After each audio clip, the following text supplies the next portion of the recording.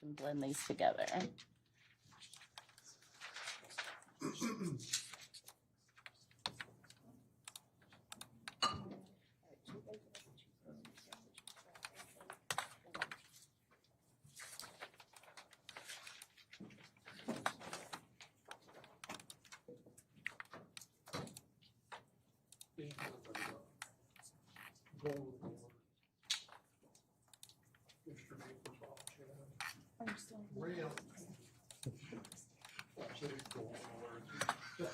They're always working for future court control.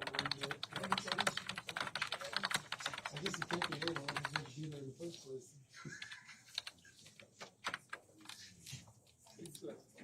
I was pushing things like that. I saw maybe a couple of months that are ready for it.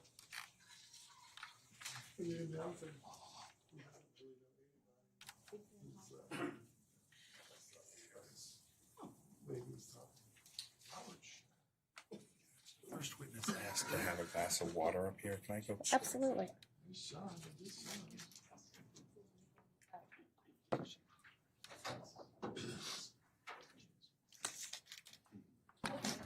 Tom. Tom. Hey, Tom. Tom.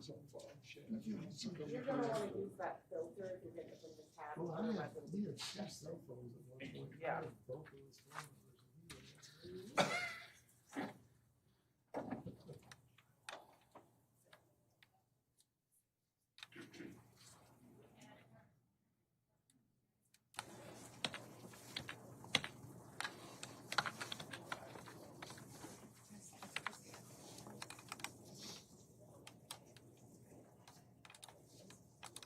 Back when we things with carbon paper on.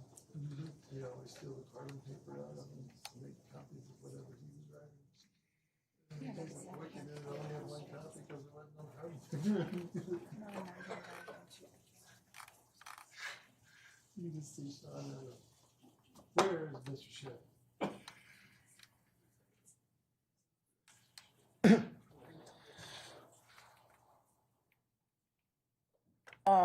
So I'm looking at just inserting the Commonwealth's introductory couple of paragraphs, or I guess it's one big paragraph, in front of the mitigating circumstances paragraph. I'll wait for Tom to get back in here. So that it would just go straight from, you may consider such evidence as you heard in the guilt phase of trial as well as the evidence you heard in the penalty phase in deciding what punishment should be fixed to defend in this case, to mitigating circumstances are. So, Mr. Griffiths, I'm looking at just putting the introductory paragraph from the Commonwealth's in front of mitigating circumstances are any facts or factors about. No objection. Okay. Let me just make sure that didn't change any formatting.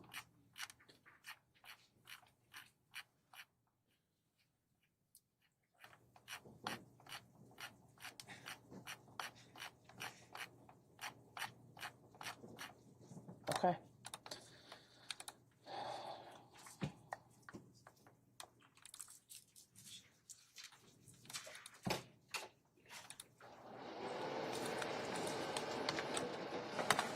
I'm going to email these to all of you so you'll have them.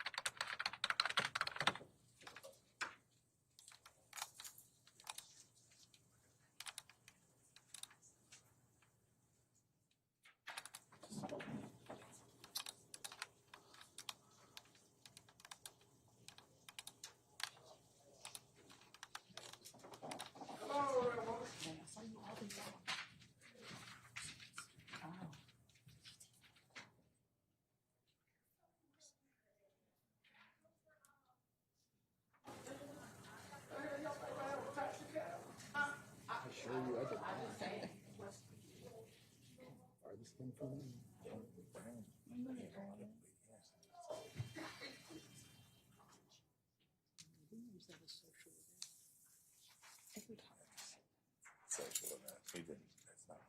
Okay. Just making I sure. counted half of the lunch we had the other day. The lunch we had the other Yeah. day.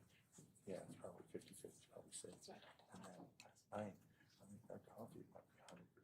Yeah, no, I counted that as eating well. Night anyway.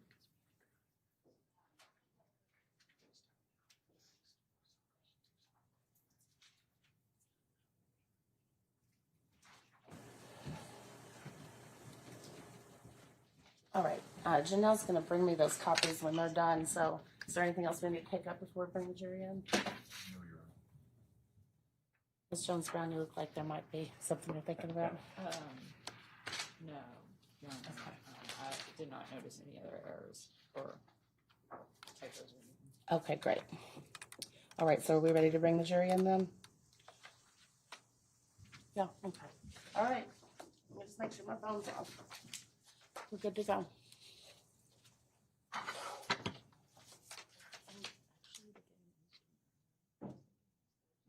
You should just tell everyone his game. Tomorrow night is Thursday. Today was Thursday.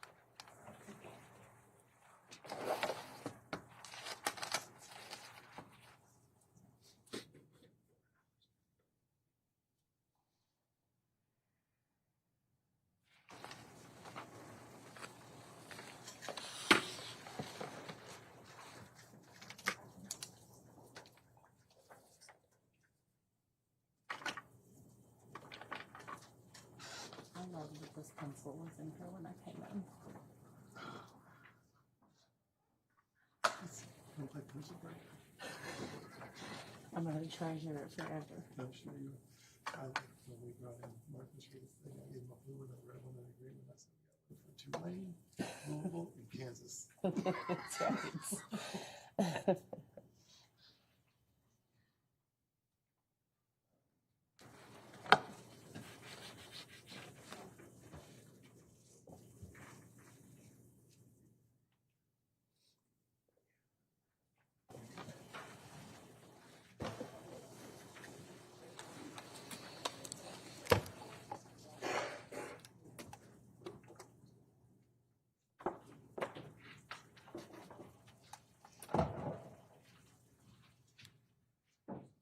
Missing 2. Missing 3. Okay.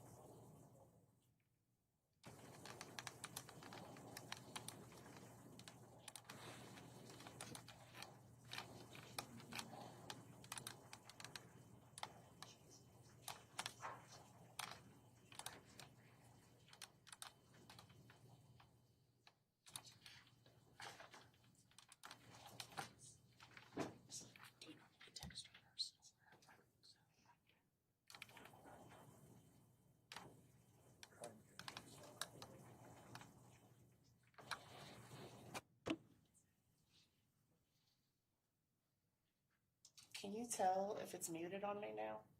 No, it's not. It's not. Okay. Well, I might have been hearing the. Yeah. Testing, testing, testing, testing. You up on these. Okay, great. Thank you. Oh, so do you mean that all of our bench conferences are being broadcast? No, because the white noise was on, which oddly sounds like a toilet flushing when played back.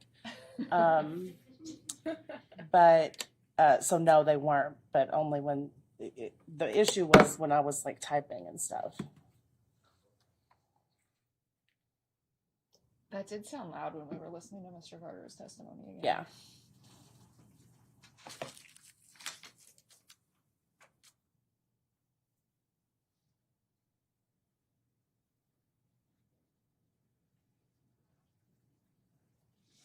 And that was when I realized it, when that was played back. And so then I started trying to type more quietly, but it's like I can't not do anything else. I have to get other stuff done.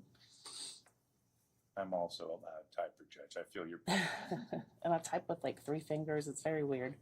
It's whether or not you took typing, which I That's did right. not. Same. Or if you're self-taught, you're so pounding those keys. I'm just glad you're feeling better. Yeah, thank you. Me too. My mom was a typing teacher, so one hour. So you're good. Yeah. That's great.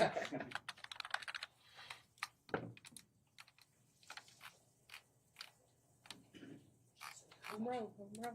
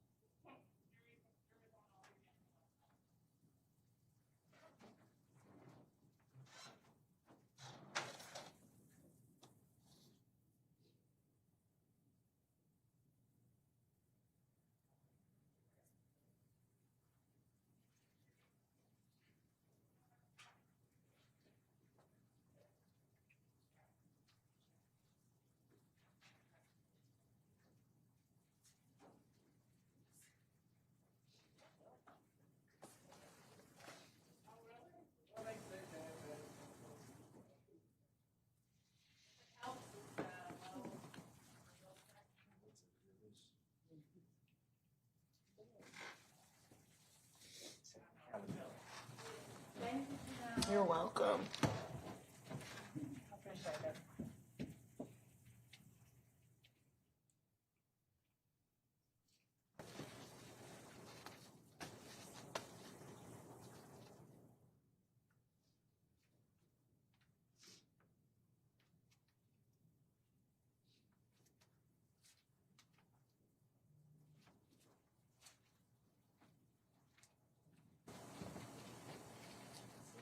Hey, can I get you to do me a favor? Ron, will you do me a favor? Will you give one of these to each of the lawyers and one to Mr. Rhodes?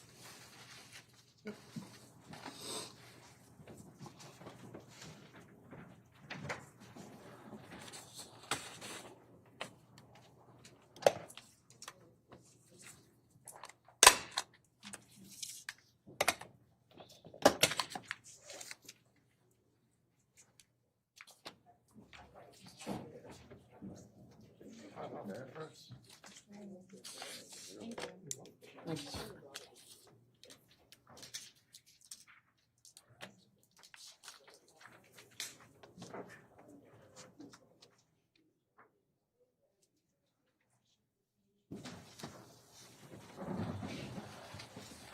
And then here's one for you and one for John.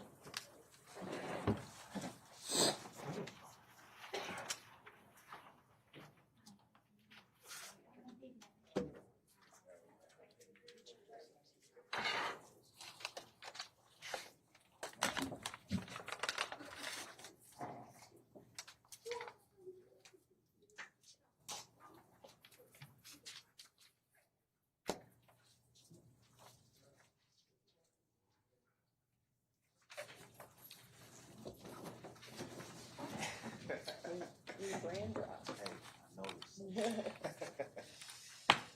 Down to water.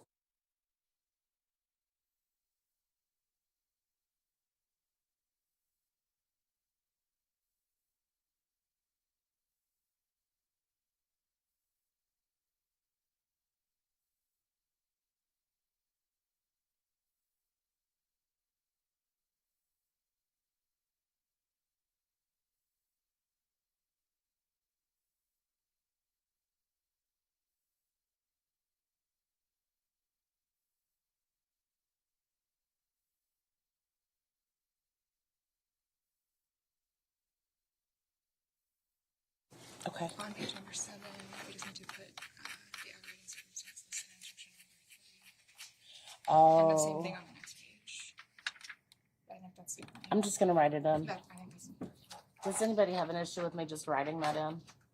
Right, what did you say? On page 7, instruction number 8, it's still blank where it says reasonable doubt that the aggravating circumstance listed in instruction number, which should be 3.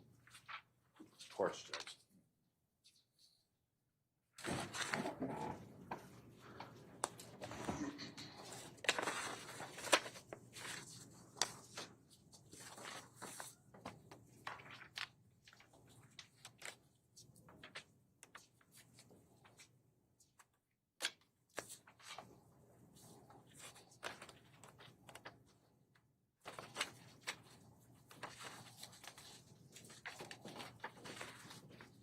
Oh wait, I think it's on 2 pages.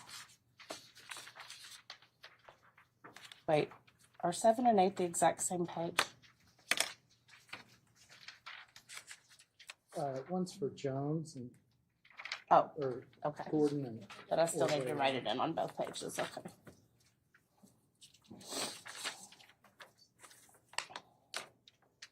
So both number 3 then. Yep, it's all number 3, but it's just missing on pages 7 and 8.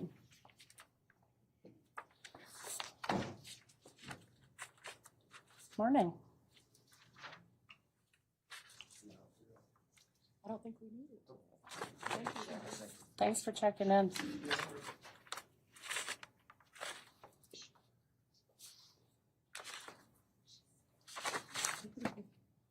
Thanks, okay.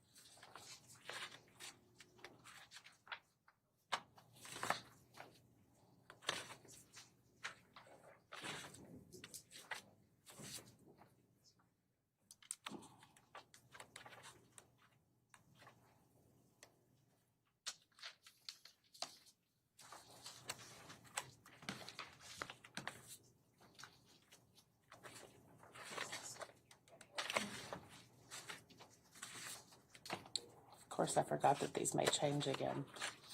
Shouldn't have copied them yet.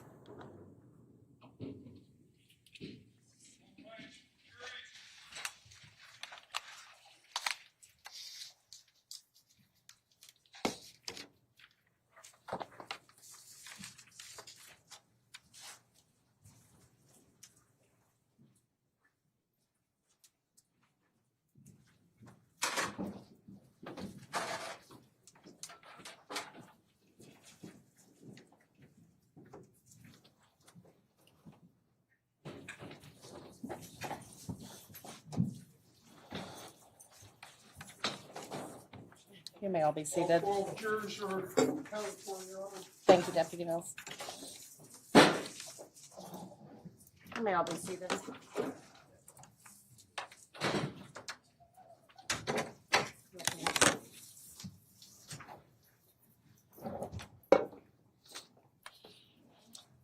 Good morning again. Is there anything that anybody needs to talk to us about or report? All right, great. And would the defense like to call their next witness? Yes, Judge. The defense calls Dr. James Garbarino. Thank you.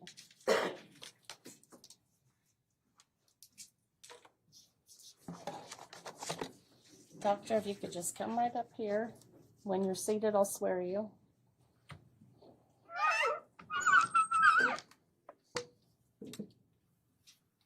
Everyone swear. Do you swear to tell the truth and the whole truth? I do. Thank you. You may have a seat.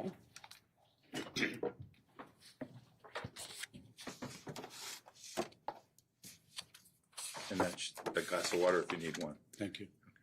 Good morning, Doctor. Good morning. Could you identify yourself for the jury, please? My name is James Garbarino, Garbarino. And what I'm going to have you sort of introduce yourself and your areas of expertise and things like that. First, can we start with your credentials, college, things like that? Well, I went to college at St. Lawrence University in northern New York State a long time ago. Got my degree in 1968. I went to Cornell University in Ithaca, New York, and got a master's degree in 1970, and my PhD in human development with a specialization in developmental psychology in 1973. So this is the 50th anniversary of my completing doctoral studies. Congratulations. Can you tell the jury what areas you have specialized in? I've really specialized in all the dark side of human experience: trauma, child abuse, violence. Done work in war zones around the world, in the Middle East and Central America, sort of all the bad places and bad things. For the last 30 years, I've particularly focused on the developmental issues in children and adolescents that ultimately lead to situations like this, being in a courtroom with people facing murder charges, trying to understand how they get to that point. That's really been the focus in the last 30 years, but throughout that period, I've been a college professor teaching psychology, developmental psychology at Penn State University, at Cornell, at Loyola University, Chicago. I was president of an institute in Chicago called the Erickson Institute for Advanced Study in Child Development. But as I said, throughout that period, I've always had one foot in the university teaching and doing research, and the other foot out in the rest of the world dealing with children and youth in difficult situations. Have you received any awards in this area? Well, I've been very fortunate that my work has been recognized by a number of professional organizations. The American Psychological Association gave me their award for professional contributions to public service. The American Humane Association gave me an award for work on child abuse. The American Academy of Pediatrics gave me an award for work on violence. So there's quite a few of those. One that's, I think, sort of interesting, in 2018, the American Psychological Association named me one of 33, quote, influential psychologists in America. Not the most influential, but in that group. And that was particularly for the work I've done on the impact of trauma on the development of children and youth. Now, we've brought you here as an expert for the defense. Is that the only sort of expertise that you do working for the defense? Well, over 30 years, it's been almost always for the defense because they're the ones who ask. I have worked a couple of times as an expert witness for the state in murder cases. But I think since what I'm trying to do typically is understand how a killer got to the point where they committed homicides, hope I'm not stepping on any toes, but the state typically doesn't want me to do that. They want a more simple sort of judgment. So twice, I think, in 30 years, I've worked for the state. Did you also consult for the FBI? Yes, that was one of the organizations I consulted with for the FBI on school violence. And probably some of you old enough to remember the Columbine school shooting. That was something I was very involved in. And I've also been a consultant to a wide range of organizations in the United States and around the world. National Institute of Mental Health, American Medical Association, the Black Child Development Institute, and abroad, UNICEF. I went to Iraq and Kuwait for UNICEF back in the early 1990s when I was focusing on children in war zones. So as I said, I've always had one foot outside the university. Now I want to bring you in and ask you some questions about this situation, about this Okay. case. Okay, sir. Can you tell the jury what you examined in order to draw some conclusions in Mr. Rhodes' situation? Well, as you've probably become aware, this is sort of an unusual case in the sense that ordinarily what I would do would be review reports and documents from other experts and records, educational or mental health records. And then typically I would spend some time with the defendant one-on-one talking about their life, trying to get some insight into them. That was not possible here because of his unwillingness to meet with experts. So I've relied on the very detailed information developed by the defense team. They've done very extensive interviews with family members and others. As you'll hear later, there's one particular set of 10 questions that ordinarily I would have posed to him directly, but here we had to rely on material developed by others to answer those questions. So that's the kind of information that was available to me, really quite extensive. And I think it gave me a good basis for applying my analysis to sort of who he is and how he got to be that way. And what you're referring to specifically are called the ACEs, right? Well, that's certainly part of it. If I can sort of introduce what I'm trying to do, oftentimes there's a lot of information. What's missing sometimes is how to make sense of it, how to put the pieces together. And I don't know how many of you are big math wizards, but I'll give you a mathematical example. If I were to give you a series of numbers, 1, 3, 5, 7, 11, and 17, if you didn't know anything about numbers, you might just say that's just a bunch of numbers. But if you had some arithmetic, you'd say, well, those are all odd numbers, which they are. But if I, excuse me.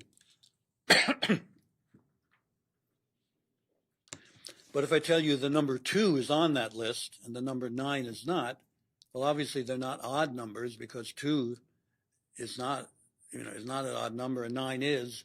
So you'd be left with a bunch of numbers again. It's only if you have the concept of what's called a prime number. A prime number is a number that can be divided only by 1 or by itself. Then it all makes sense. Those are all prime numbers.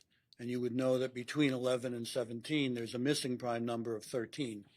So what I'm trying to do is make sense of all this information based on research and theory from developmental psychology particularly, because I know we tend to think often there are senseless acts of violence, but I think if you get into it, you need to understand they usually make sense from the point of view of the perpetrator, at least while they're committing the crime. So that doesn't excuse it, but it's important to try to understand. So I think what you just told us is it's not always merely what's there, but also what you can tell is missing. Yeah, as I said, if you knew what a prime number was, you would say, aha, we got to go look for number 13 because it should be there between 11 and 17. And that's often what I'm involved in doing, is trying to find the missing link or the missing piece that will explain something which otherwise seems just, senseless or crazy or just evil. And those are all, real words that we use. But if you get behind that, there's often a story to be told that evokes more compassion and more understanding. So one of the things you look for are what are called risk factors, right? And risk factors are things that do what? What does that tell you? What does that tell us? Well, risk factors are things that increase the odds of a bad outcome happening. They don't guarantee it. I mean, a good example would be we've learned from decades of research that smoking is a big risk factor for getting lung cancer. Doesn't mean everybody who smokes gets lung cancer. My mother lived to 89 and used to say she was going to smoke on my grave, which is not a very nice thing for a mother to say. But it made the point that she felt like she wasn't going to get lung cancer even though she smoked. 19% of people who get lung cancer have never smoked. But we recognize, even the courts have recognized, that smoking is a, quote, cause of lung cancer. So risk factors are things that increase the odds. It's not a one-to-one correspondence. And as I mentioned before, there's something called the Adverse Childhood Experience Scale. It's often called the ACEs, for the initials ACE. And that's a way of measuring, a very important way of measuring the amount of risk factors that a kid had growing up. So would something like the mental health issues, not only of an individual, but in their family, be a risk factor? Yeah, as I said, what we try to do is identify the whole package of risk factors, because rarely, if ever, does one risk factor account for the outcome. But it's as if you're building a tower of blocks. You put risk factor after risk factor after risk factor, and the top tower gets so tall eventually it falls over. And so it's not any one, but certainly one of the risk factors is temperamental issues. I don't know how many of you have children, but most people who have children recognize that temperament is important. I have two biological children. My daughter was a very easy baby. In her college entrance essay, she described herself as a Mercedes-Benz of babies. Just sort of change the oil and she cruises along. Her brother, my son, was a very difficult baby. He had asthma, he had projectile vomiting, he didn't sleep well. He was a real challenge. And the research shows, for example, that for easy babies, like my daughter, only about 10% end up with having significant adjustment problems in elementary school. For difficult babies, like my son was, it's about 80%. So again, it's not 100 to 0, but it's a risk factor having a difficult temperament. And in this case, there's evidence in Brice's biological family of mental illness. I believe at least 2 of his biological relatives were diagnosed with schizophrenia, which is a very significant problem with thinking and feeling. Again, it has some genetic basis, it's some heritability of it. If you have relatives who have schizophrenia, your risk is greater. It's not a one-to-one correspondence, but it's one of those blocks, building up the tower. Let's turn to the ACEs themselves. And can you, you've talked about what they are, and I'm going to use the word ACEs because I think you've explained what they are. But what I care about now, what I want to ask you about, is what those actually showed with Brice. So if you could walk us through those. Okay. Well, this ACEs is a series of 10 questions. They were developed by a physician in California who was trying to get some measure of how much adversity his patients had and how it was connected to medical problems. So he put together this list of 10 questions. There's nothing sort of magical about them. They're very straightforward. They do have a number of advantages. One is they never ask you to judge something as being abusive or neglectful. They never use that word. And that's important because if it did, it would require a person to look at their experience and judge it against this criterion of is it abusive or not. It's very behavioral. Did this happen to you? So there's 10 questions he developed. It turned out that it's almost a miracle. These 10 questions, simply yes or no, are incredibly powerful in predicting bad outcomes. He started with health outcomes. So the score is from 0 to 10. It's simply how many yes answers did you give. And the finding was that this score predicted high blood pressure, predicted susceptibility to cancer, life expectancy. And then it got broadened still further to look at some more sort of social problems, predicting substance abuse, predicting suicidal thoughts or behavior, predicting depression, predicting violent behavior. When I say predicting, I mentioned smoking before. Smoking, quote, causes lung cancer, but smoking only accounts for about 14% of the differences in who gets lung cancer. These 10 questions account for like 50% of the differences in who ends up depressed, suicidal, substance abusing, engaged in violence. So it's 3 or 4 times more powerful, the link between the ACEs and these problems, than the link between smoking and lung cancer. That's why they've been accepted by the Centers for Disease Control, and they promote their use. That's why I always try to get that information when I'm working on a case, because it really locates the person. We know that about 2/3 of Americans get a score of 0 or 1. I know when I've given this to my college students, you know, they're doing well enough in life to go to college and come to my class and so on. And, you know, almost all of them have a score of 0 or 1. Only about 1 in 100 people get a score of 7 or more. And only 1 in 1,000 get a score of 8, 9, or 10.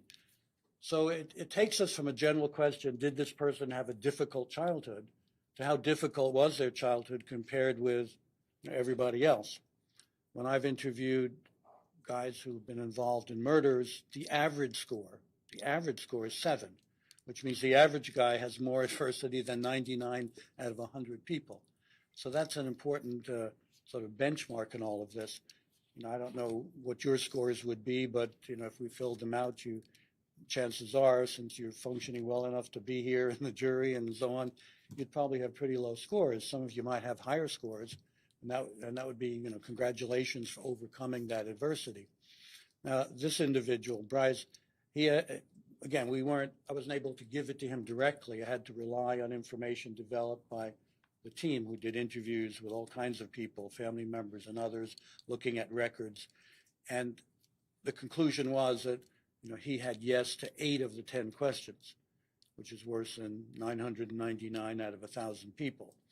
So that's important in understanding how he got to be such a damaged person. He wasn't just born and became a damaged person.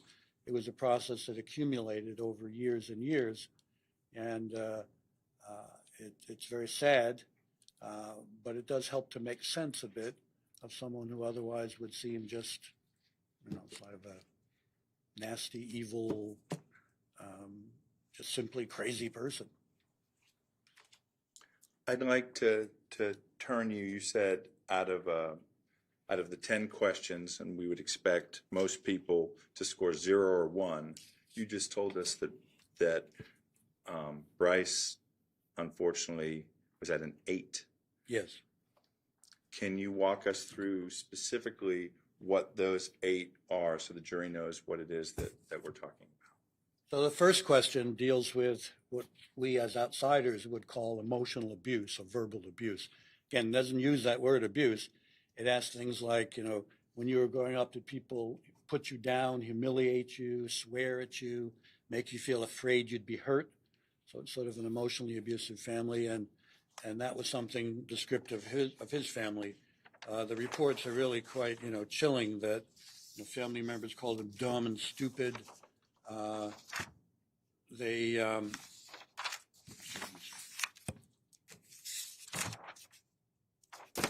the right page here. You know, that a family member used to make him feel afraid. That a family member says Brice was curled up in a ball hiding from her and saying he was scared to go. He was 8 or 9 when this occurred. So there's a lot of instances of that, just terror, being put down, being maligned, being degraded. So that then on the ACEs, that's question number 1. Question number 2 has to do with being physically attacked.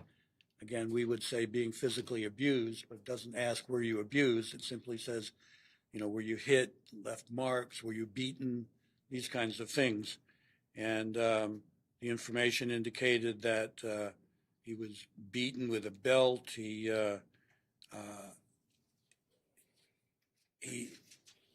would climb out a tree to get on the roof of the house to escape.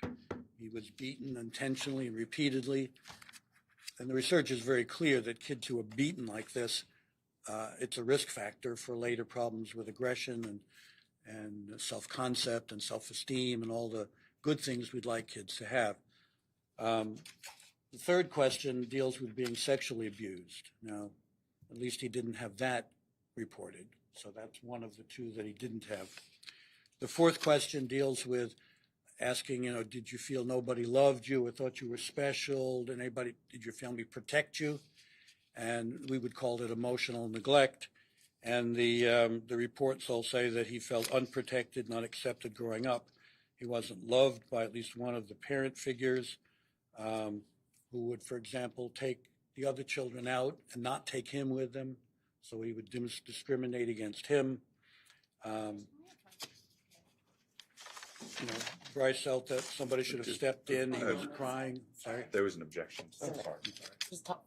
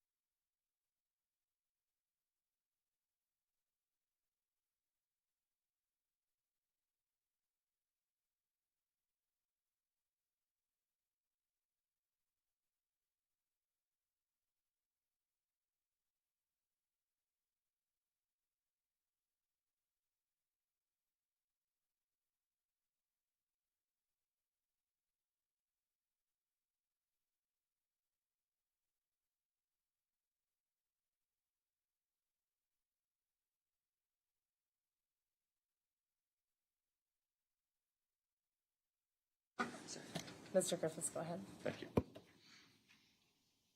I've lost track of exactly where we were. I think you were talking about ACEs factor number 4. Yes, Okay. I think so.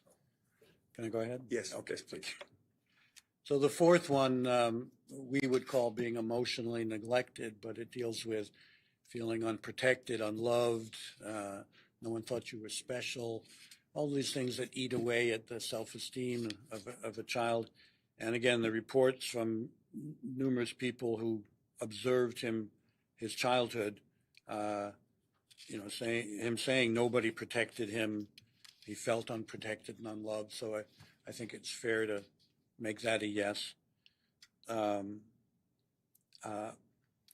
worth noting that one of the themes in here is being rejected by key parental figures.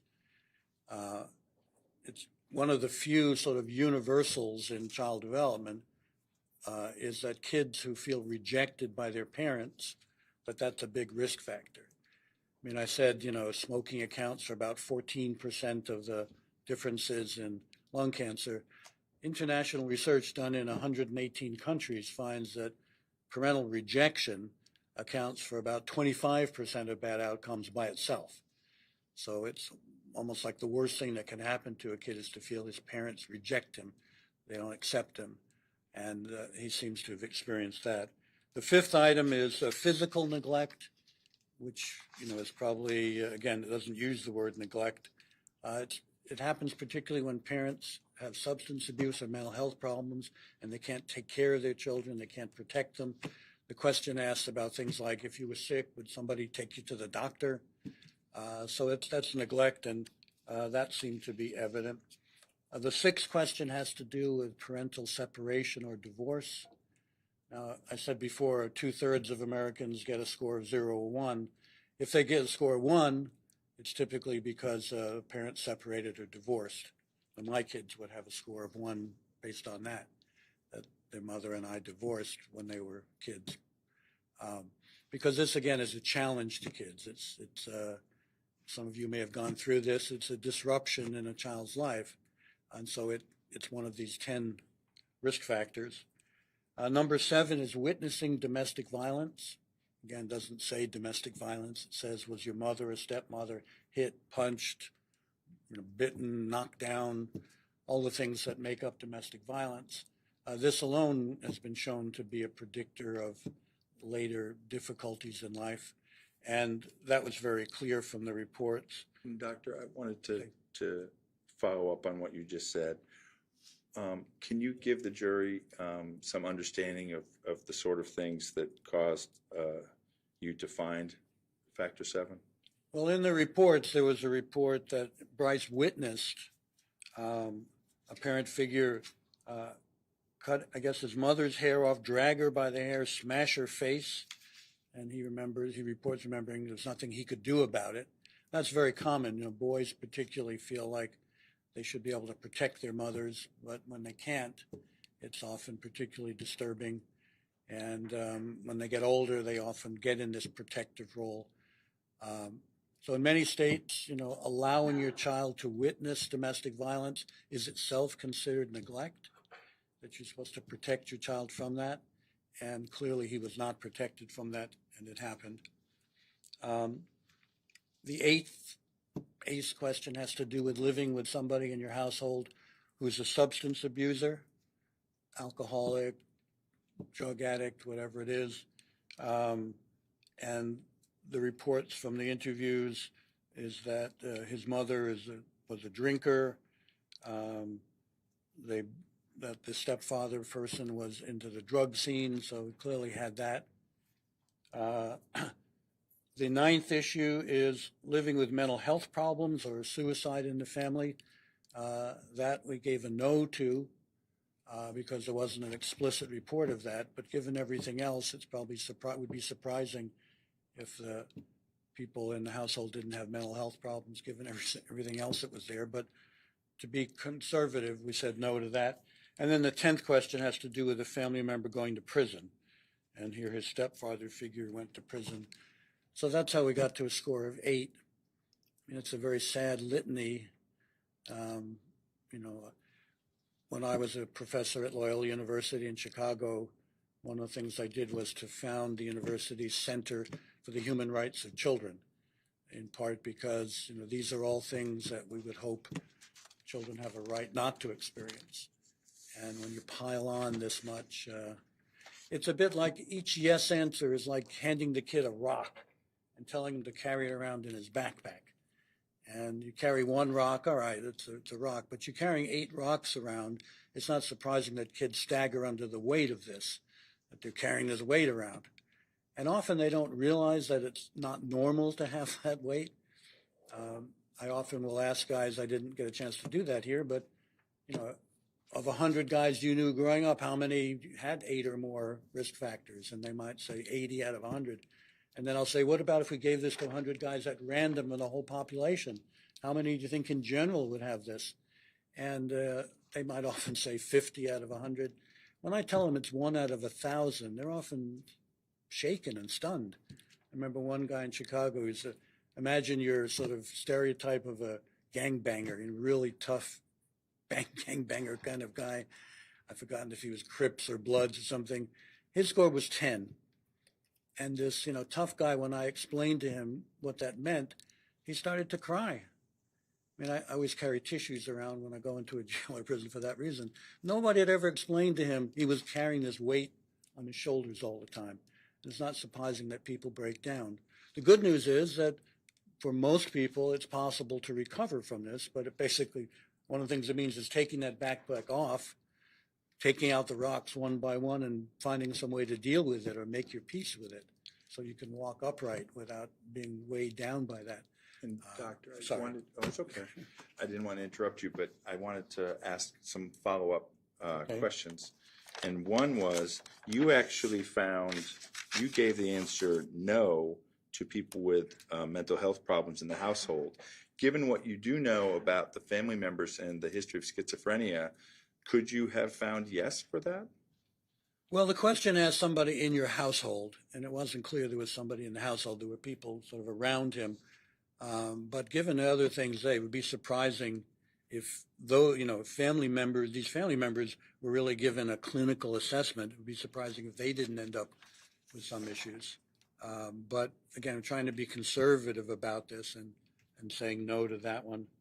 As for being sexually abused, there's no evidence of that. Sure. It's possible, but again, trying to be conservative and not overscore this. So your conservative conclusion of how Brice scored on the ACEs was that he scored 8 out of 10. Yeah, which is 1 in 1,000 people have that kind of score. So, I started using this because, sometimes people would say, well, lots of people had difficult childhoods and they didn't kill anybody. So I wanted a way to say this isn't some generic difficult childhood. I mean, I had a difficult mother, I had some things.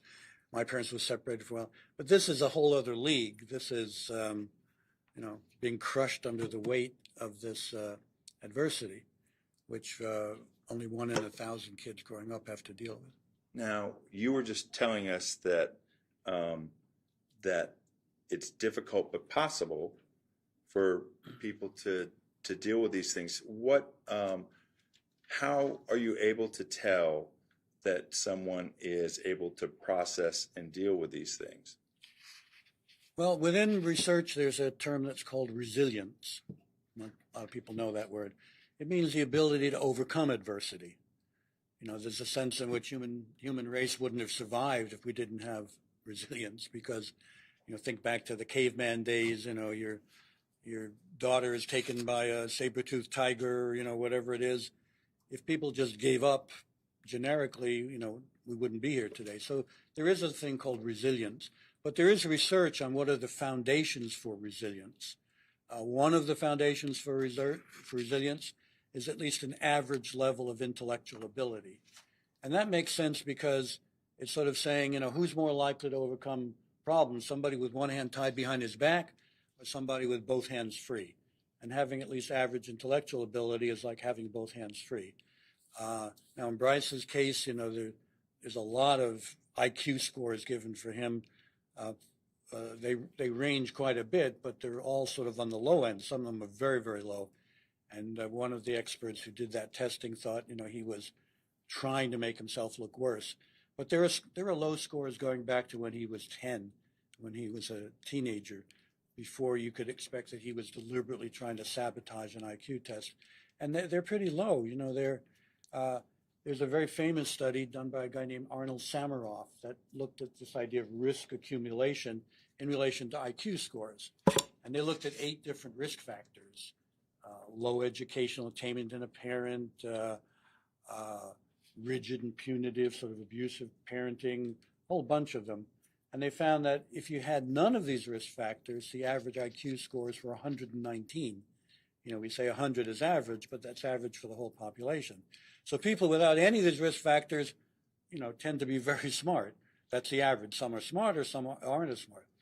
With 4 risk factors, the average was 100. And that's the goal, because for resilience, you need at least average intellectual ability. By the time you get to 5 risk factors, the average was 85, which is significantly below average. And again, it's like having one hand tied behind your back. So that's certainly one of them. Another one is having somebody who is sort of crazy about you and thinks you're really special. Another one is having some special talent or ability. And I want to jump Oh, in and just sorry. make sure that what you're talking about now is clear. You're talking about things that would make someone resilient. Yes. And indicate that someone might be able to overcome or deal with their trauma, right? Yes. Yes. And you said the first one of those was low intellectual functioning. Yeah, that's the first risk to this. Or- I mentioned there were 8 of these factors in that study, and Brice had all 8 of them. So it wouldn't be surprising if his intellectual ability was hampered by that. A second one is at least one person who's crazy about you. Can you explain what that means? I'm sorry. Can you explain what that means? What is a person who's crazy I about was, you? What I was is- going to try to. Okay. You know, if you go to somebody's house and they have young children, you often see they've taped the child's drawings on the refrigerator. You know, and to an outsider, they look like scribbles, but the parent says, you know, this is my kid's drawing, and you know, kids know that they're special. I mean, my Italian grandfather was buried with a picture of me in his arms, and that's always stuck with me. That, you know, my Italian grandfather really thought I was special. So having at least somebody in that role is really important. It's hard to see that, you know, Brice really had that. His mother, in one of the reports, says his mother expresses love and concern for her son, but the relationship was so difficult at one point she sought a protection order against him. So it's hard to see he had that, demonstrating some special talent or ability. Some kids at sports, music, art. I remember visiting a really dysfunctional family once in the Bronx in New York City, and the one girl who was doing okay, she was a track star. And in this chaotic, dirty apartment, there was one corner with her track trophies and stuff. And that, you know, that was a special thing that she had and contributed to resilience. Another thing that contributes is, educational development, you know, good education. And as you get older, reading and writing, you know, thinking, this is one of the resources for overcoming adversity. And did he have that? No, he seemed to have difficulty with that. I think there's a lot of school failure. He didn't go that far in school, all kinds of problems in school. So I think, you know, he didn't really have that growing up. Supportive community. People rally around you. You know, sometimes it's older mentors or, you know, clergymen or whoever it is, other people. Brice doesn't seem to have that. And in his case, it seems to be compounded by this paranoia that he expresses of distrust of people. And it's very hard for people to support somebody if they distrust people generally and push them away. The last one on this research that I'm particularly drawn to is a positive approach to life. That people would just have a sort of, you know, sometimes people use the word spunky. They just have a positive view of life and they can overcome stuff. A term that's used in the field is hardiness.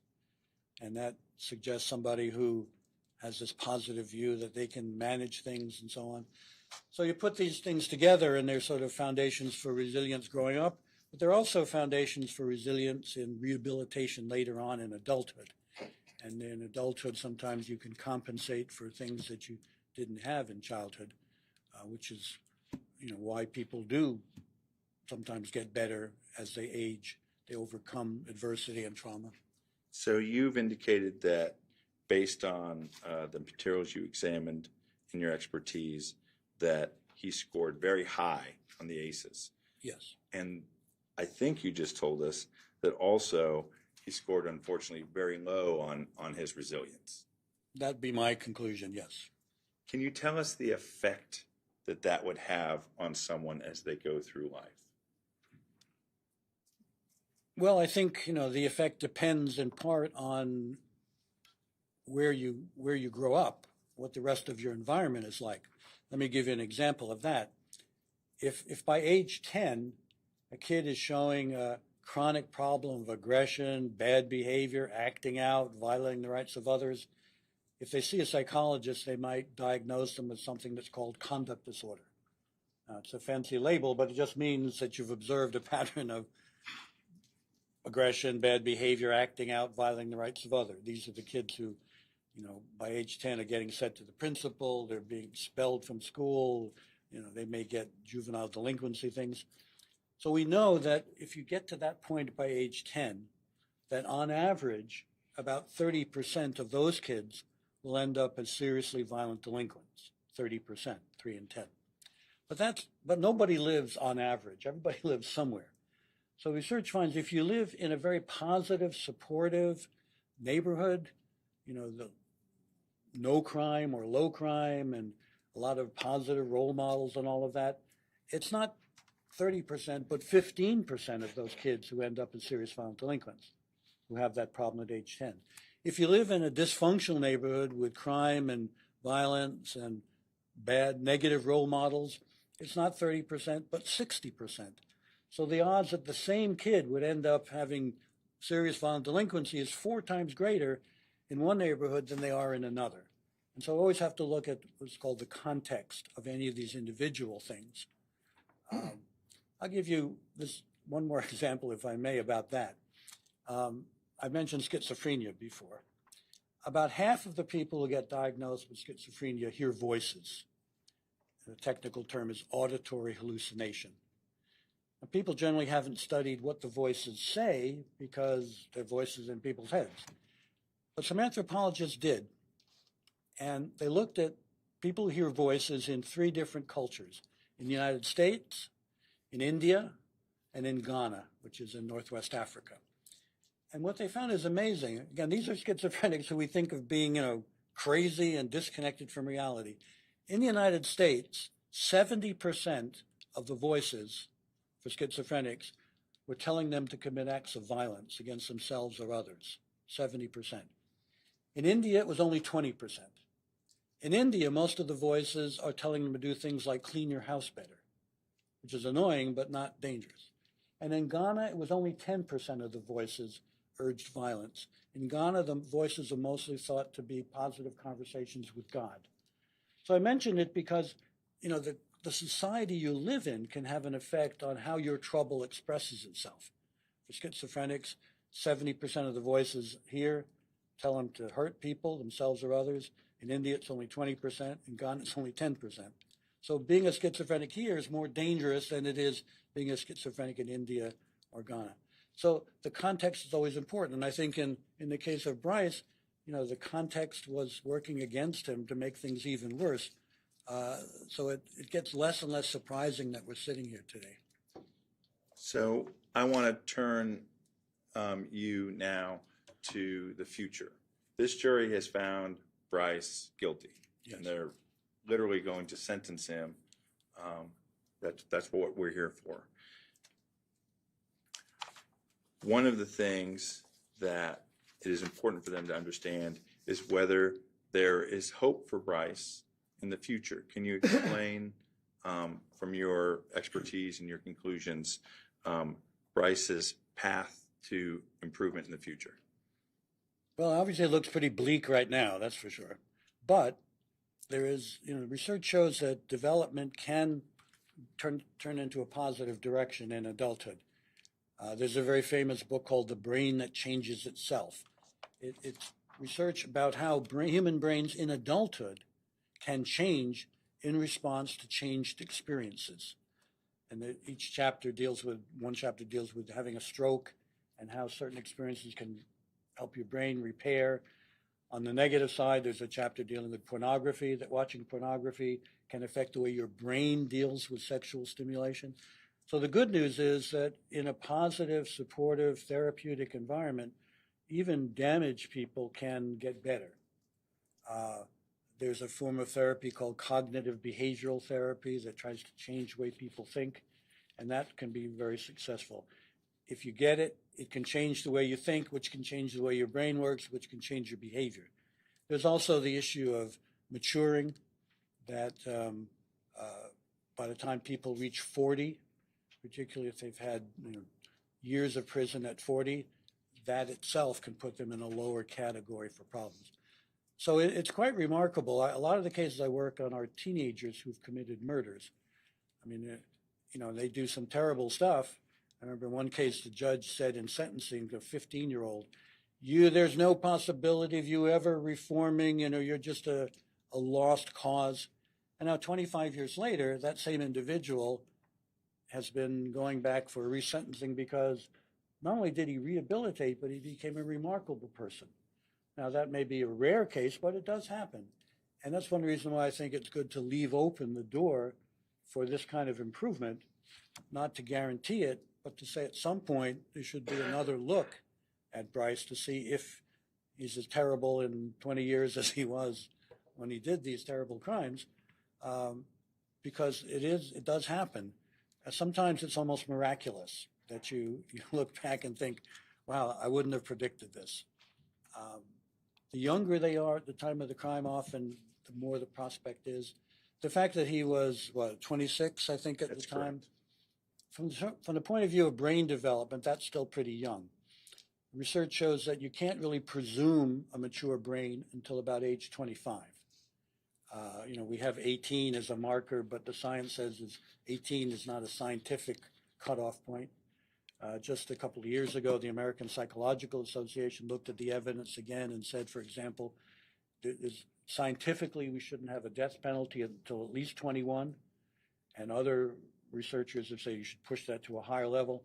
So in a sense, that's good news. Being relatively young means he's still immature.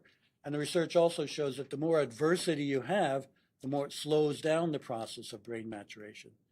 So at 26, he still may have been immature, and he may, as he matures, develop resources that we can't see right now that would improve his ability to be a safe member of the community.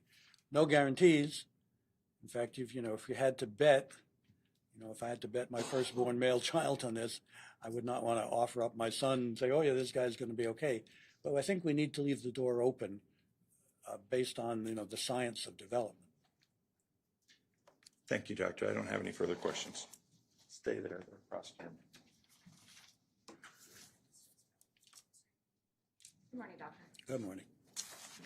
As you said, you did not interview the defendant, correct? That's correct. You reviewed interviews of his family members? And other sources about him, yes. So this is all sort of collateral information in a way gathered by the mitigation specialists, particularly, who in my experience over 30 years have shown themselves to be very reliable information gatherers. Did you conduct any interviews yourself? No. And did you listen to the interviews, or did you read a summary of the interviews? I think I read summaries or in a couple of cases transcripts, but mainly summaries. Okay. Did the information come predominantly from his stepmother and his brother? I think, if I recall correctly, those were two sources, but there are others as well.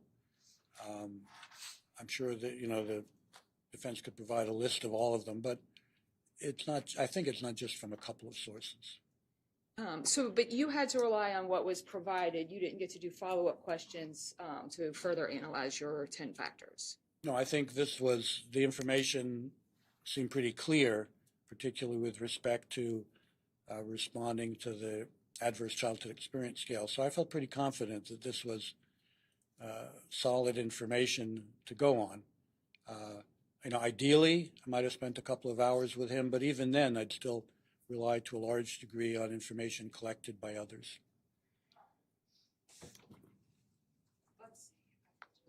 I think that we are in possession of the same background interviews, but did you read an interview from Chandler James, his brother? Well, I'm going to be a little hazy on the who and the what, but if it's in the packet, then I'll sort of stipulate that. Okay, and do you remember there was a paternal grandmother, maternal uncle, paternal grandfather, another uncle, stepbrother, and stepmother? Do those sound familiar? That I know you sounds can't. Okay, right. I'm not trying to quiz you on it, but Thank you. was the information about the emotional abuse mostly based on his stepmother's report of him not wanting to go back to his mom's house, curling up in a ball on that one occasion? Well, I think that was a very, salient, a very poignant example. We're talking about question number 1. I think there were other things around, other things that were other sources and other reports, but certainly that incident is a particularly vivid one, and as it says in my report, that I was reported by his stepmother, Anna. Yes. And the physical, I don't know if I don't think you characterize it as abuse, but physical treatment. You're basing that on his brother's report that their father disciplined them with a belt, correct? I think that's one of the reports. Okay. Often brothers they have the most direct access to some of these experiences. Obviously. But you're basing this on what other people reported. Well, you're basing this on a summary of what other people reported to the mitigation specialists. Yes, I'd say in most cases it comes directly from the individual, but then the usual criticism is, well, how do we know they're telling the truth? So I'd say in some ways this might even be more reliable than if we just had his reports on these things, because particularly in his case, where a couple of the experts thought there was some malingering going on, we'd want to have collateral support if it was just coming from him. It'd be nice to have it coming from him in addition to others, but I think the jury could be very confident that this is a pretty accurate picture of what his life the was people said to the mitigation specialists. Yeah, and what they said, and I think probably what he experienced. And the domestic violence in his mother's home, what we know is that his stepfather was abusive to his mother, correct? And he witnessed that. I believe so, yes. Okay. And there doesn't seem, besides the belt discipline, there doesn't seem to be any allegations of abuse within his father's home, correct? I don't recall that. And based on these interviews, it seems like, at least in his father's home, people did demonstrate love and affection for him. His stepmother certainly presents a glowing picture of their family life. Yeah, I think that's possible. There's one compensatory element of his experience, but one way to think about it, if somebody punches you in the face, the fact that somebody else doesn't punch you in the face, that's good, but it doesn't really care from the fact somebody punched you in the face. In your studies of criminal behavior, is it the case that some types of crimes have a strong correlation with, well, let me give an example. When you look at people who, and obviously this has nothing to do with this case, when you look at people who are sexually abusing children, do you often find that they were sexually abused as children? Yeah, I believe it's identified as a risk factor for later sexual abuse. And of course, almost everything sexual is often in another category. Right. So if the offense is sexual, that often opens up a lot of other issues about rehabilitation. And isn't it the case that there's a high correlation between people who witness domestic abuse as children and later participate in domestic abuse, both on victim and perpetrator sides? I'd say there's certainly certainly a very significant risk factor. But like all the risk factors, it's not a one-to-one correspondence. And so for someone from his background, it would not be surprising to learn that he grew up and got arrested for domestic violence or other things along those lines, because those are risk factors in his background. Right, it would not be surprising. What about his background explains the brutality of these murders? Well, I'm not sure, but my hypothesis would be that he experienced a lot of brutalization himself. Two, these underlying mental health problems distorted his thinking and feeling.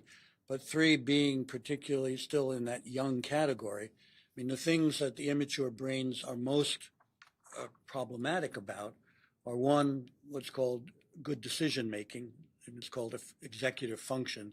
It means how well do you weigh costs and benefits. But the second thing is really, it's called affective or emotional regulation, and it has to do with being emotionally competent. And certainly, these crimes of brutality often involve people who seem emotionally incapable of understanding what they're doing or regulating their behavior. So I think the emotional regulation part of it could certainly fit into, brutality.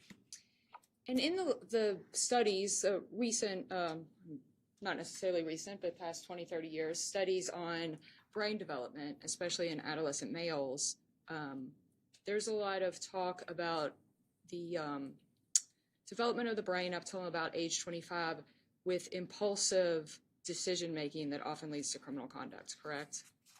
Well, certainly impulsive, but the other word that the Supreme Court used was impetuous, which means acting without care.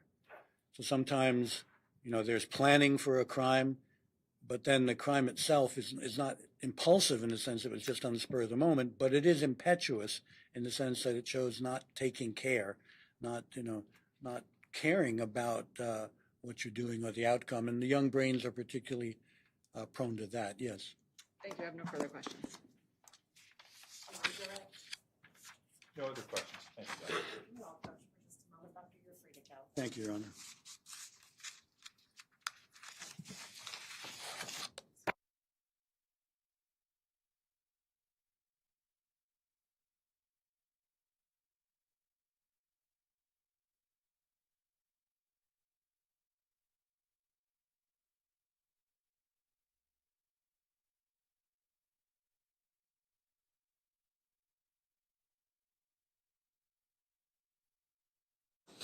All right, we are going to take a 10-minute break. If you could please be back outside the courtroom doors at 10:25. Thank you. Rice for the jury.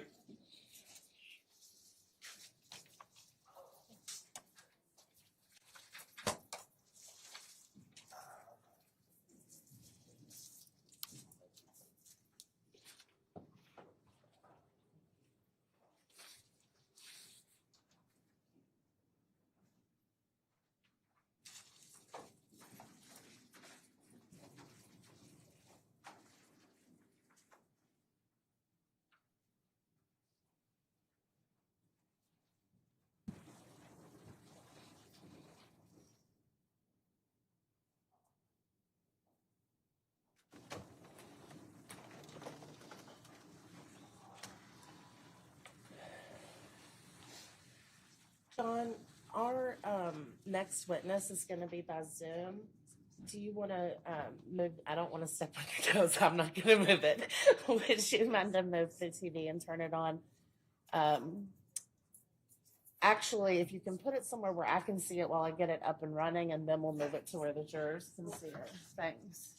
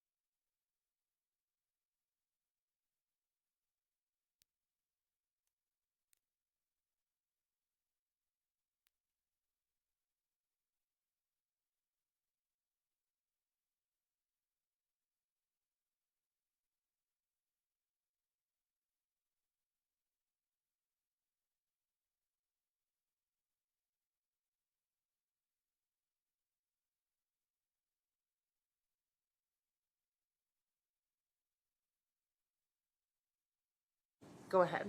Dr. James, can you hear me? I can. Okay, great. Just wanted to check.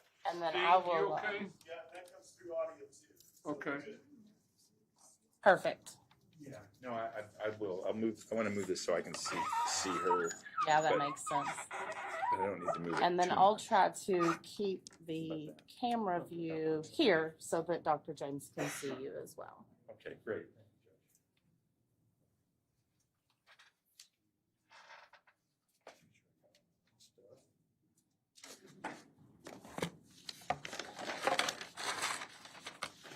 Dr. Garbarino, are you sticking around?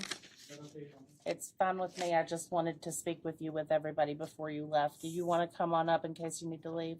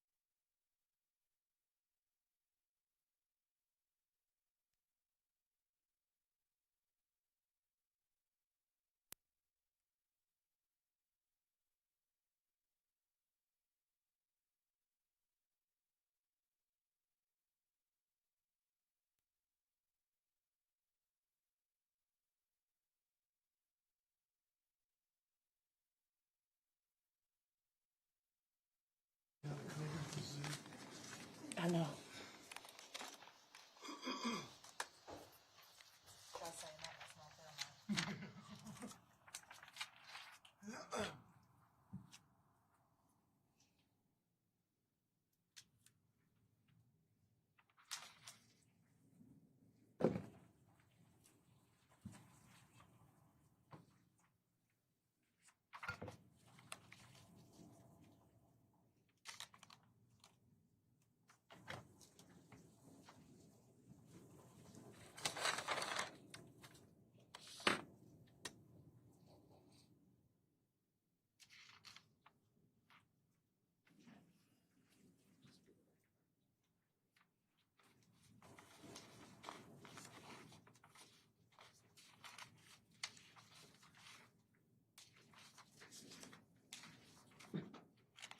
All rise for the jury.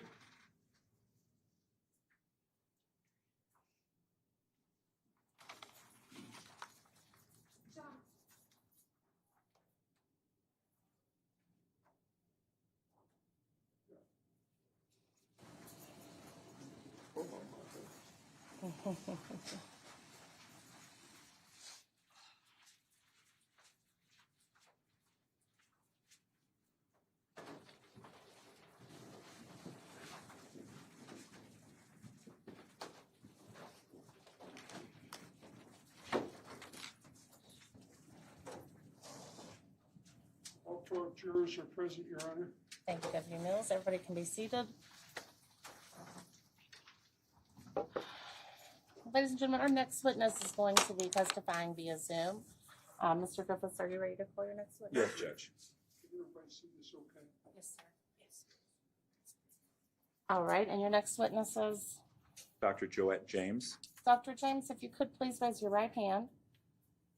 Do you swear to tell the truth and the whole truth? I do.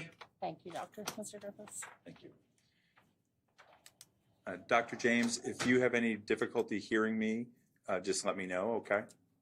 Okay. Can you identify yourself for the record? Sure. So my name is Joette James. I am a clinical psychologist and also a board certified clinical neuropsychologist. All right. And can you walk us through your educational background? Sure. I received my PhD in clinical psychology in 2003 after completing an internship in clinical psychology. I also completed a 2-year postdoctoral fellowship in pediatric neuropsychology from Children's National Medical Center in Washington, D.C. I obtained my PhD from Northwestern University Medical School.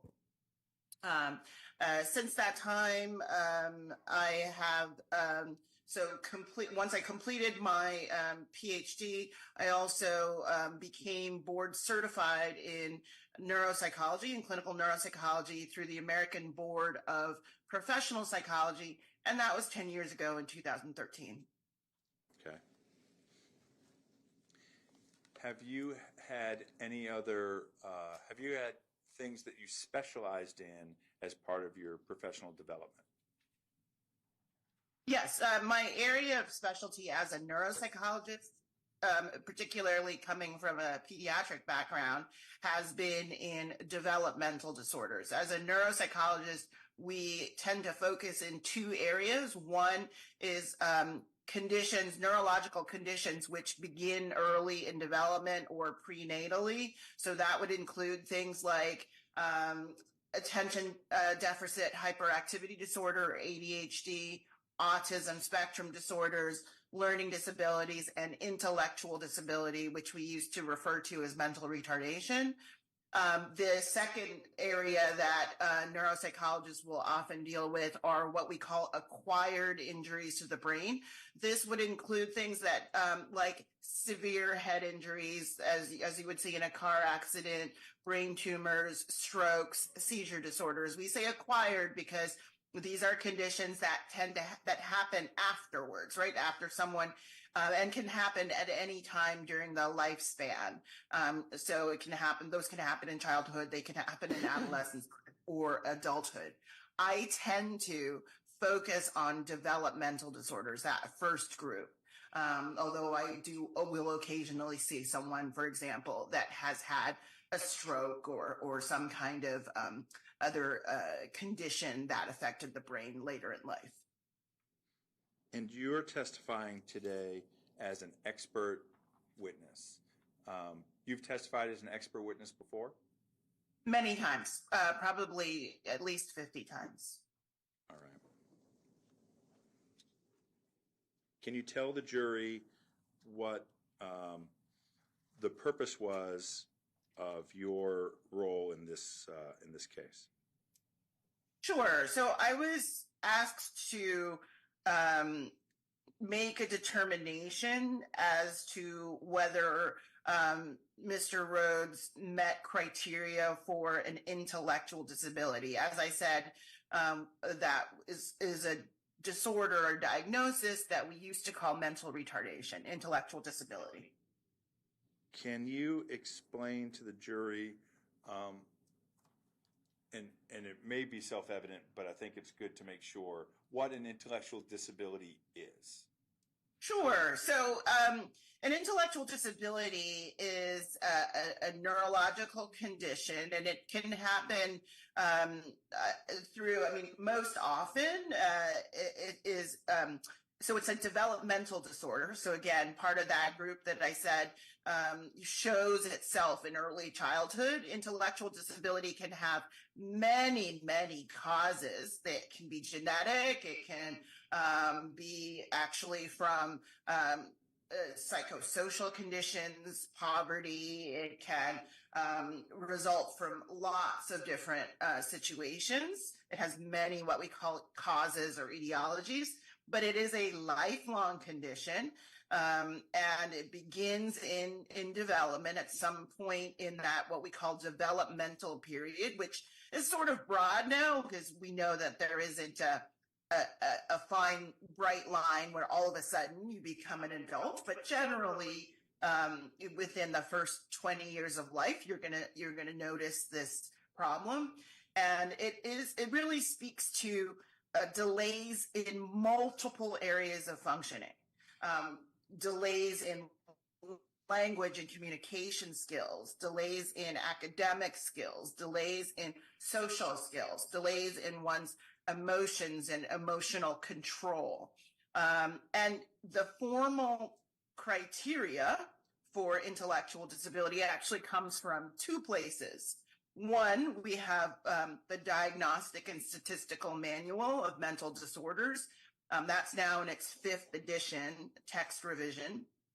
So its short form is called the DSM-5 TR, and that's kind of like, for psychologists and psychiatrists, kind of our Bible of diagnoses. And then for mental retardation or intellectual disability, there's actually another source of information for that, and that's the American Association of Intellectual and Developmental Disabilities, the AAIDD. And both of those sources define what ID is. That's exactly where I was going to go. So in order to determine that someone is intellectually disabled, you look to the scientific basis, and though they lay out the test, right? Right. So both of those sources, the DSM-5, the Bible for psychiatry and psychology, and the AAIDD, they both have manuals that have the definition, the clinician's definition for ID, the scientific definition. And that is, number one, the person has to have an IQ that is significantly deficient. So when we talk about IQ, we talk about that's the way that we measure intellectual functioning through a test that looks at things like one's problem solving, reasoning, ability to learn from experience, thinking, judgment, etc. And that intelligence is represented by what we call an IQ test, and intelligence quotient. So you need to show significant deficits, typically in the range of below the 2nd percentile or so, which means that 98% of the population is basically smarter than you are, and that's a score of approximately 70 to 75, but it depends on the test. And then the second area, or what we call the second prong of intellectual disability, refers to how someone is in their day-to-day life. So you have to have a low score on the IQ test, but you also have to show in your day-to-day life in those areas I talked about before, communication and language and social skills and your ability to take care of yourself and your ability to solve, to do things like how you are in your community and accessing your community resources, your ability to control and regulate your emotions, your work skills, your academic skills, so like everyday kind of abilities. And then the third, what we call prong of the definition, is that the problems have to be evident in the developmental period. And that's because it's a disorder beginning in childhood. That will differentiate ID from something that starts later. Like, for example, you're 30 and then you have a brain tumor, and the brain tumor destroys part of your brain, and then now your IQ is really low. That's not an intellectual disability because it didn't start in the childhood period. I want to go back to what you were calling the second prong and just make sure that it's clear. Right. I don't know that you gave us what its title. When we talk about deficit? No, I didn't. Sorry. It's called adaptive functioning. So the first prong is intellectual functioning, and the second prong is called adaptive functioning. My apologies. No, you're fine. Let me take that adaptive functioning. I just want to make sure that it's clear. So intellectual functioning is something that IQ, right? And I think everybody's heard that term. I mean, people use that in common language. Adaptive functioning, on the other hand, is not something that people talk about and say. But I think you just described adaptive functioning as the ability to deal with everyday life and everyday life situations. Am I making it too simple? No, that's absolutely true. Everyday life across lots of situations. So your communication, your social skills, your emotional regulation skills, your how you do in school, like your academics, your work, everything. So if somebody has a significantly deficient IQ and they also have issues dealing with everyday life, and it manifests during the developmental period, meaning when they're younger, that person is potentially intellectually disabled. Correct.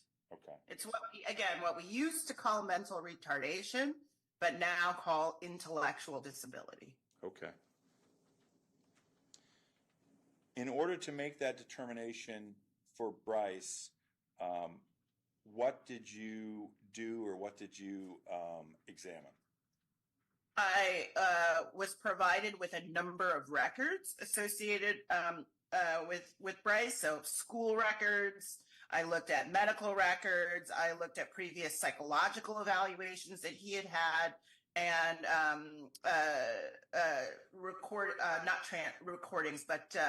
summaries of adaptive functioning interviews that had been conducted with people who know him very well. So these would be relatives of his. And I also interviewed his mother and did what is called a formal assessment of adaptive functioning. It's a specific test. We have, as neuropsychologists, a few tests of adaptive functioning. The one that I used is called the Vineland Adaptive Behavior Scales. And I asked his mom to actually focus on a particular period when Brice was 15 years old. Okay. And from, in addition, when you looked at those records, did you find any previous diagnosis of any conditions? Yes, Brice was previously diagnosed with ADHD and with a bipolar disorder. And what is ADHD? So ADHD stands for Attention Deficit Hyperactivity Disorder. It's a developmental disorder, so it's, again, one of those disorders that clinicians and lay people notice in the childhood period. It begins in the childhood period. I think a lot of people still use the term ADD, but that's kind of an outdated term. And with folks that have ADHD, they can have more problems with the attention part, which we call predominantly inattentive presentation. But the vast majority of people with ADHD are what we call combined presentation, which means that they have problems with focus and attention and listening and following instructions, but they also have problems with restlessness, impulsivity, kind of doing things before thinking. They often find themselves, as children, often are the kinds of kids that will just be not able to sit still or run across the street and someone has to grab them. They just have a lot of hyperactivity and restlessness. As an adult, what people describe is more of an internal restlessness, like they just feel jumpy and restless in their head, but you might not see that in their body. And a lot of people with ADHD have trouble with just regulating their skills, like regulating their emotions. They're kind of people who are too much or too little. They have kind of trouble maintaining that even keel, and that's true about their impulses too. And you said bipolar disorder. Can you flesh that out for the jury? Yeah, bipolar disorder is a mood disorder. It's what we call a mood disorder. And that can happen at any age. It's different from a developmental disorder like ADHD, meaning that we see it in childhood. Now, mood disorders run in families. So some of the most severe mood disorders actually do start in childhood. But a mood disorder can happen really at any time. It can happen even in reaction to something really bad happening in your life, especially if that reaction, like a depression or a sadness, is even more than what we would expect or lasts longer than we would expect for the bad thing that happened.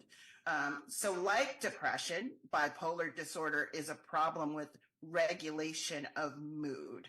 It's a little bit, as I said, with people with ADHD, they kind of have that problem anyway, but it's like much more challenging if you have a mood disorder. You have periods where you might be quite up and excited and positive.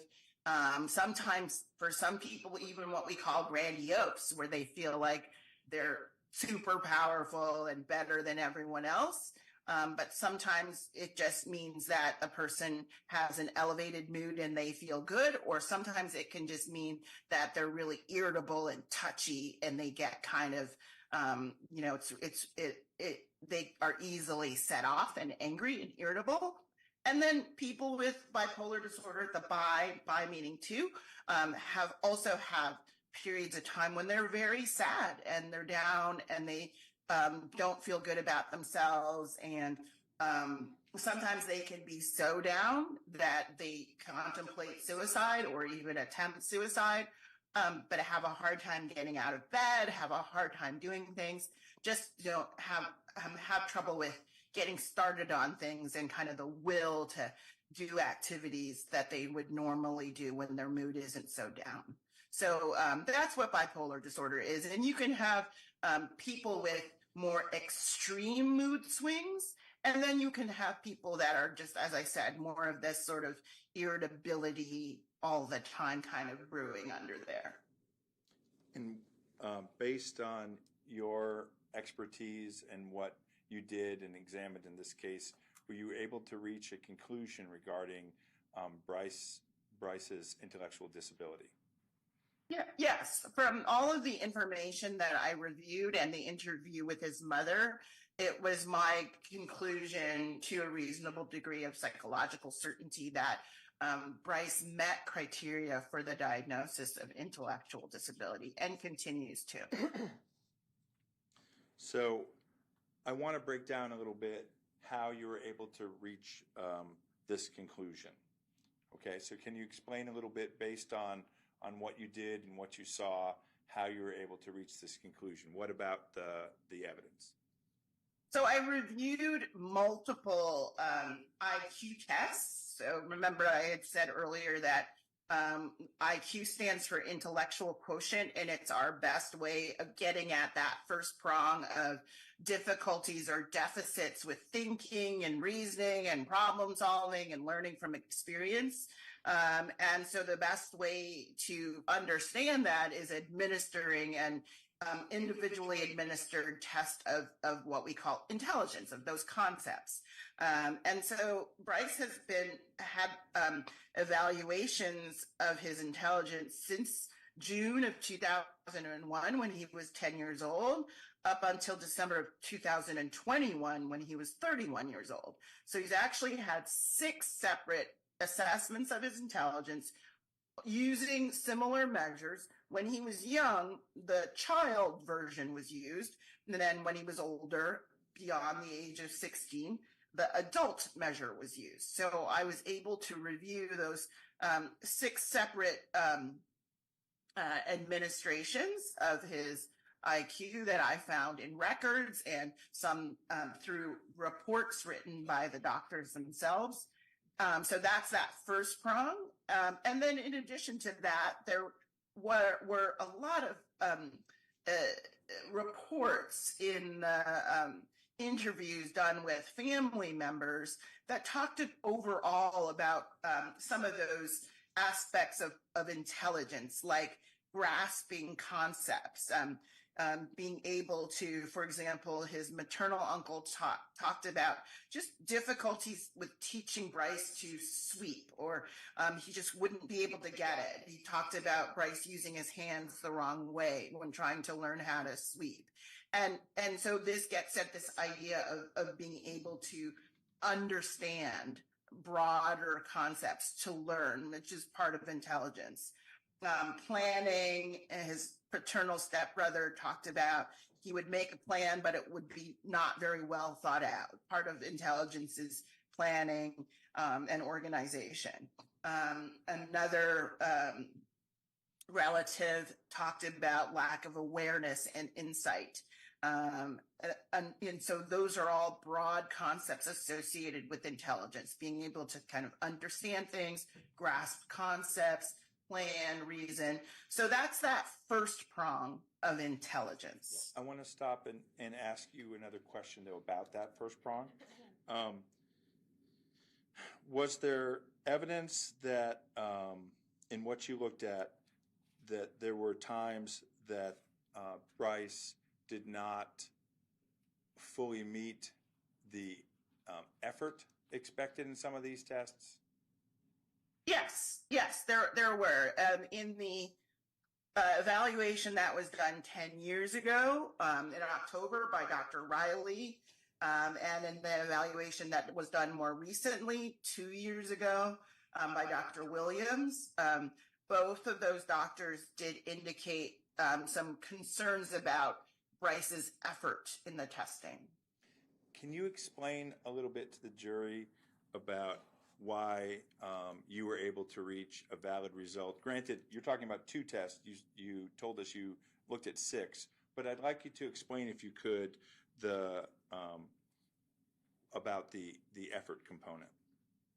Right. So, one of the things that we want to, when we want to come to conclusions about any data, we want to make sure that that data is valid, that that data is telling us something that is truth. And so when there's any suspicion that someone isn't putting forth their best effort, and that doesn't necessarily mean that they're not putting their best effort or best foot forward because they are deliberately trying to do so. Sometimes it can be that, it can be conscious, but sometimes people don't put forth best effort because they're not super invested in the process, or sometimes it's because they're really tired or depressed, or it's because they don't have a good rapport with the examiner. And that's actually something specifically we call stereotype threat, which can happen when the examiner and the person being tested are from different ethnic backgrounds.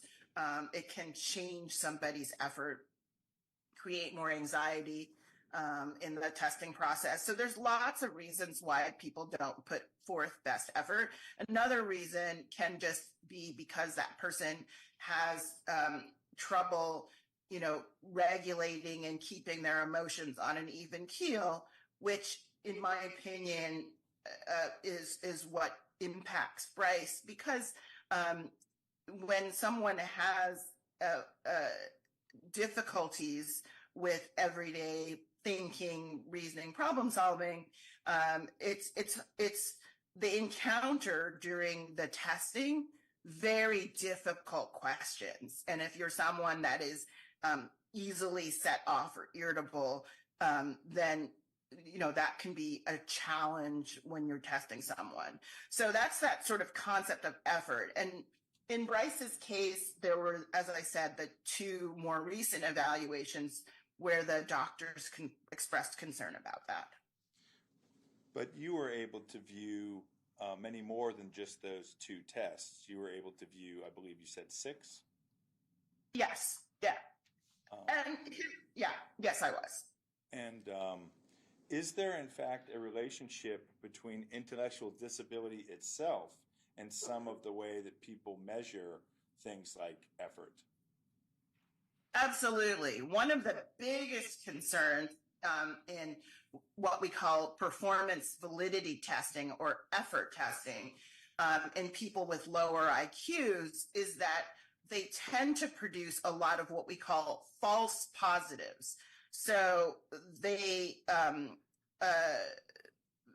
will seem on effort testing. We have specific tests that look at effort,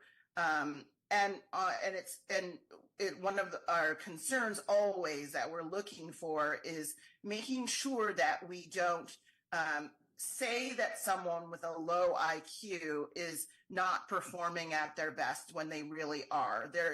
And that's what a false positive is. It's identifying someone as not trying when they really are trying. And that is much more likely to happen with people who have low IQs because they have low IQs. So what a test that would seem very easy for someone who doesn't have mental retardation or intellectual disability is actually a little hard. It's harder for someone with a lower IQ. And so they may look like they're not trying when they really are.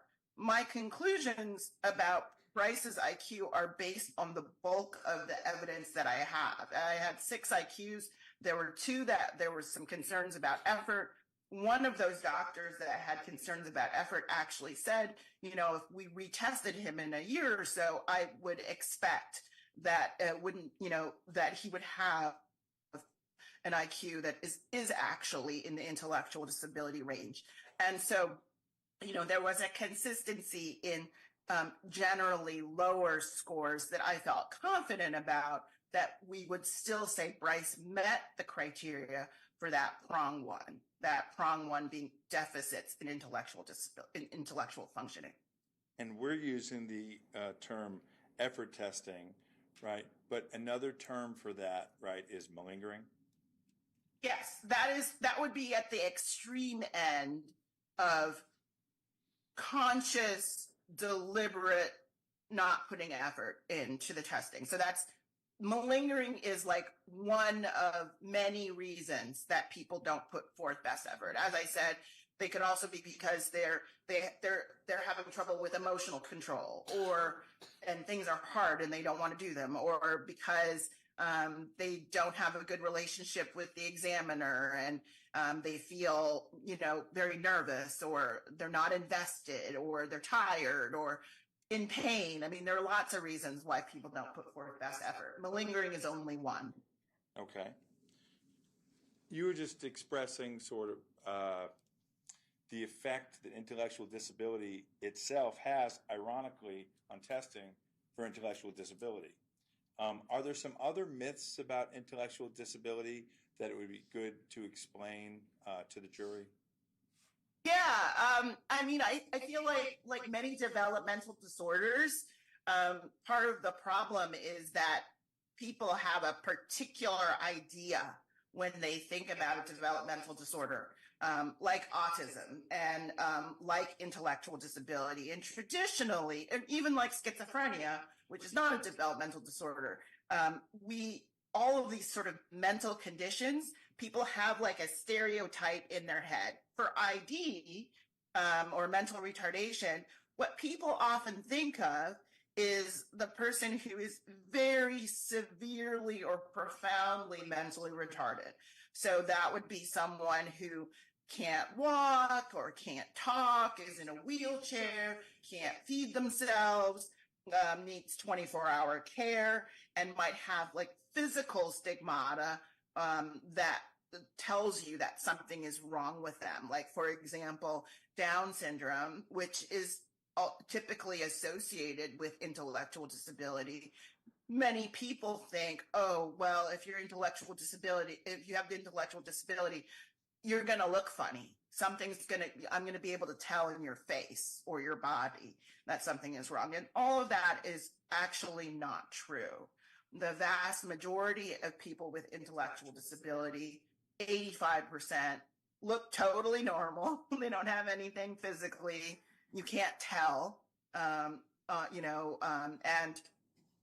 many people with intellectual disability can read and write. In fact, the vast majority, 85% again, are able to achieve reading and writing skills up to like the 6th grade level. So, you know, they're literate, not great, but literate, and can walk and talk and, you know, don't look necessarily at first glance, and that's the thing, at first glance, that something is wrong with them. So you're saying it isn't always obvious on the surface? Correct. So let's talk a little bit about Brice's adaptive functioning. Okay? Sure. All right. Adaptive functioning is broken down into different areas. And so what I'm going to do is ask you about some of those areas, and then you just tell us what you were able to conclude about those. All right? Okay. Okay. One of those areas, I believe, is communication. Is that correct? Correct. All right. Can you tell the jury what you were able to determine from the evidence about his ability to function in the area of communication? So I looked at some of the various interviews that were done with family members. For example, his half brother, his stepbrother, his stepmother, and looked at some of the things that they were saying about him. And so what I found was that there were consistent reports of problems with communication, which is both understanding of language, comprehension, and also what someone is able to express. So, for example, he was variably described as not being a good communicator, bad at listening and comprehension. And this is, by the way, across his life. So, at different points when he was a little kid, but also as a young adult. Folks talked about, him not being employable just because he doesn't have the communication skills to deal with people. He didn't have, this is his uncle saying that he didn't really have the capacity to understand what was going on. That his mom talked about how she took him to a interview with a manager as an adolescent, kind of exploring the idea of him having a part-time job. And at the interview, she described his expressive language, what he was able to say, as lacking when the manager was asking him questions, and noted that generally Brice didn't start conversations with adults. So all of those things kind of brought together this idea of both difficulties in listening and understanding, as well as expressing himself. When you say didn't start conversations with adults, is that something that you would expect from somebody who is intellectually disabled? Yes. Yes. It's interesting. A lot of folks with ID are described as quiet. And they're quiet often because they don't have a lot to say, and it's hard for them to express themselves verbally, organize their language, put their thoughts into words. Is someone with intellectual disability more likely to communicate than with people who are their age or, in fact, younger? Yes. There's one of the red flags of intellectual disability actually is gravitating towards younger peers and more socially immature peers, because they just literally cannot keep up. They cannot keep up with the demands that same age peers would have at all stages of development. So that's when they're kids, but also more critically during adolescence, because that's a time when peer relationships become extremely important, up until young adulthood, that sort of 22, 23. Well, during that time period, relationships with peers, romantic relationships, etc., become really salient and important to people. And if you just don't have like the skills to keep up, then you're going to be quiet, you're going to be withdrawn, or you might gravitate to younger people. So someone in their 20s might actually tend to socialize with people who are in their teens, for example? Yeah, because they're at the more of the same level. The demands aren't that of a similarly aged person in their 20s, who are going to be much more subtle, more nuanced in conversation. And it's just easier. And it's also one of the things that people do when they have intellectual disability often is try to mask those problems. And it's easier to mask those problems when you're associating with people younger, because you don't have to work as hard to try and keep up. You don't have to try to put on that face. I'm going to move you to a different aspect of functioning, and that's functional academics. Can you explain to the jury what functional academics means? Sure. It's basically when we think of like foundational skills needed for learning in reading, writing, math, and the translation of those into independent functioning as a child and over time. So, for example, an adult sort of translation of mathematics would be having a bank account, being able to, kind of read and understand contracts and pay bills and that sort of thing. As a kid, it's more of those basic reading, writing, because when you're a kid, your work is really school. So it's reading, spelling, math, and as you get older, you start to have a more applied use for that. And how did he do in functional academics?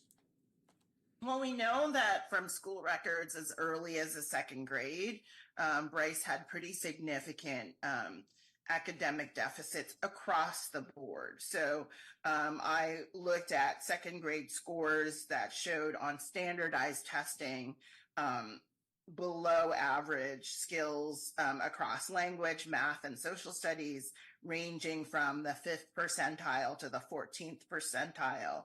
And he really struggled across the board. He had special education services in childhood.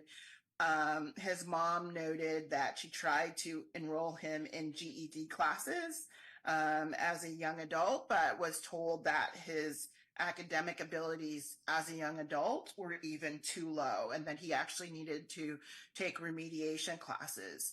And this is evident if you look at Dr. Riley's assessment of Brice in 10 years ago. So 10 years ago, his scores, he would have been around 23 at the time. His reading comprehension was measured then at below the second grade level, and his math was at the early first grade level. And individuals, family members in his life, that was, again, another consistent theme about him performing poorly in school. He was described as a terrible student, learning disabilities classes, not particularly good at reading or writing or academics in general. And his younger brother actually would help him sometimes, which is pretty telling. So again, this idea that, he just wasn't grasping academic concepts at his grade and age level, such that even his younger brother was able to do the kinds of academic tasks that he couldn't. Another area of adaptive functioning is called social. Can you explain what you're looking for in that area? Sure. I mean, social is an easy one because it's kind of self-explanatory, but so it means, how a person gets along with people, how they, their social interaction skills. It's having friends. It's spending time with those friends. It's also got a component that we measure that's more surface, like being polite. And also, social relates to things like gullibility, being easily taken advantage of by others, not recognizing the motives of others, and also poor social judgment, choosing people to be friends or associating with people who may not be the best for you. So social skills is, really relates to all of those. Actually, I guess it's more complicated than I originally described, but yes, that's social skills. And then how did he do in that area? Again, looking at both Vineland, mom's rating of him at the age of 15, but also relatives that in their interview discussed significant social deficits, talked about trouble with sharing. Mr. James talked about Brice not being taught how to form happy relationships. He had trouble making friends at school. Even sought out conflicts where it was clear he wouldn't prevail. So, again, we see that a lot in folks that have lower IQs. They struggle to make friends, and they have low self-esteem and they want to prove themselves. But, seeking a conflict is not the best way to do that. It shows really poor judgment. His romantic relationships were described as juvenile.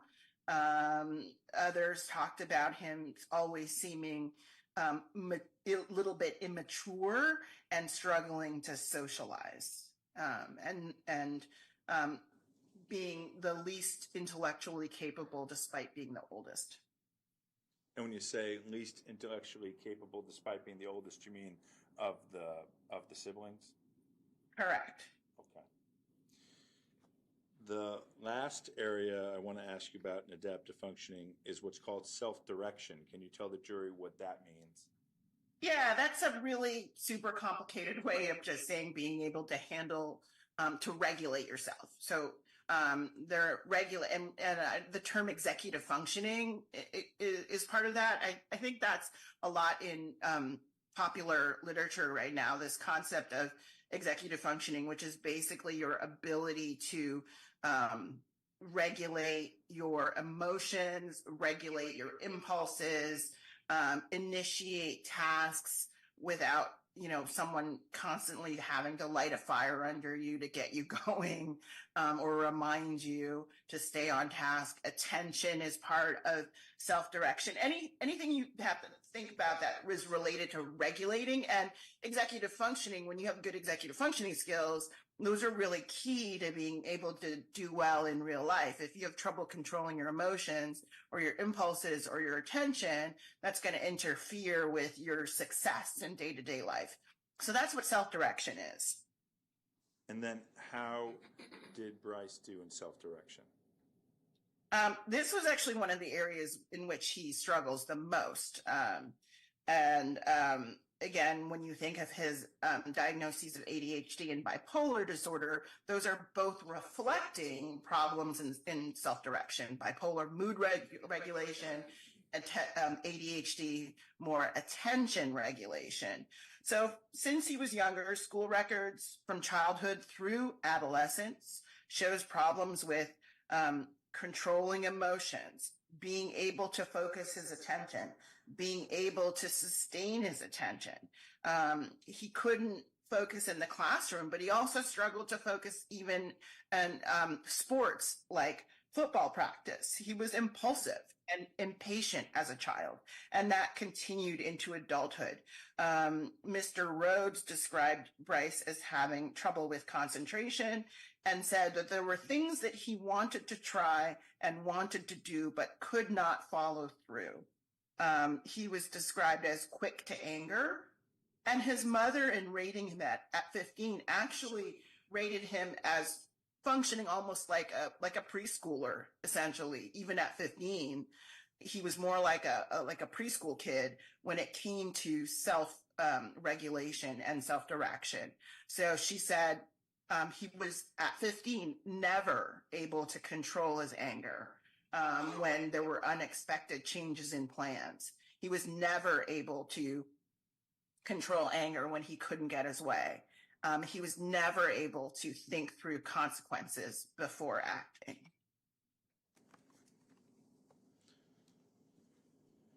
So you told us that you, with all of this work and all of this evidence, you were able to diagnose him with an intellectual disability. But intellectual disability affects different people in different ways. Some people are able to overcome those things. Can you explain to us what the effect, if you had an intellectual disability, what the effect of also having bipolar would be? Would that? Sure. Okay. Yeah, I'm sorry. I couldn't hear you for a second. That's fine. Oh, you still can't. Can you explain to us the way a bipolar condition would interact with someone's intellectual disability? Oh, yeah, okay. Yes. So with a bipolar disorder or mood disorder, then and intellectual disability, it makes it even more of a struggle to manage emotions. So in both cases, you tend to be more led by your emotions versus using the parts of your brain that are associated with things like making sound decisions, considering future consequences of actions. When you have both a mood disorder and intellectual disability, it's like a double deficit, really, because we use, with the intellectual disability piece, you don't have the reserves as far as your cognitive reasoning ability and your language ability to do things like self-talk in a conflict situation or in a potentially dangerous situation or when emotions are running high. You don't have the access to the parts of your brain that are saying, oh, you know what, this is probably not a good idea. When you're emotionally riled up, you know what, I need to calm down. That's self-talk. The intellectual disability, because of those deficits in language and reasoning, make it harder to talk yourself down. It makes it harder to negotiate a social conflict or negotiate a challenging situation that's going to come out in a good adaptive way. You're more likely to kind of be led around by the nose of your emotions and more susceptible to those mood changes and the problems with impulse control that those mood changes will bring, or the problems in managing anger that those mood changes bring. So we've been talking about how Brice got here and what makes Brice Brice. But this jury, and unfortunately I don't know that you can see the jury, but they're right here. This jury has found him guilty of these charges. And the task that lies before them is to determine what the punishment should be. So one aspect of that you've explained in great detail. But another question that they have is, can Brice improve? Is Brice capable of getting better? I'd like you to address that if you could. Sure. So as I said, ID is a lifelong condition, developmental condition. But what we do know is that people with ID require support. And the folks that do have that support do better, do much better. And they can, and that support can just be, advice. Or a lot of folks with ID tend to gravitate towards people who are older, more experienced from the advice standpoint, not from the socialization standpoint. But that support can be someone who helps them talk through decisions that they need to make. And it's also really about skill building, learning skills to control emotions, learning skills to recognize when you're getting heated up inside, and you need to do something about it before you become really angry, or before you say something or do something that you shouldn't. So it's skill building that can be done more formally through therapy, through psychotherapy, with a therapist that has an eye to and experience in understanding people with developmental disorders. You need someone, ideally, with that expertise who can modify or adapt traditional therapeutic approaches for someone with ID, for someone who may not have the language or may not have the more nuanced thinking. So there are therapeutic approaches like cognitive behavioral therapy or dialectical behavioral therapy. Those are fancy terms that mostly mean teaching someone how to be more mindful of their emotions, how to recognize their emotions, how to be able to exert better control over their emotions. understand the relationship between their emotions and their thoughts, and why they might behave in certain ways. So helps someone develop more insight, which would help Brice tremendously. And then, of course, on top of that would be medication. There are a plethora of medications that really help people better control their emotions and also better focus their attention. They're not magical pills, but they help, and especially in combination with, as I said, the therapeutic approaches I just talked about. So you talked about the creation of support. Yeah.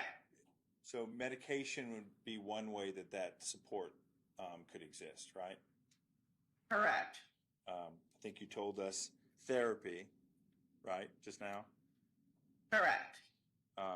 Is it fair to say that counseling in different ways could also provide some additional support? Yeah, that's what I meant by therapy. Okay. Also, participation in various programs that could be offered by the Department of Corrections could provide that support, right? Correct. I understand that there are programs related to, especially group programs around anger management, for example. And also resources that would be available, ongoing resources if someone after years was returned to the community, right? Correct. Yes. Yeah. Well, we call those wraparound services.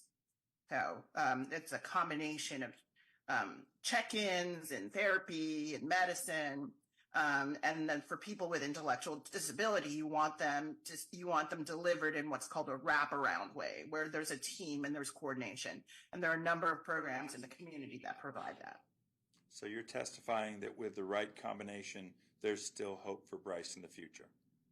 Absolutely. Thank you. I have no further questions.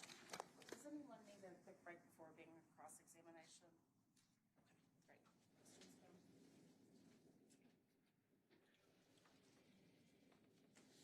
great. Good morning, Doctor. Good morning.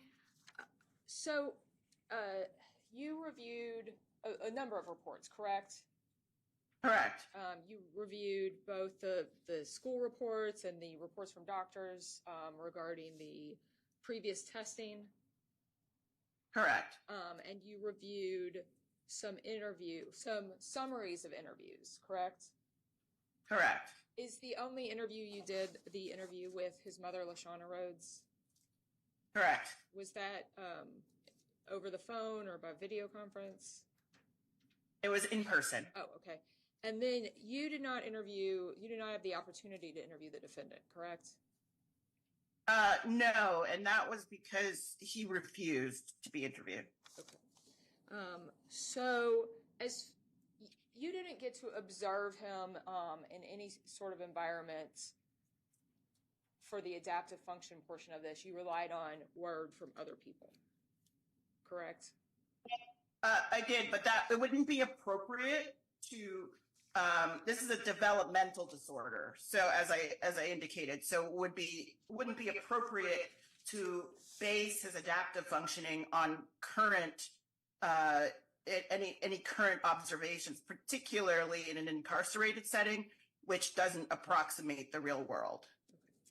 So for the tests that assessed his IQ, we have 6 different test results, starting with the 2001 tests when he was 10 years old.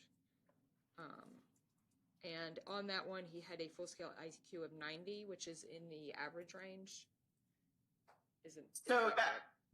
That's correct. It would need to be adjusted, however, for the Flynn effect. So the actual IQ would be more appropriately an 86. And there's a range where you can have confidence in the result of 5 points plus or minus on each of these results, isn't there? The range depends on the particular tests.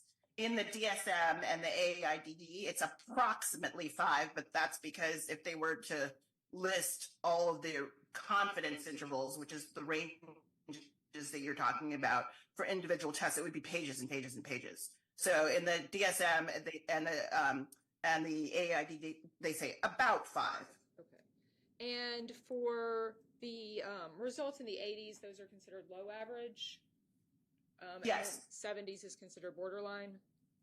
So 70s is considered borderline according to the Wechsler, but someone with an IQ in the 70s can still be considered ID because the diagnosis of ID is in the DSM-5 and the AIDD. The diagnosis of ID is separate from the labeling or description of an IQ according to the test. So the Wechsler test can refer to an IQ in the 70s as borderline, but an IQ in the 70s can still meet criteria for ID under the diagnostic criteria.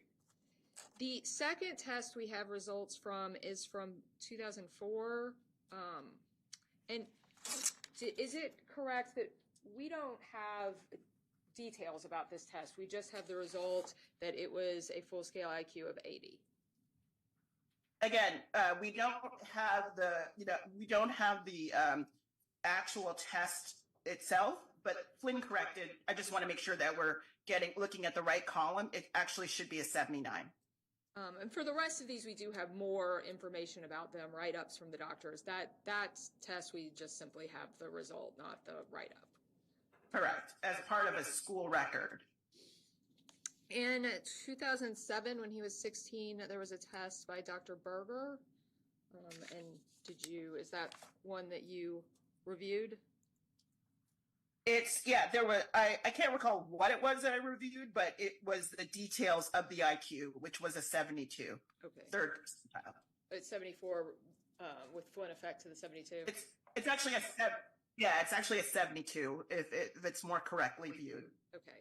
And on that report, Dr. Berger said that the defendant did not appear to be motivated to perform well, did not increase his effort for more difficult tests. Therefore, the results of his intellectual and academic testing should be interpreted as cautious estimates of his actual abilities and or performance at this time. Is that correct?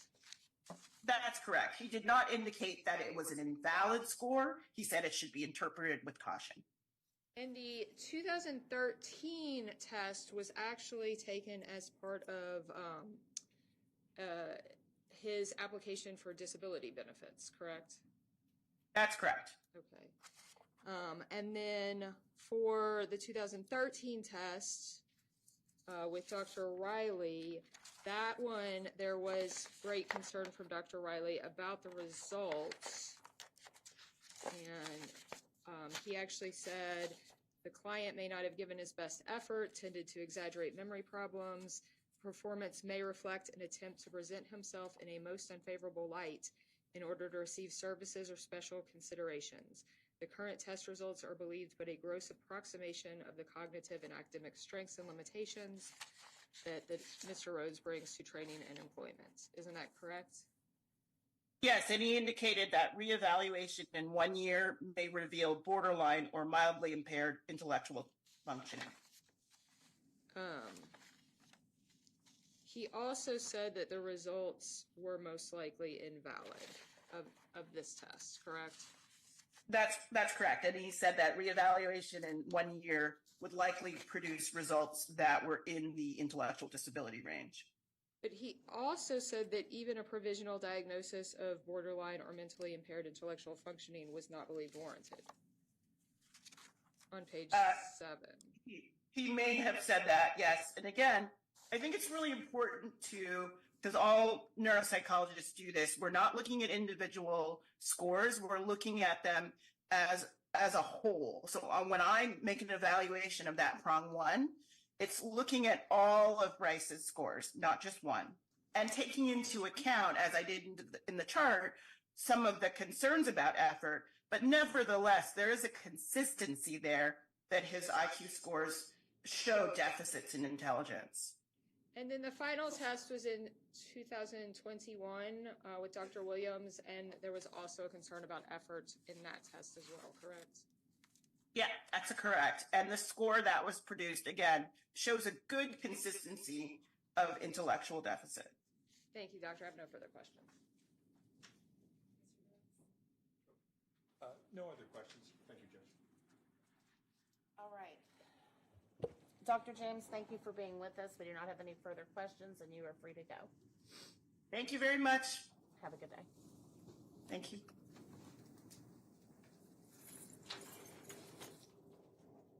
All right, you all want to come up for just a second?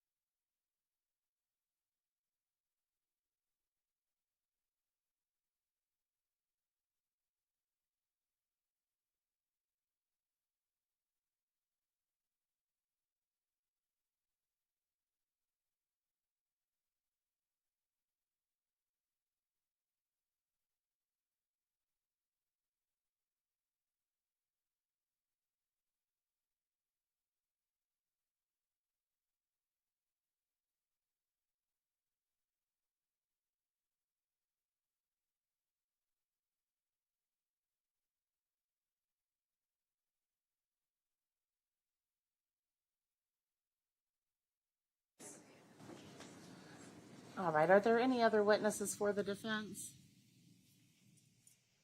No, Your Honor. That's the end of the defense's case for mitigation. Thank you, Mr. Griffiths. All right, we're going to go ahead and break for lunch. We will have one witness when we come back, and then you will get the case for deliberations again.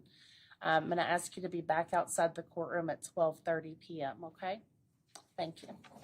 All right, jury.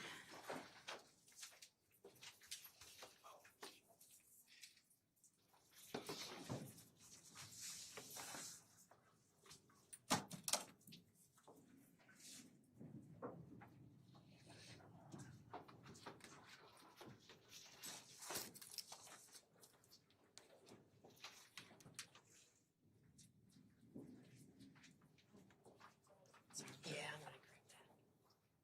So appreciate it.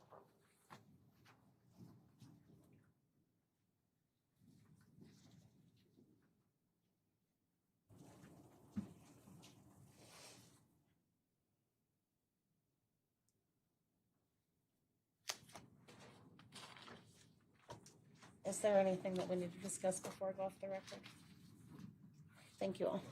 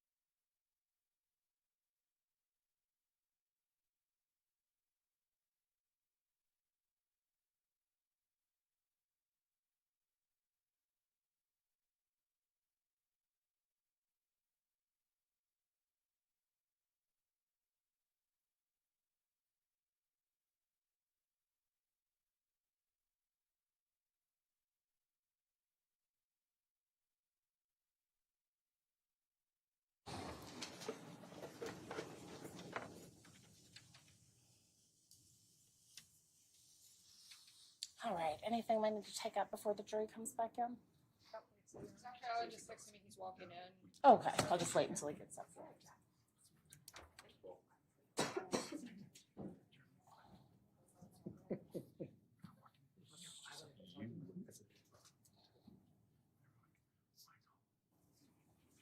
The effort they went to on this. I'll show you the dope pictures Yeah, later. I would like to see them. Mm. Actual events from this week.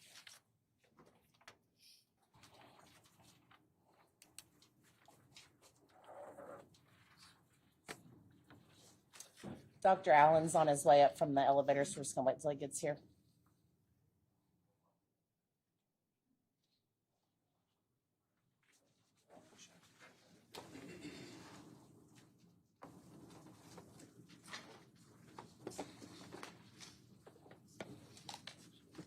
Just placing my glasses.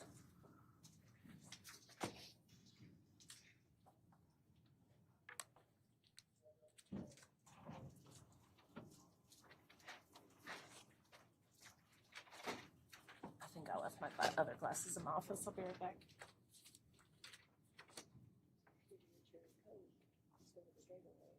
But they said it's gotta be in a bottle instead of a can.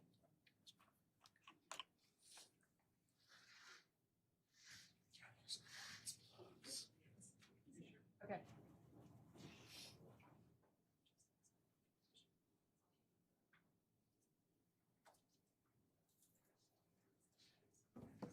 But you needed to stand. Yeah, when I'm nervous, sometimes I feel better just standing up.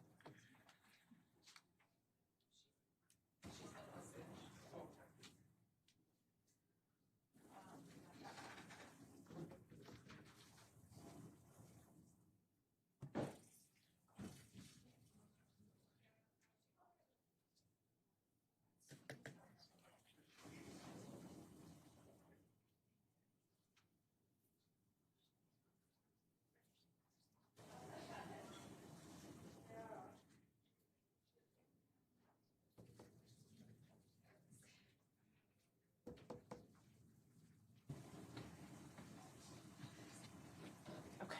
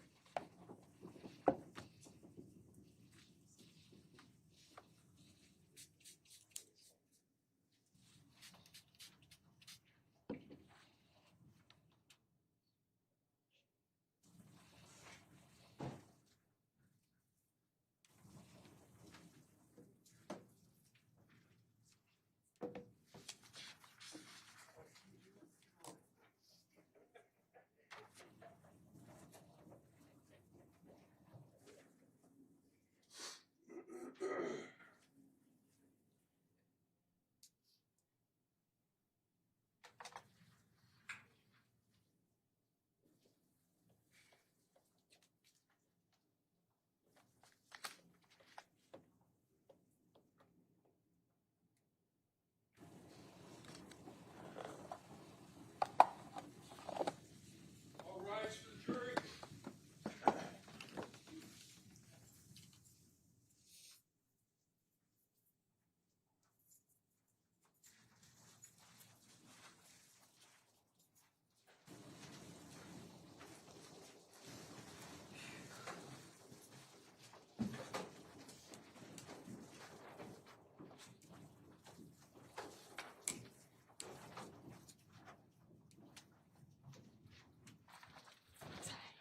All 12 jurors are present, Your Honor. Thank you, Deputy Mills. Everybody can be seated. Do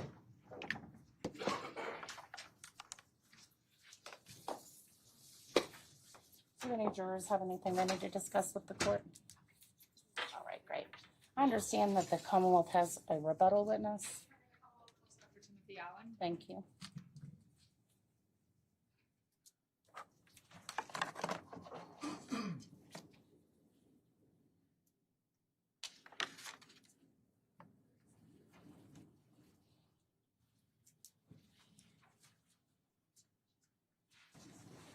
Dr. Allen, please raise your right hand. You swear to tell the truth and the whole truth? I do. Thank you, doctor. Good afternoon. Hi. Could you introduce yourself to the jury, please? My name's Timothy Allen. I'm a psychiatrist at a facility called KCPC, which is a state hospital, What does it stand for? the Kentucky Correctional Psychiatric Center. And what happens there? So we do competency to stand trial and criminal responsibility evaluations by court order throughout the state. What is the education and training that you have for this position? So I graduated from U of L in 1994, degree in political science, and then I went to UK College of Medicine where I got my MD in 1998, and then I did a 4-year psychiatry residency at UK, and then a 1-year forensic psychiatry fellowship at Tulane University in New Orleans. So I've had a medical license in Kentucky since 1999, and I'm board certified by a national group called the American Board of Psychiatry and Neurology in general psychiatry, forensic psychiatry, and brain injury medicine. How long have you been with KCPC? Started there in July 2003, so into 20 years. And are you the only doctor there? No, so there are 2 other forensic psychiatrists, and then we have 2 nurse practitioners, and we have several psychologists. So there's a whole team. And are there other employees as well? Right, we have social workers, nurses, correctional staff. It's a fully staffed hospital that's also on the grounds of a prison. Did you have occasion to evaluate the defendant Brice Rhodes at the request of the court in this case? I did. He came to our facility on 2 occasions, in 2019 and again in 2022. And so I saw him for about a month each time, and I saw him several times during each one of those hospitalizations. And during those times, did he live at your facility? Yes, so he's there, again, for about a month, 24 hours a day. So he lives on a unit with 11 other people. They have sort of a common area. They have their own rooms. They go to recreation. They have activities during the day, and they have a treatment team, a medical treatment team that I'm the head of, that we see him at least once a week, address any psychological or medical conditions. And so we have, literally 24-hour observation of the person for a month at a time, and in his case, 2 different months. What did you notice about his ability to interact with other people, whether staff or peers? Well, generally we saw Mr. Rhodes function highly. He's articulate. He could explain himself. He could communicate well. He performed what we call activities of daily living. They have to do their own laundry. You have to line up at a certain time. You have to know where to be for your meals and your meds and all those sorts of things. There's obviously some structure to it. But also, we have people with low intellectual abilities that we have to assist on these things on a daily basis. They need extra help, reminders of where to be, what to do, how to function. Mr. Rhodes had none of those. He was interactive with me. He, again, could express himself very clearly. And so he was never somebody who needed special services that we ever saw as intellectually impaired in any manner. He could function fully, again, with his peers, with the staff, throughout his nearly 2 months with us. And did you or somebody on your team analyze his whether he had an intellectual disability? Yes, so we administered some psychological testing, some of which the results of you've probably heard about already. It's one of the multiple psychological test batteries he's undergone in his life. And let me flip to the right pages here. So let's see. So the testing we did was in December of 2021, so it was his second admission. And this is Dr. Williams, our head of psychology. And whenever we give psychological tests, an IQ test being sort of the most prominent one we've probably heard about today, you have to give measures of effort. Because if I give you a simple math test and I ask you what 2 plus 2 is, and you don't want to get the right answer, you can say 5, right? So it's really easy if you don't check to have somebody not give your full effort. So we have to give those measures of effort, and we did, or Dr. Williams did, and we got a full scale IQ of 73, which formally falls in the borderline range, but he gave poor effort, and we give specific measures to look for that. These are not something we've created. They're published. They're used everywhere across the country in every university. So he failed those measures of effort. So that suggests that 73 is a low estimate of his true ability. And when we look at and then we compare how he's behaved for the month or 2 he's been with us, compared to that test, we again believe that 73 is not a true score. It's suppressed on purpose by him. Now, granted, that happens a lot.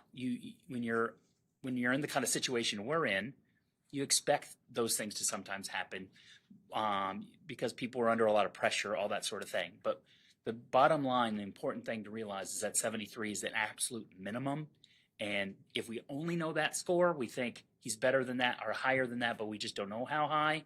Luckily, we have some other information to tell us. Is it possible to fake up on an IQ test? No, if you could fake better than your true ability, well, then everybody would do it, right? So if you take an IQ test, you can only get up to your full ability.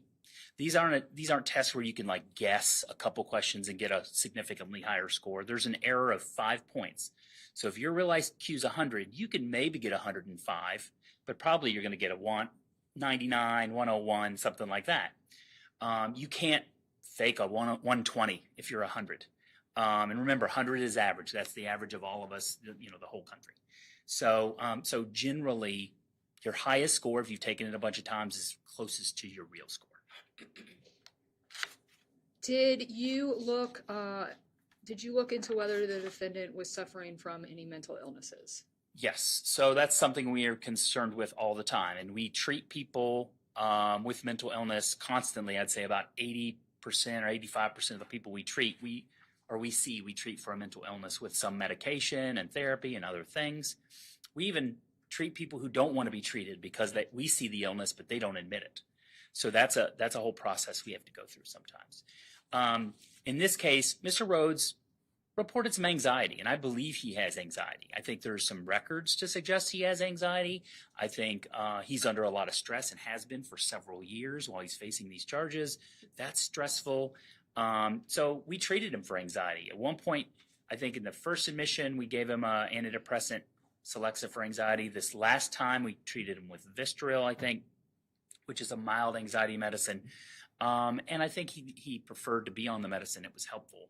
But really, anxiety is all we saw.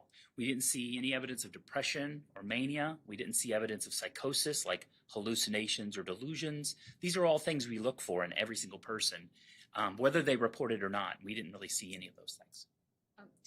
Did he have any other psychiatric diagnoses? So I diagnosed him with the last time. Make sure I got my reports right. With really three things. One was adjustment disorder with anxiety. That's you're under a ton of stress, and you have some psychiatric symptoms that are more than you might expect just for the stress. The second is antisocial personality disorder, which is a history of sort of flaunting the rules and not really going along with societal norms and that sort of thing. And then the last one was polysubstance use disorder, which is drug abuse. If you use drugs and it affects your functioning, you can meet that diagnosis. And did you see any evidence of bipolar disorder? I did not. I'm aware that that's been diagnosed in the past, in childhood, in adolescence. And from my experience, children who are having behavioral problems, if their parents take them to a mental health professional, they will often get diagnosed with something. It may be oppositional defiant disorder, but bipolar is a common mental illness diagnosis that's given sort of as a provisional diagnosis, and then they try to treat the child to see if you can really affect their behavior. But as an adult, that's never really appeared anywhere in any documentation about Mr. Rhodes. He's never sought treatment, because when we talk about bipolar, we're talking about really the two poles of it, depression and mania. And so we haven't seen any evidence of either of those as an adult. And he's been incarcerated, I think, since 2016. So he's been seen by jail staff, medical staff, by KCPC, by many, many people. And no one during that past 7 years has said he looks depressed, he looks manic, or he has symptoms of bipolar. And what would be an example of mania? So mania is sort of the opposite of depression. Depression's run down, feeling bad. Mania is full of energy. And so these people who are truly manic, you don't miss it. It's not subtle. They may only sleep 1 or 2 hours a day. They're moving around constantly. They're agitated. They speak fast. They look hyperactive, but in the most severe sense that you could ever imagine. I teach medical students. I'm like, this is one of the diagnoses in medicine that you can see as soon as you walk in the door from across the room. You don't miss mania. It's severe, and it can get to the point where it affects your thinking. You can get delusional. Very often people become grandiose. I have a lot of money. I'm very powerful, all that sort of thing. So mania is hard to miss, number one, and number two is almost always results in a psychiatric hospitalization. Somebody somebody sees you, goes, that's not right. I'm going to get an MIW. I'm going to send them to the hospital. I'm going to have the police take them or an ambulance take them. We don't have any evidence like that for Mr. Rhodes. Did you review the defendant's interview with police in May of 2016? I did. Did you see any evidence of either the depression or the mania in that interview? No. So I looked back at my notes, and I actually reviewed the videotape of this, and I've reviewed the transcript of it. Mr. Rhodes was not agitated. He was actually very calm. He was articulate with the police officers. He denied knowledge about the charges and had relevant questions about it. He was not talking fast. He was not hyperactive. He was not delusional. I didn't see any evidence for that, and certainly no evidence of depression. So did you conclude, as a result of your 2 examinations, month-long examinations of the defendant, does he, due to any intellectual deficits, lack the ability to appreciate the criminality of his conduct or to conform his conduct to the law? I found no evidence for those things. I thought, he could appreciate his criminality. He could conform his conduct to the requirements of the law regarding mental illness and or intellectual deficit. That was going to be my next question. Thank you. No further questions.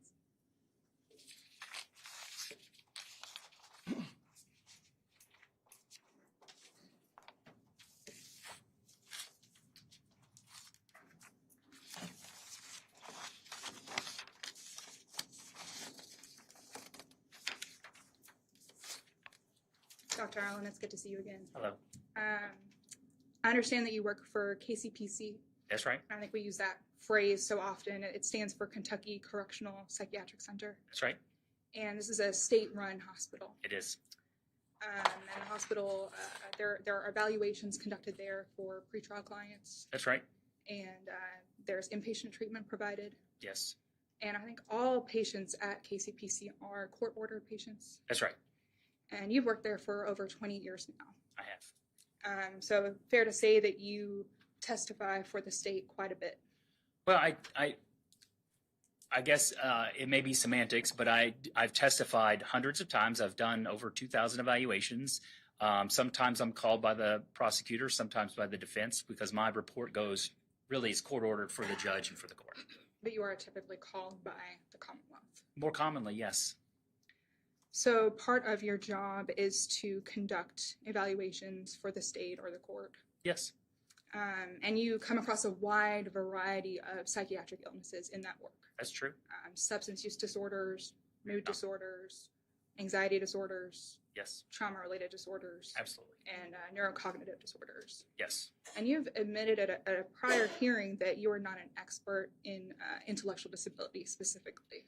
Not specifically. I've not done specific research on it. It's something I deal with, pretty much on a weekly basis as far as treatment and that. But I don't have, beyond the typical psychiatrist, any specialized training or knowledge about intellectual disability. Let's discuss your evaluations for a little bit. I want to make sure I understand first that you don't work alone at KCPC. That's true. You work with a team. Yes. But the total amount of time that you spent with Brice, would you say was about an hour, hour and a half? So in at least if you add up all the time I spent with him, it's probably like in the first admission, he was there 4 weeks. So it's probably a total of about 2 to 2.5 hours. And then the second admission, he was only there, I think, it was, let me get my dates right. The second admission, I think, was shorter. It was only about 2 weeks. So that's probably more like 2 hours or an hour and a half. So the total over those 2 times may have been 3.5, 4 hours. Okay, I want to take you back through your evaluations. Okay. First, would you agree with me that paranoia can be a symptom of mental illness? Yes, And paranoia can impact someone in a number of different ways. I agree. and it could impact someone's ability to participate in an evaluation. Sure. It could impact their ability to take the tests that you've administered. Good. And based on your evaluation, Mr. Rhodes demonstrated several aspects of paranoia. I think we've discussed this in a previous hearing even. Yeah, I mean, there's some of his behaviors that I guess theoretically could be related to paranoia. I don't disagree with that. So if we look to the first report from 2019, I'm looking at page 7. Okay. He indicated that one of his habits was to lay out traps in his room. Right. Yes, in his room at KCPC. That's right. So he's talking about behavior that he's demonstrating or talking about demonstrating while he's at KCPC. That's right. And at KCPC, he's in a locked room. He is. And despite being in this locked room, he had a standard practice to lay out these traps. Yes. And the reason that he did that was to know if other people had come into the room. That's right. This locked room. Yeah. If people had touched him or his things. Right. And he also indicated to you that there were multiple times that he thought that someone had been in his room. Yes. That someone had touched his soap, I think. That sounds right. And that would be paranoid behavior. Generally, yes. And you didn't bring this up while you were testifying just now. No.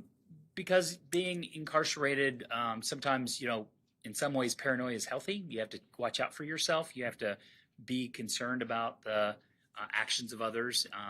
And so, there's a certain degree of that that's understandable. So I didn't find it raised to the level of what I consider mental illness or something I would treat. In the second report, which was completed 2023, you indicate on page 2 that he wakes up during the night to keep people from harming him. Let me find that. It's down at the bottom under the hospital course. Let's see. What did you say? It said wakes up. Oh, I see it. Yep. Wake up every 30. Yep. I see what you're saying. Yes. I'm with So is that correct, that he would wake up every 30 minutes worrying that people were trying to harm him? That's what he reported. We don't watch them that closely. They do have regular checks through the night, but we don't have confirmation of that. But I can't deny it either.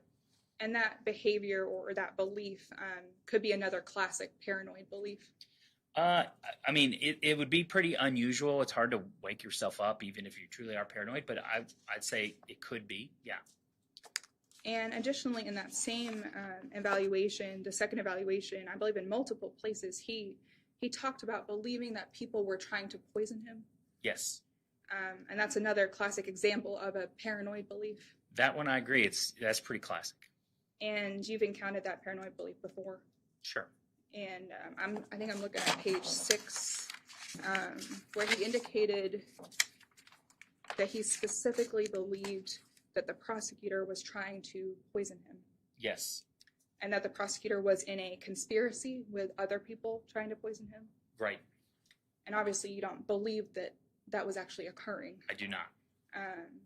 And so his belief that multiple people were trying to poison him is a classic paranoid belief. Could be, yeah. And paranoia is a symptom of someone who is bipolar. It can be, especially if you're actively manic. In the first evaluation from 2019 on page 7, you reference his skin condition.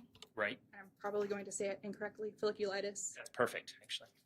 And he indicated that he believed it bled or did not bleed, depending on his belief in prayer. Right. And he indicated that if he prayed, then it did not bleed, and if he failed to pray, then it did bleed. Yes. And this is not a rational belief. That's not very rational. And I believe you testified to, from the 2023 report on page 2, that he was having anxiety and panic symptoms. Yes. And he was given medication for these symptoms. He was. And there was a reported improvement of his symptoms. Great. I want to talk next about hallucinations. Okay. In 2019, in the first report on page 2, when he's meeting with the team, he talked about hearing voices, whispers. He did.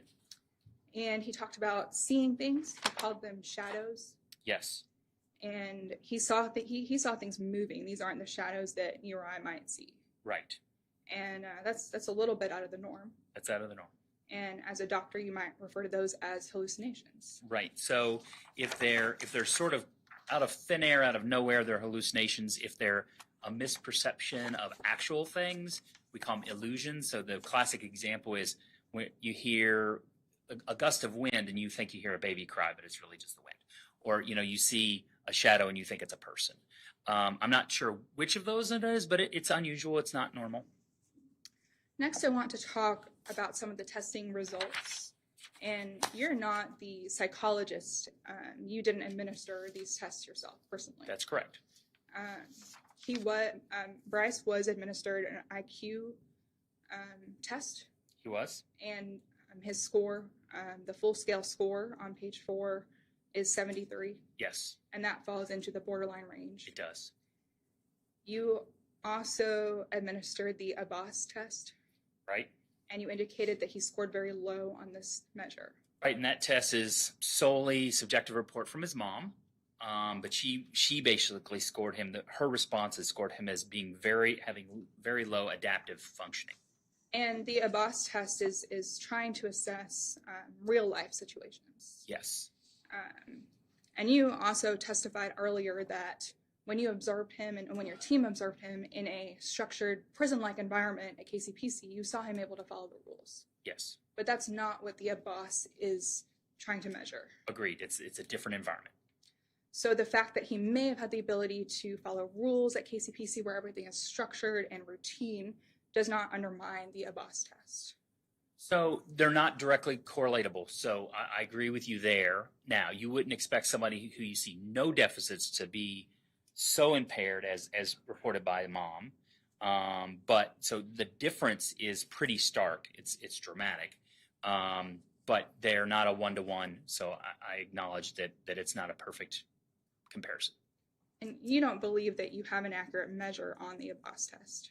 Yeah, that's true. I think, when you're asking, number one, for mom's opinion when she knows the circumstances, and number two is she's having to remember when he was a kid and how he's been functioning maybe years ago. So there's memory issues there for any of us. How do you remember what your sibling or child acted like 7 years ago? That's kind of a hard thing. So there's a lot of difficulty. The Abbas is not perfect. It's the best thing we have, but it is just a questionnaire, really. And you've testified previously that the true Abbas score could be low or below average. That's true. Let's look at page 7. And you've also testified about this before. There's an example you provide there in reference to the Abbas test. You reference a trust fund kid performing poorly on sections of the Abbas because they maybe wouldn't need to work.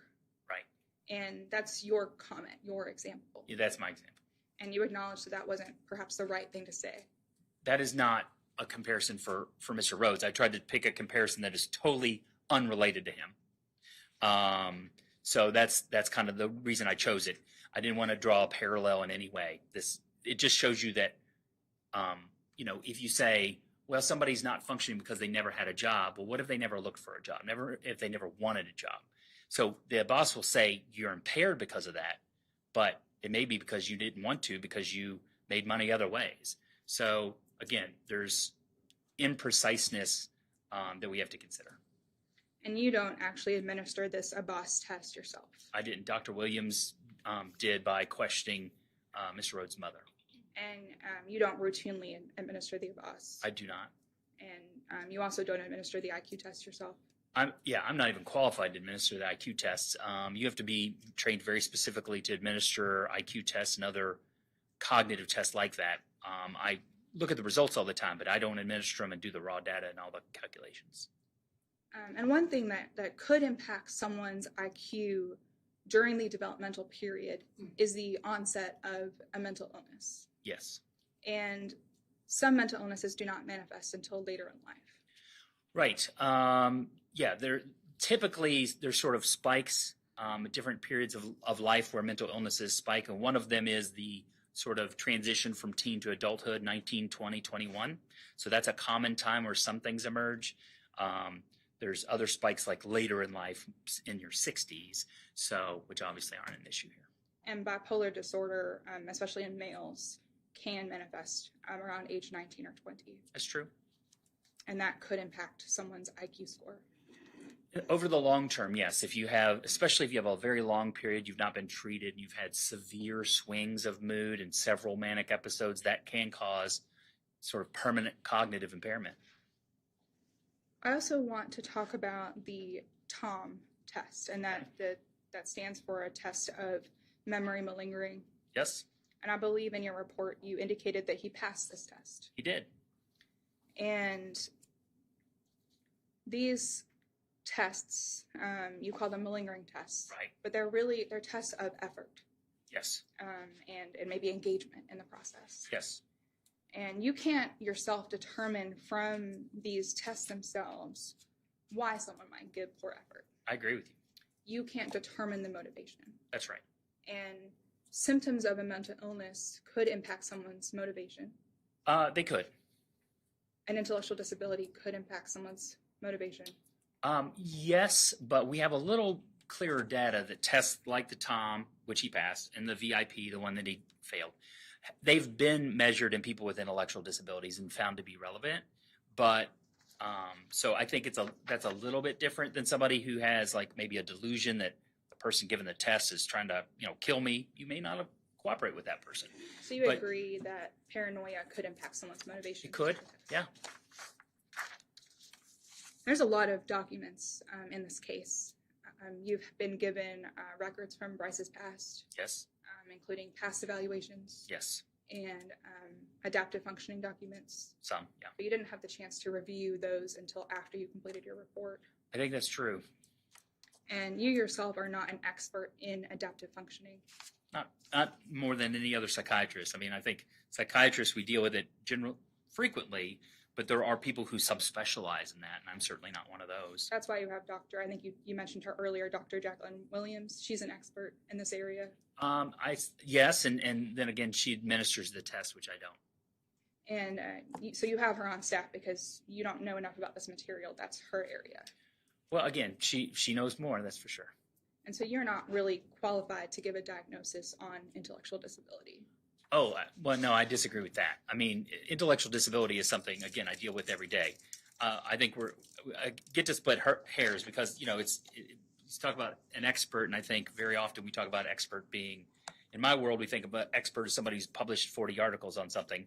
But I diagnose intellectual disabilities all the time. I look at IQ test results on a routine, weekly, daily basis. So I am absolutely qualified both to assess intellectual deficits and to diagnose it. But there certainly are people who have more specific expertise, like administering the test and that sort of thing. And you did tell us earlier that you are not an expert at intellectual disability. Again, not beyond other psychiatrists.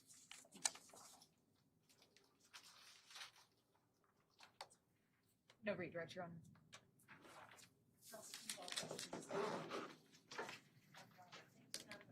No problem.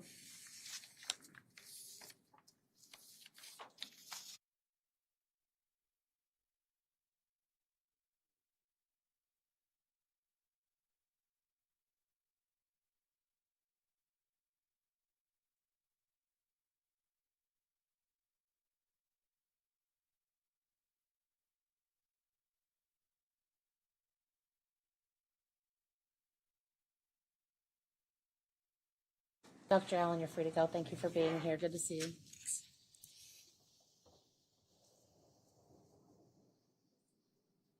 All right, so the only thing that we have remaining to do are closing arguments from the attorneys, and then you will be able to go start deliberations.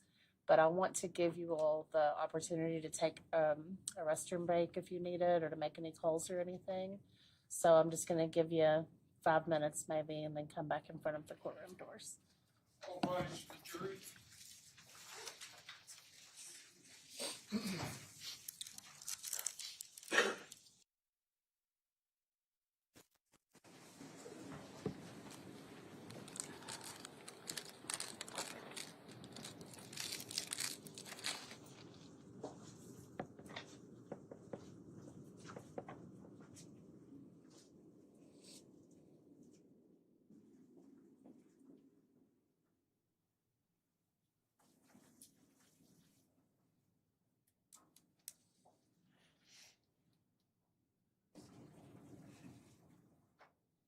See you in 5.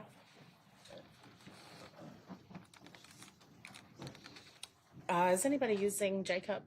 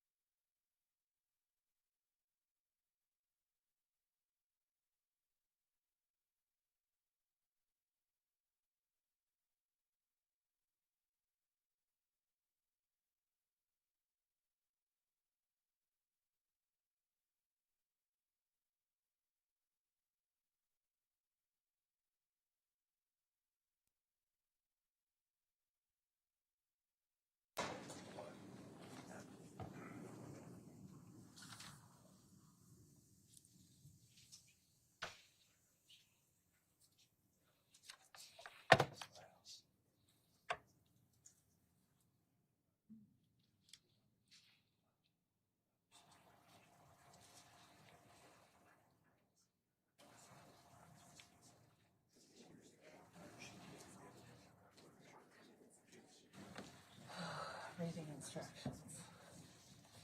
Reading instructions. It's just, my throat is dry. I feel it.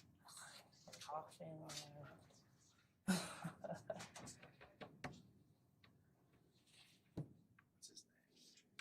All right, for the jury. Tell you later.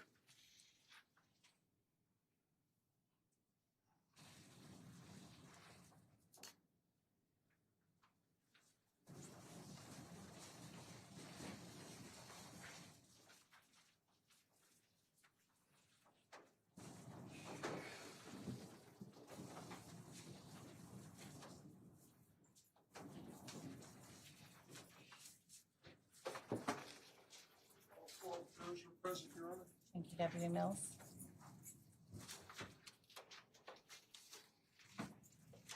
All right, we can all be seated.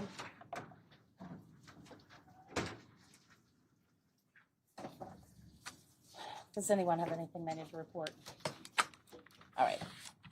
In just a moment, you will hear closing arguments from the attorneys. Just as I said to you during the guilt phase of the trial, closing arguments are not themselves evidence, but certainly they are a way for the attorneys to argue to you what they believe the evidence showed and how you should apply that. I will need to read the instructions to you. Before I do that, I wanted to ask the lawyers one thing that I just remembered. I'm so sorry. Can you all come up?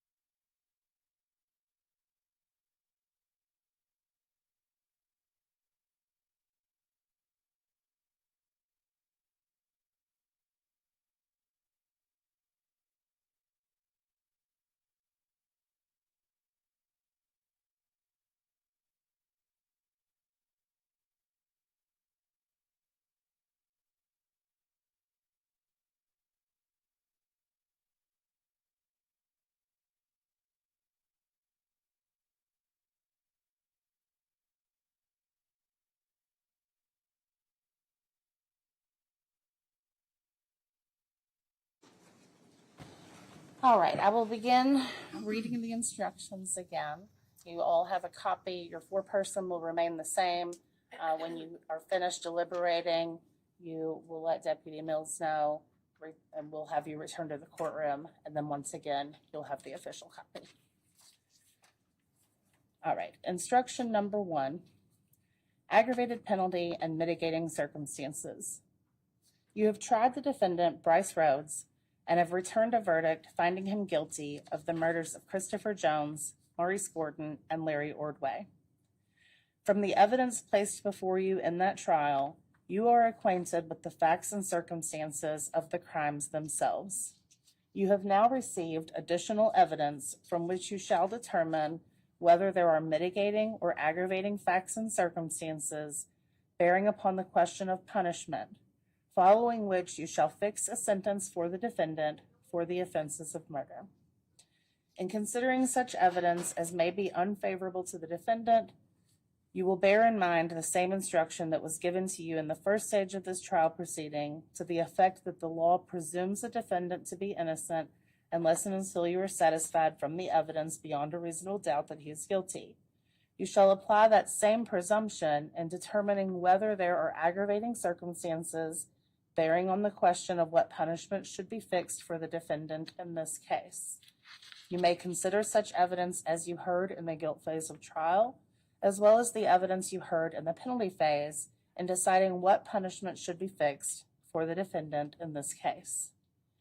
Mitigating circumstances are any facts or factors about Brice Rhodes, the crime, or the case which do not justify or excuse the offense, but which, in fairness and mercy, lessen or reduce his responsibility or moral culpability for the crime, or which demonstrate that he is someone whose past or present circumstances indicate that he should receive a penalty other than life without the possibility of parole or life without the possibility of parole for 25 years.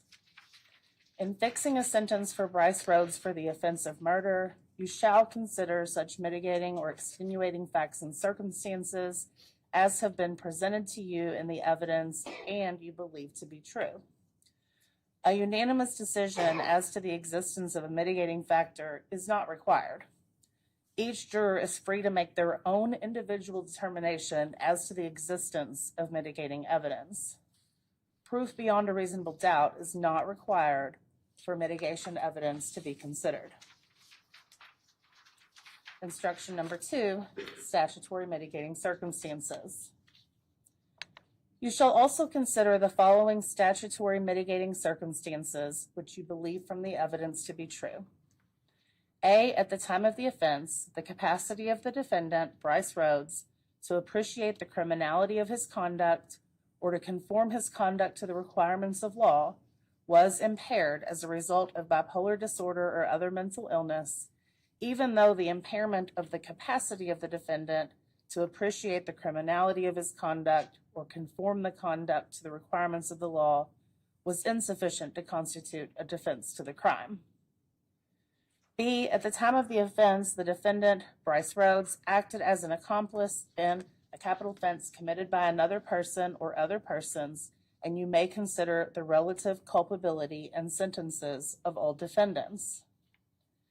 C, at the time of the offense, the capacity of the defendant, Brice Rhodes, to appreciate the criminality of his conduct or conform his conduct to the requirements of law was impaired as a result of intellectual disability, even though the impairment of the capacity of the defendant to appreciate the criminality of his conduct or conform the conduct to the requirements of the law was insufficient to constitute a defense to the crime.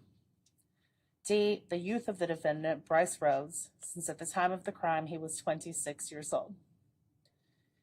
E, any other circumstance or circumstances arising from the evidence which you, the jury, or any of you individually found to be a mitigating factor or a factor in support of leniency. Instruction number 3, aggravating circumstance. In fixing a sentence for the defendant, Brice Rhodes, for the offense of the murder of Christopher Jones, Maurice Gordon, and Larry Ordway, you shall consider, if you believe it to be true from the evidence beyond a reasonable doubt, the fact that the defendant committed the offenses of murder intentionally and that offense resulted in multiple deaths. Instruction number 4, fear or prejudice not to influence decision. In reaching your decision on punishment, you are cautioned that you are not to be influenced by any prejudice or fear of later criticism. Instruction number 5, concurrent versus consecutive. For each count, you shall state whether the sentence you recommend is to run concurrently at the same time or consecutively, one after the other, successively without interruption, or a combination thereof, in your discretion. Instruction number 6, probation and parole. Probation. The defendant, Brice Rhodes, will not be eligible for probation under any circumstances in this case. Under a term of years, 20 to 50 years, Brice Rhodes would be eligible for parole after serving 85% of the specified number of years. Life. On a sentence of life, Brice Rhodes could not be considered for parole until he had served 20 years of parole eligibility. Life without possibility of parole for 25 years. On a sentence of life without the possibility of parole for 25 years, Brice Rhodes could not even be considered for release on parole until he had served 25 years. Life without possibility of parole. On a sentence to life imprisonment without the possibility of parole, Brice Rhodes will never be considered for parole. Eligibility does not mean parole. Consideration for parole does not mean that it will be granted. On sentences of imprisonment for life or life without the possibility of parole for at least 25 years, Brice Rhodes could be imprisoned until his death. Instruction number 7, authorized sentences. Count 1 as to Christopher Jones. You may fix Brice Rhodes' punishment for the murder of Christopher Jones at confinement in the penitentiary for a specific term of years not less than 20 nor more than 50, or confinement in the penitentiary for life, or confinement in the penitentiary for life without the benefit of probation or parole until he has served a minimum of 25 years, or confinement in the penitentiary for life without the benefit of probation or parole. But you cannot fix his sentence at confinement in the penitentiary for life without the benefit of probation and parole, or at confinement in the penitentiary for life without the benefit of parole until he has served a minimum of 25 years, unless you are satisfied from the evidence beyond a reasonable doubt that the aggravating circumstance listed in instruction number 3 is true in its entirety, in which event you must state in writing, signed by the foreperson, that you find the aggravating circumstance to be true beyond a reasonable doubt. Instruction number 8, authorized sentences as to count 2, Maurice Gordon. You may fix Brice Rhodes' punishment for the murder of Maurice Gordon at confinement in the penitentiary for a specific term of years not less than 20 nor more than 50 years, or confinement in the penitentiary for life, or confinement in the penitentiary for life without the benefit of probation and parole until he has served a minimum of 25 years, or confinement in the penitentiary for life without the benefit of probation and parole. But you cannot fix a sentence at confinement in the penitentiary for life without the benefit of probation or parole, or at confinement in the penitentiary for life without the benefit of parole until he has served a minimum of 25 years, unless you are satisfied from the evidence beyond a reasonable doubt that the aggravating circumstance listed in instruction number 3 is true in its entirety, in which event you must state in writing, signed by the foreperson, that you find the aggravating circumstance to be true beyond a reasonable doubt. Instruction number 9, authorized sentence, count 3, Larry Ordway. You may fix Brice Rhodes' punishment for the murder of Larry Ordway at confinement in the penitentiary for a specific term of years not less than 20 nor more than 50, or confinement in the penitentiary for life, or confinement in the penitentiary for life without the benefit of probation or parole until he has served a minimum of 25 years, or confinement in the penitentiary for life without the benefit of probation or parole. But you cannot fix his sentence at confinement in the penitentiary for life without the benefit of probation and parole, or at confinement in the penitentiary for life without the benefit of parole until he has served a minimum of 25 years, unless you are satisfied from the evidence beyond a reasonable doubt that the aggravating circumstance listed in instruction number 3 is true in its entirety, in which event you must state in writing, signed by the foreperson, that you find the aggravating circumstance to be true beyond a reasonable doubt. Instruction 10, authorized sentences, count 4, tampering with physical evidence. You may fix Brice Rhodes' punishment for tampering with physical evidence at confinement in the penitentiary for a term of years not less than 1 year nor more than 5 years. Instruction number 11, authorized sentences, count 5, abuse of a corpse, Maurice Gordon. You may fix Brice Rhodes' punishment for abuse of a corpse at confinement in the penitentiary for a term of days not to exceed 365 days.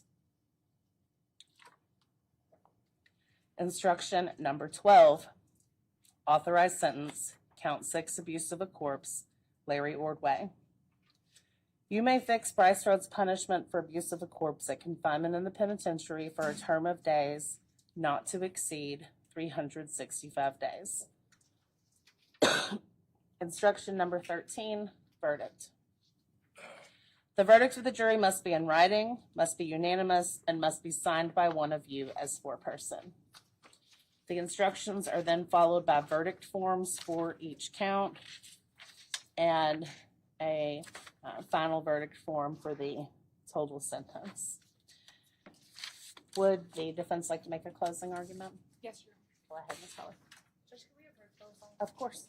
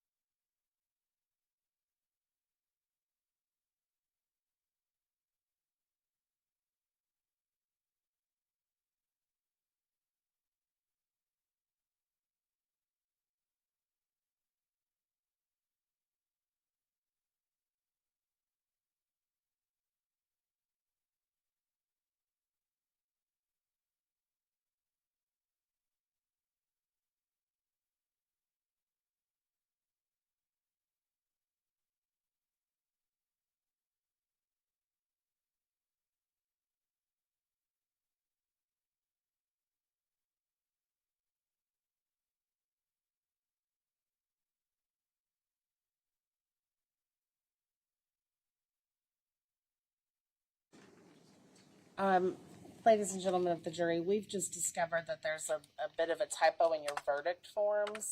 So what I'm going to do is simply reprint those pages and give it to our foreperson. So you will have the copy with the proper verdict forms, okay?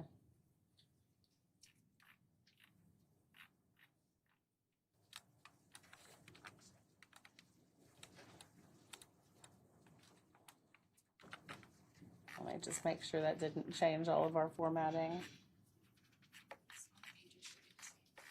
Yes, the page numbers are exactly the same. Okay, so this is pages 10 through 16.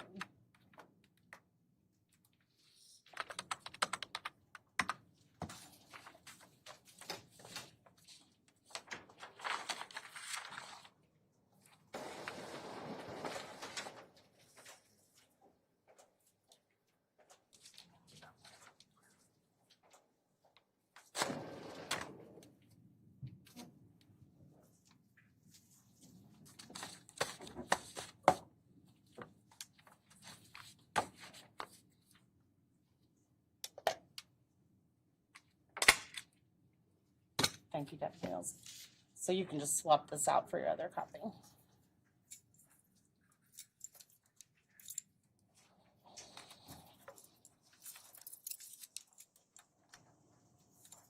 All right, you may proceed. Thank you.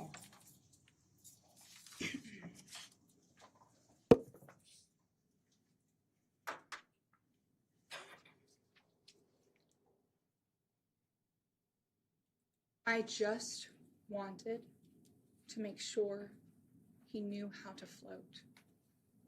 Anna, Brice's stepmother, told you yesterday about teaching Brice how to float. She wasn't trying to make Brice swim team captain. She was simply trying to make sure that he knew how to float. And we don't let the people that we love drown. I was swim team captain when I was in high school. And I was also a lifeguard for 6 years. And I agree with Anna that it is very important that we teach our children how to float. In the 6 years that I lifeguarded, I was very fortunate that I only had one jump-in rescue. And I remember it very vividly.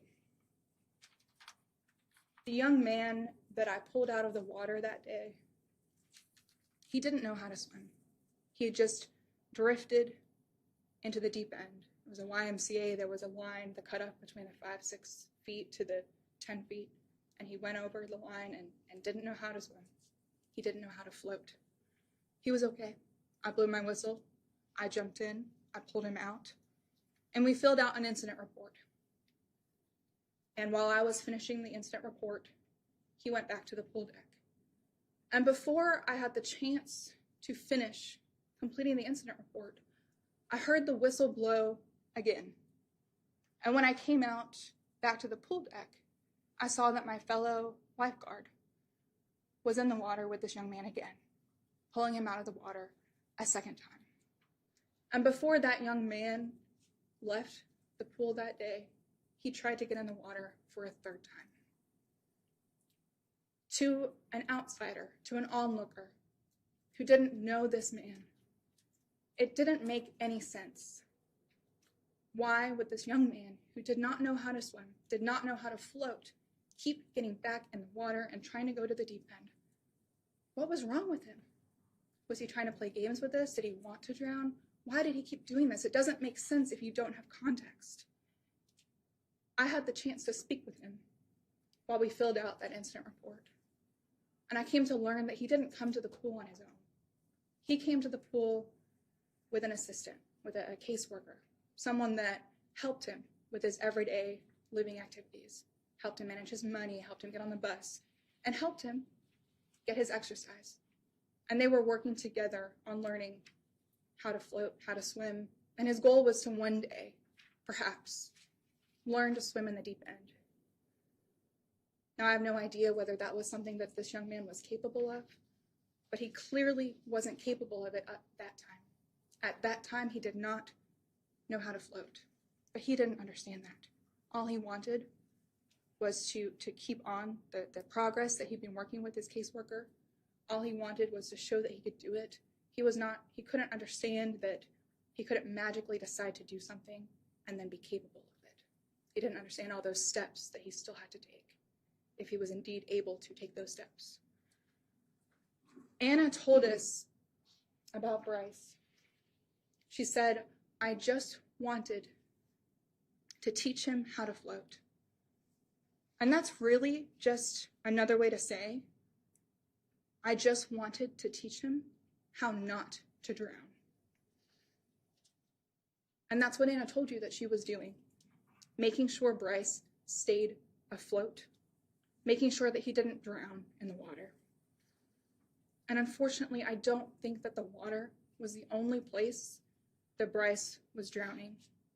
I think from the evidence that you've heard over the last 2 days, yesterday and today, that from a very young age, Brice has been drowning. He's been trying to stay afloat. He's not been trying to swim. He's not been trying to reach the deep end. He's been just trying to stay afloat.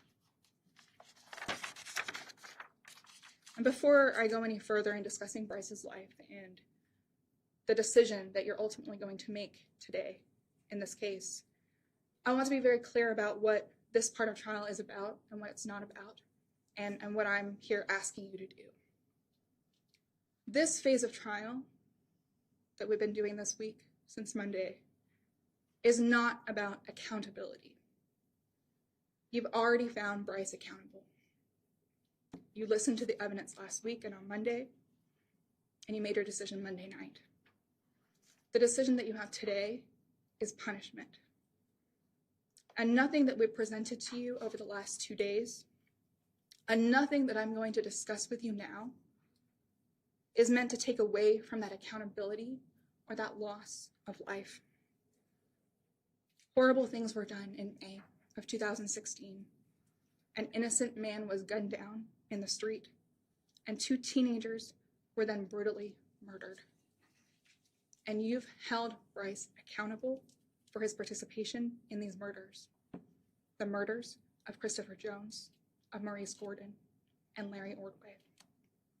You've heard from their family members, those who have lost their loved ones, and I'm going to leave it to the state to discuss that loss, because that's their place. The state now wants you to lock Brice up. They want you to lock him up and throw away the key. And they want you to be angry. I want you to think about how many decisions you've made out of anger, and about how many of those decisions that you've later come to regret. Why? Why do we pause? Why do we stop? Why do we take a breath? Because when we act out of hate and anger, we lose empathy. We lose our heart. So when someone's life, Brice's life, his life and his freedom is at stake, I'm asking you to do something different, something difficult, something that may be uncomfortable. I'm asking you to hold on to your empathy and your heart, because no matter what Brice did on his worst days, Brice is still a human being. And so I'm asking you to make a rational decision. I'm not asking you to let him walk out of the courtroom today. I couldn't, even if I wanted to. That's not an option available to you. I'm not asking you to give him a total sentence of any specific term of years. Let's not forget that there is now no small sentence available to Brice now. The minimum available to you to punish Brice is 20 years on each count. And 20 years is a long time. But I'm not asking you for 20 years. I'm asking you to give Brice a chance at parole. I'm asking you not to give him life without the possibility of parole. I'm asking you to keep empathy and your heart close at hand when you decide what punishment to give him. And I'm asking you to have just a little bit of hope for Brice. Hope that with medication, he can overcome the symptoms of his mental illness, his bipolar disorder. Hope that with therapy and the help and support of his loved ones, like Anna, that he can learn how to manage his emotions, to regulate himself in times of stress, and manage to live in this world with his mental illness and his intellectual disability. Hope that with the passage of time, the passage of at least 20 years, that he will change. And that he will change because he will have something to work towards. Something to make him work and work hard on his own rehabilitation. A chance, just a spark of hope, a parole one day. Never a guarantee. Just a simple spark of hope, a reason to think, to reflect, and to work hard on who he wants to be.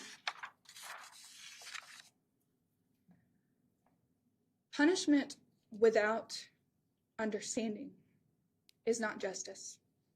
It is vengeance. And all I'm asking you to do today is to give Brice consideration. I'm asking you to grant him mercy. I'm asking you to give him hope. Until today, since 2016, the weight of his life and what happens to him has been in the hands of legal teams of the state and the defense. But at the end of these closing arguments, that weight will be passed to you. And it is a heavy weight, I know. We've carried it for a long time now. And so while I won't talk for too long today, I do need to make sure that I've passed along what we would like you to know about Brice, and make sure that you know what you can take into consideration when you make your individual decisions. I want you to take your time with that decision and not to feel pressured to reach a verdict, to take your time, to carefully weigh the evidence that's been presented to you. Brice's future, his life is at stake. And I want you to carefully weigh all of the evidence that's been presented to you last week and this week. I understand that the state wants to punish Brice, but I want to make sure that that punishment is one of justice, not one of vengeance. And it isn't an easy task. And the law does require you to make a few more considerations before you return a verdict as to his punishment. And you've sworn an oath to follow that law, to consider all of the evidence that's been presented to you, to consider the full range of penalty. You're required to consider the minimum just as much as you're required to consider the maximum. The law tells you in your jury instructions on page 4, instruction number 4, that your vote as to penalty, as to punishment, cannot be out of prejudice or fear of later prejudice or later criticism. Your vote cannot be based on what everyone out there thinks. It is your individual moral decision, not anyone else's. And I'm asking you to vote for a chance, for hope, and for an ounce of mercy. I'm asking you to vote from your heart, from your own moral compass. And I'm asking you to be willing to do what is uncomfortable. And the law may require you to not fear criticism and what everyone else out there thinks, and that's not easy, to set that aside. But it is what is required of you today. Giving Brice a chance at parole is the right choice in this case. It might be an uncomfortable choice, but it is the right choice. And it is the right choice based on Brice's intellectual disability, on his bipolar disorder, and the overwhelming amount of trauma and abuse that flooded his upbringing.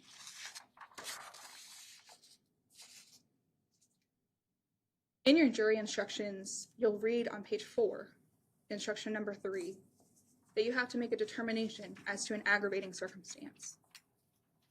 Even if you make this finding, even if you find this aggravating circumstance, there is no automatic penalty. You may still fix his punishment at a sentence of 20 to 50 years at life without the possibility of parole for for 25 years, or life without the possibility of parole at all. You are also required to consider any mitigating or extenuating facts and circumstances that have been presented to you in evidence and that you believe to be true.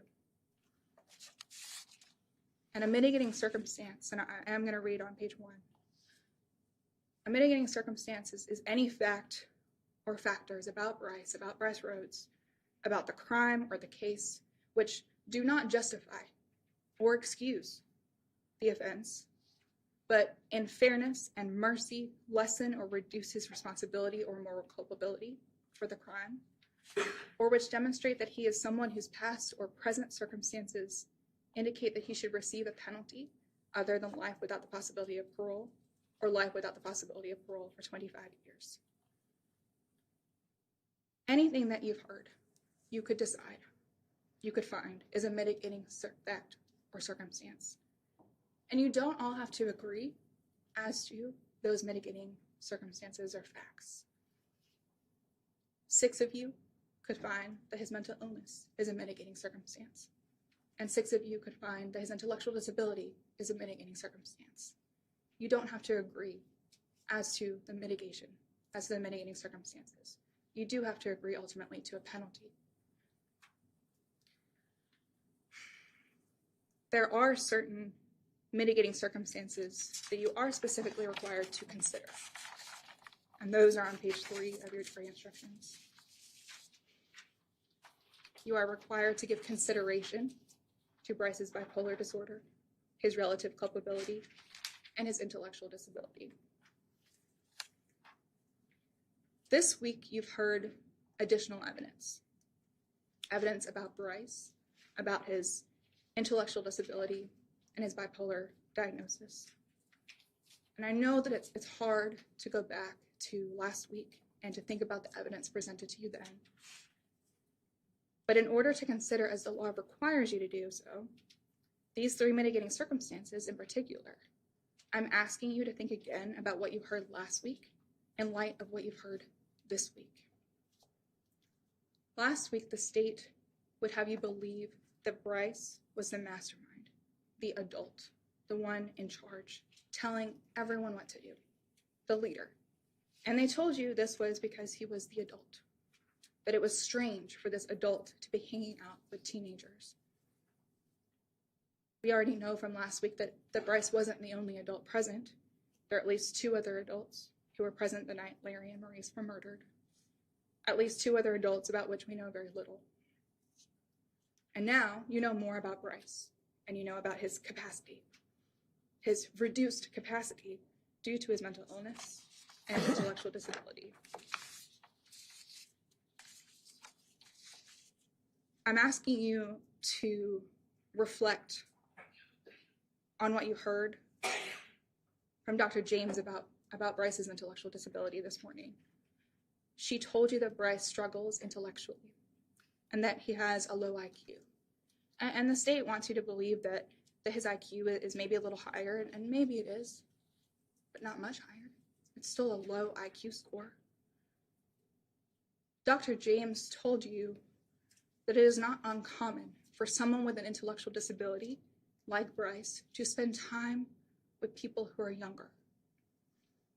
It makes sense. We like to surround ourselves with people that are perhaps of similar functioning. We know that Brice doesn't like to be embarrassed or do things that he isn't good at or that he's afraid of. It makes sense that he would want to surround himself with people that he could perhaps keep up with teenagers, people he could maybe feel equal to, not behind. Brice struggles with thinking. We know he struggled with school, with his homework, and with basic tasks. Anna told you yesterday about her experience struggling with Brice, or with Brice struggling from a parent's perspective. And Dr. James today told you that not only does Brice struggle intellectually, but he struggles with what she calls adaptive functioning, his ability to function and do day-to-day, everyday tasks. And Dr. James conducted an in-person assessment with Brice's biological mother, LaShawna, who was with Brice throughout most of his childhood. Dr. James reviewed documents from Brice's childhood and memorandums from his family members, and she found that he had severe deficits in the areas of communication, functional academics, the social arena, and self-direction. Brice struggles in just about every area of life. Brice is continually trying to stay above water, to not drown, to simply function in everyday life. It's harder for Brice than it is for most of us. And on top of that, he has a mood disorder, a bipolar disorder. And you heard that from Dr. James as well.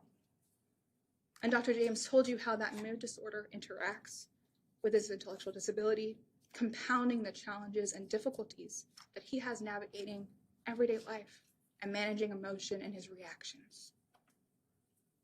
You've held Brice accountable for his actions in May of 2016, and I'm not asking you to rethink that decision.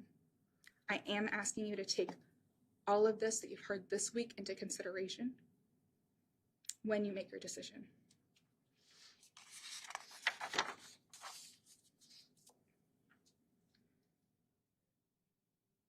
You can take into consideration in your decision the plea deals that are in evidence, and you can still review those if you'd like to, and I encourage you to do so if you want to see them again.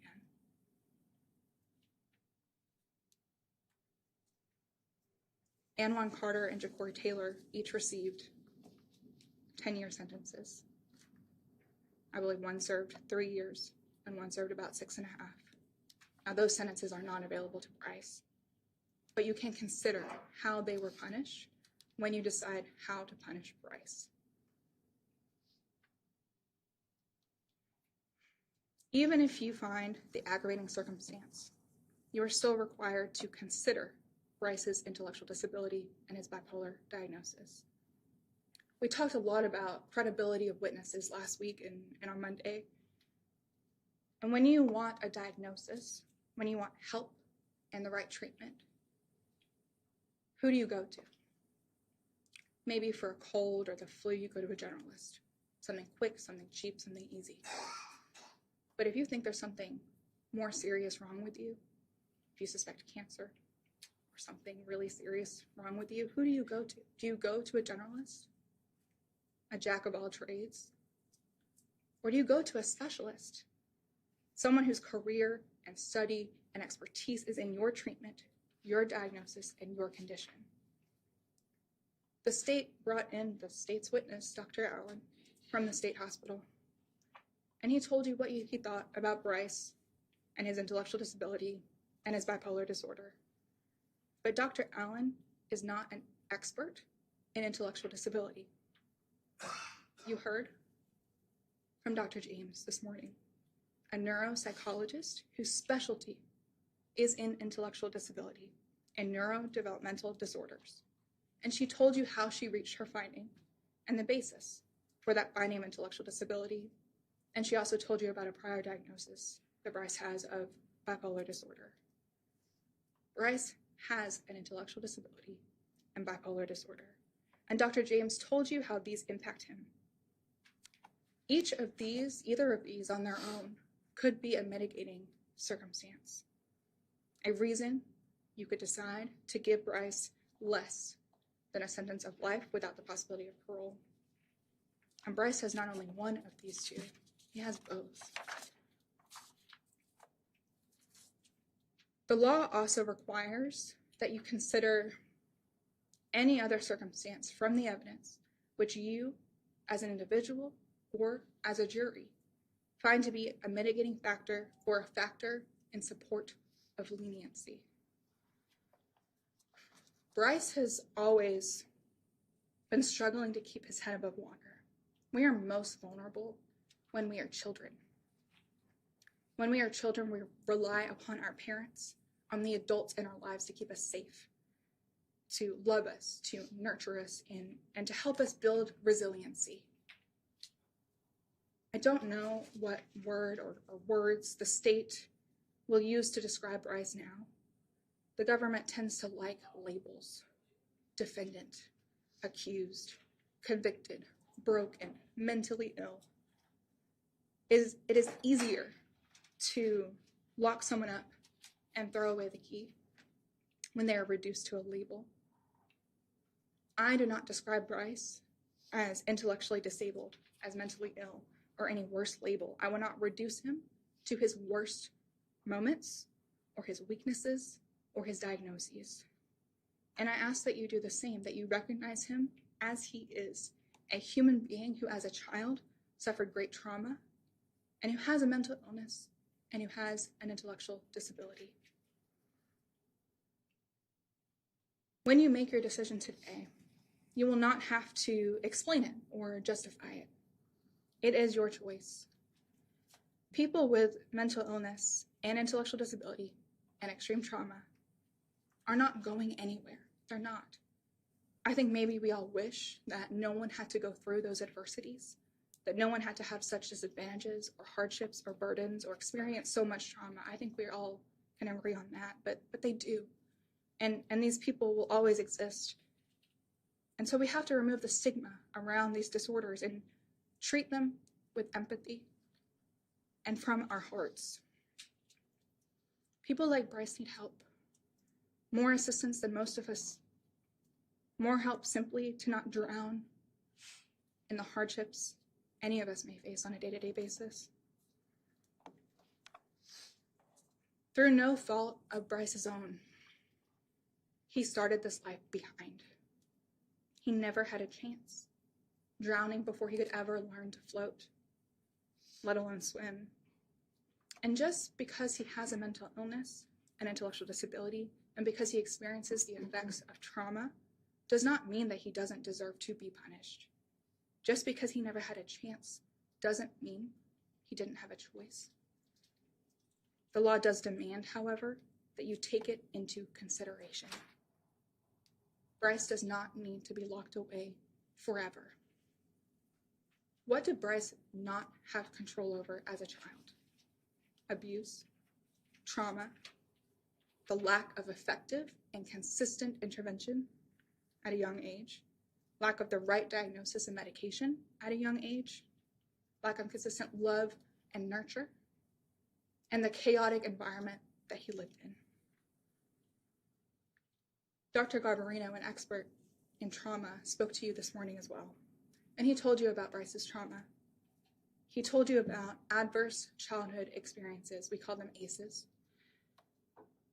These are experiences that many of us may have one or two of, and he told you that. But he also told you that 1 in 100 people have a score of 7 or more, and that only 1 in 1,000 has a score of 8, 9, or 10. And he told you Brice's score. Brice has a score of 8 adverse childhood experiences. So when I say that Brice never had a chance, when I say Brice started from behind, and when I say that Brice has been just barely managing to not drown, or perhaps has been drowning, that is why.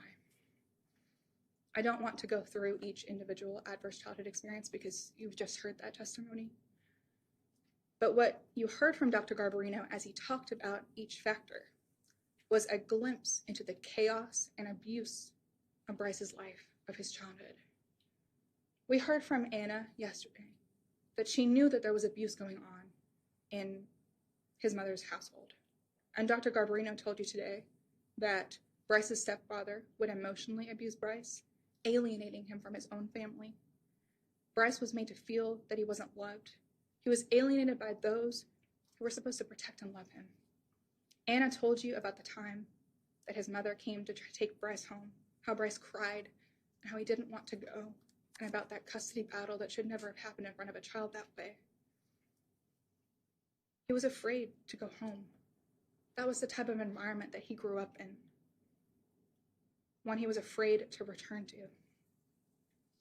He was punished with physical violence. And his stepfather physically abused his mother. And because Brice's mother was in an abusive relationship, dealing with her own very violent trauma and survival, Brice was left unprotected to observe the brutal violence committed by his stepfather against her. He saw him cut his mother's hair off, you heard that today, drag her and smash her face. That's something none of us want any child to ever have to witness. Brice witnessed this experience and much more. And so his development was stunted, it was changed. He was developmentally crushed by the adversity and trauma that he experienced in his childhood on top of his mental health and intellectual disability. I've asked you to have hope for Brice. And Dr. Garbarino and Dr. James have told you that there is hope. Brice is not a lost cause. He has overwhelming challenges that he's going to have to overcome and decide for himself to overcome. And he cannot do it alone. Dr. Garbarino and Dr. James told you that he does have the capacity for change, the capacity for hope. He needs to be medicated, and he needs therapy, and he needs time. And no matter your decision today, he's going to have access to those 3 things. He can receive medication and therapy in prison, and he's likely going to serve at least 20 years, so he's going to have plenty of time in prison. The time that he needs to work on himself. And he can also receive and be ordered to maintain his medication and his mental health treatment if he is ever granted parole. His stepmother, Anna, will also be there if he's paroled. She told you that. She's been in the mental health profession in this area in Indiana and Louisville for 28 years, and she can help and she wants to help Brice connect with mental health professions in the area. With the resources available to him. And if he fails to do what he is told, his parole can be revoked and he can be sent back. And if he doesn't try in the first place, if he doesn't try medication, if he doesn't try therapy, if he doesn't try the programming that's available to him in the Department of Corrections, if he doesn't apply himself, he may never be paroled. Which is why I'm asking you to give him that chance, that hope to work towards. Give him a purpose to work towards, to keep him on track. He has a lot to overcome, and it may seem insurmountable to you. It may feel easy to give up on Brice and to do as the state asks you, to throw away the key. But I'm asking you not to. And the law does require you to consider all of the evidence from all of the witnesses and to take into consideration Brice's mental illness, his intellectual disability, his relative culpability, his trauma, and anything else from the evidence presented to you that in your empathy and your whole heart you find cause for leniency. I want to end by taking us back to what Anna told us about Brice's brother. Brice's brother came to their family at about the same time that Brice himself did. And his brother also struggled with school. She told us that he had behavioral outbursts as well. Anna wanted both Brice and his brother to stay with them, to attend a good school with good resources, to be assessed and to receive help at school, to be loved and nurtured, and above all else, safe. We know that when Brice was with Anna, he came out of his shell. He let down his guard.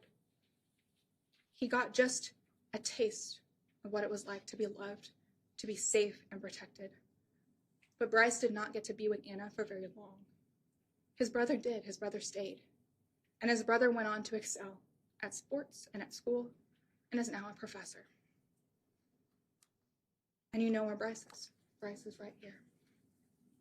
Sitting here today, his fate in your hands. With love, with intervention, with treatment and consistency, Brice's brother was able to find resiliency and eventually stability that led to his success.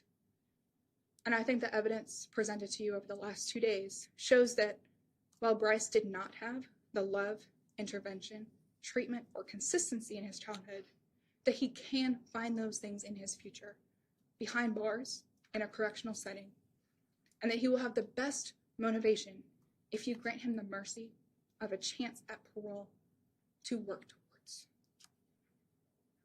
On Monday, you didn't have the opportunity to know Brice, to take into consideration his life and his mental health. Just as any onlooker at the pool that day at the YMCA when I had my first rescue, just as any onlooker did not have the opportunity to understand the young man that I pulled out of the pool and then got back in the water 2 more times. You did not on Monday have the opportunity to understand Brice. I mean, you now had an opportunity. You know more about who Brice is.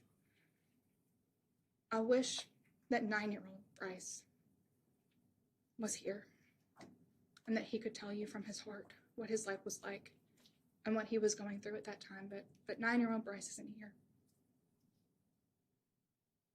And we can't save 9-year-old Brice. But there is something that we can do, because I think Brice is still drowning. And it may take some time for him to learn to float again. But I ask you to give him that chance to show that he can change. I'm asking you to give him a chance at parole, a chance at life, a chance at hope.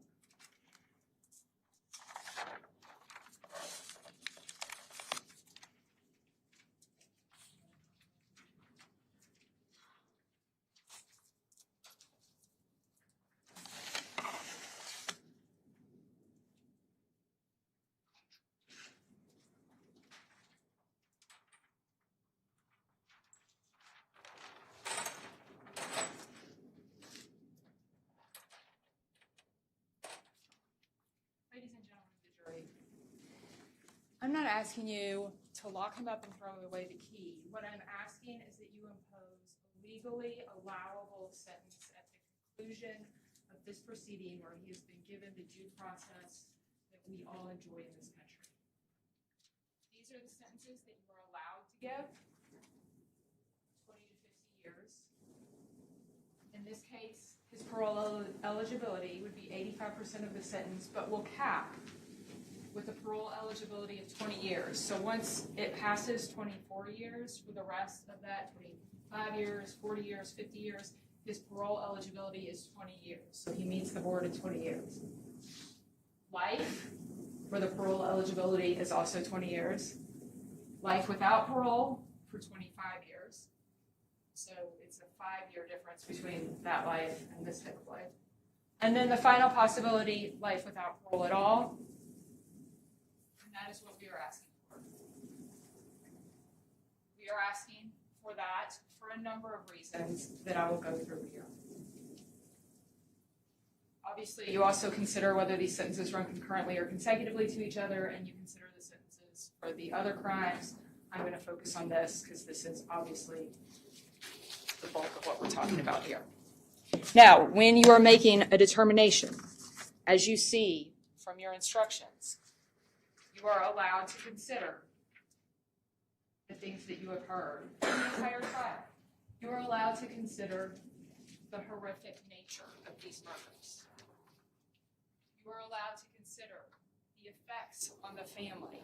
You are allowed to consider Christopher Jones, father of 3, grandfather of a granddaughter that he never got to meet, beloved brother. You're allowed to consider Larry and Maurice, sons, grandsons, brothers. They have a little sister they never met named Larissa, for Larry and Maurice. Their lives cut so tragically short. You can consider all that. And yes, you can consider the mitigating factors if you believe them to be true. Now, one of them listed here is that at the time of the offense, the capacity of the defendant to appreciate the criminality of his conduct or conform his conduct to the requirements of the law was impaired as the result of bipolar disorder or other mental illness, and you heard from Dr. Allen that that was not true. And Dr. Allen is an expert, just not in the administration of IQ tests, but none of the people you heard from today administered IQ tests to the defendant. Dr. Allen, as opposed to the other 2 experts, did have the opportunity to observe the defendant, to speak with the defendant. And he concluded that to the extent that the defendant had bipolar disorder at all, if that was even true, he was not actively suffering from it at the time of these murders. He was not impelled by bipolar disorder to commit these murders. He was not in a manic episode. He saw the interview that occurred 2 days later. You saw the interview as well. And Dr. Allen told you that mania is apparent to even a casual observer. And you could tell from your own observation of that interview that he was not excited. He was not suffering from some compelled need to speak. He was calm. He was answering questions as you would expect somebody in an interview to answer. So you can consider this. I would ask you to consider the veracity of it and find that it is not true based on Dr. Allen's testimony. The same for C. I'll skip to C, and that is that an intellectual disability caused him to be unable to appreciate the criminality of his conduct or conform his conduct to the requirement of the law. Now, there's no doubt that there's some intellectual challenges here. The experts disagree on the severity of those. You've heard that it's hard to get an actual read because of his lack of effort. The IQ test, the earliest one, when he was 10 years old, showed an IQ of 90. The flood effect for 86, taking him into the low average range. And Dr. Allen told you you can't fake up, which indicates that 90 down with a range down to 86 would be a more accurate representation because that is the highest one. And that is before he had motivations. And all the subsequent tests, they were things like trying to get disability benefits, or when he was 16 and in school, or when he was facing criminal charges. So he had reasons to put in less than full effort on those tests. But regardless of what his level of intellectual talent is, he still had the capacity to appreciate that this conduct was wrong. He still had the ability to make different choices about this conduct. And so, based on what Dr. Allen told you, I would ask you to cross out C as being untrue as well. Now to return to B. At the time of the offense, the defense acted as an accomplice in a capital offense committed by another person. He was the one that was directing these crimes. They were the accomplices to him. Sure, take into consideration their sentences. They each got 10 years. Ja'Cory served until he was paroled. Anwan, at his 18th birthday, was placed on probation, and we'll see what happens down the road from that. But this total sentences were 10 years on charges of facilitation of murder. So that's 10 years for being forced by Brice Rhodes to take a knife and stab people that he had already killed. Yeah, they should have said no. They should have banded together, tried to get out of this situation. They should have, when he left them there to clean, run out onto Brownsboro Road and flag down a car and ask that driver to call 911. They didn't, and they're paying a price for it. But if they want you to consider those charges, those sentences relative to what he should get, 10 years for being forced to make 2 or 3 stab wounds, what does he get for 21 stab wounds for Larry? 8+ for Maurice, shooting Christopher Jones. A lot more than those boys got. D is the youth of the defendant, if you consider 26 to be young in this context. Any other circumstances? You've heard about his childhood. This, I believe, cuts both ways. No child should have to see his mother be the victim of a domestic violence situation. That's awful that that happened. And that's probably why we see some domestic violence charges in his history. That explains that. But also, there were parts of his childhood that he could have turned to make different choices. He had a loving stepmother. Sounds like his father was very involved. Not all children get trips to Disney World and get read Harry Potter at night. So I don't know how you choose to weigh that. A lot of what we know from these last 2 days come from reports about what happened. For instance, we've heard no direct testimony of what exactly was going on with his mom. We've heard what his stepmother told the interviewers was happening with his mom. So weigh that how you will. And again, I'm not saying that there wasn't trauma in his childhood.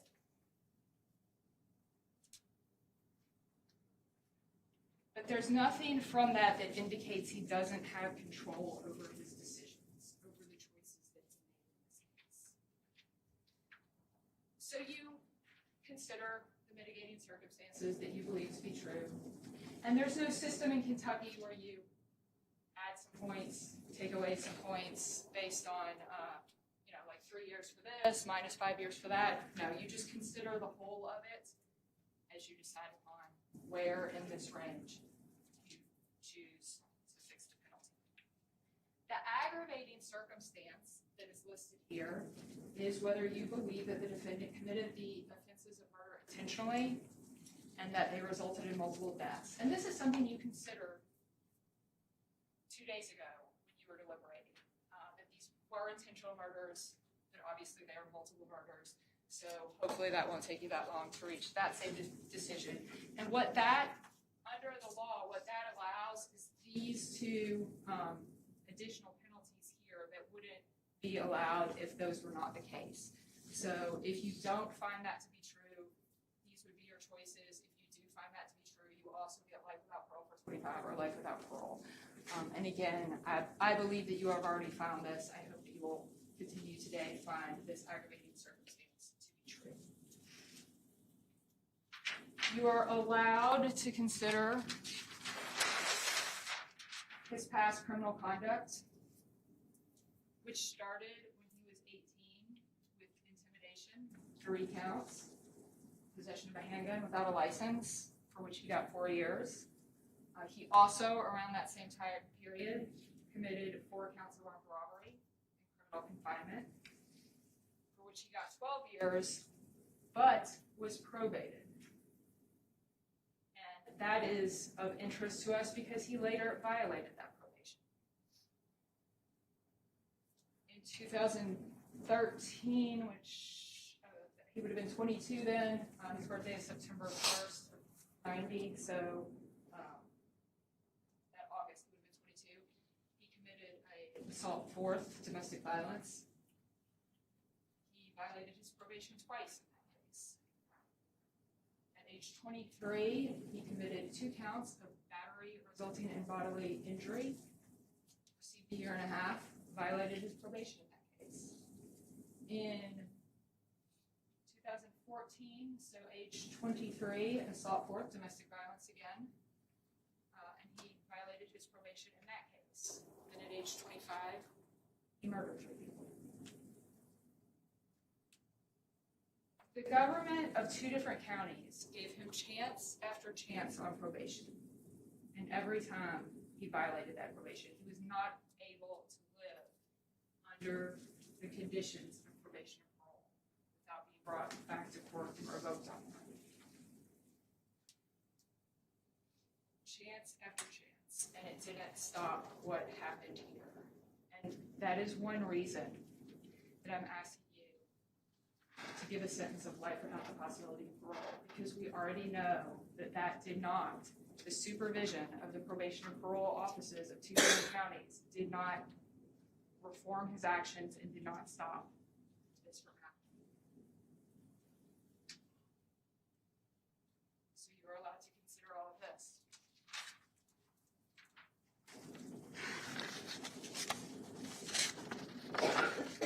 So then you just go through the instructions just like you did on Monday. They're all listed here. Verdict form number 1. You pick if you do or do not find the aggravated circumstance of intentional multiple murders.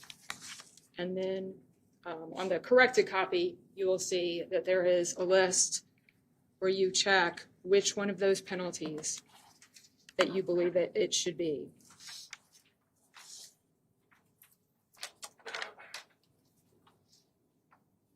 I don't know how a family processes the loss of any loved one to violence. I'm sure you never fully get over it. But at least the family of Christopher Jones can say to themselves, at least it was quick. The last thing, if he was still conscious, the last thing he heard was Officer Franklin saying, "Hang in there, buddy." The last thing he felt was Officer Franklin holding his hand. The families of Larry and Maurice had no such peace. Their deaths were not quick. They were not quick in anyone's hand. They each died alone and betrayed by people they trusted. They each died knowing the other was somewhere in that room and not knowing what would happen to the other. They each died horrific deaths. And I do not think that the Wren family, the Ordway family, should ever have to go to sleep at night not knowing where Brice Rhodes is. There are multiple reasons for the prison system. Rehabilitation is one.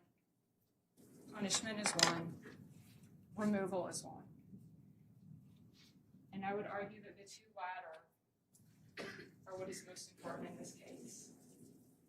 I don't want you to punish out of passion or anger, but out of justice for what he did to these 3 people and to their whole families. And I ask you to remove him possibility of parole, so that they never have to worry about this again.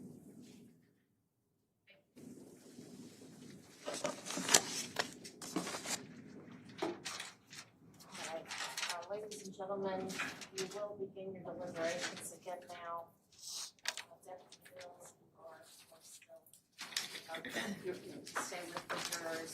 Same thing as last time. If you have any questions or anything that you need to report, just knock on the door and give Deputy Mills a note. Otherwise, just let him know when you have finished deliberating.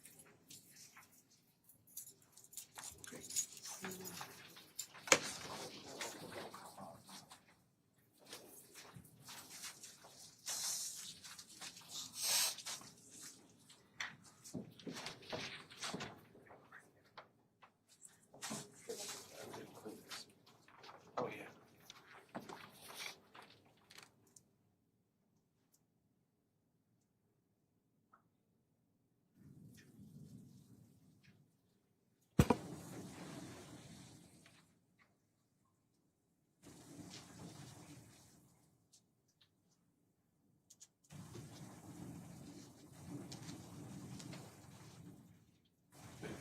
Thank you.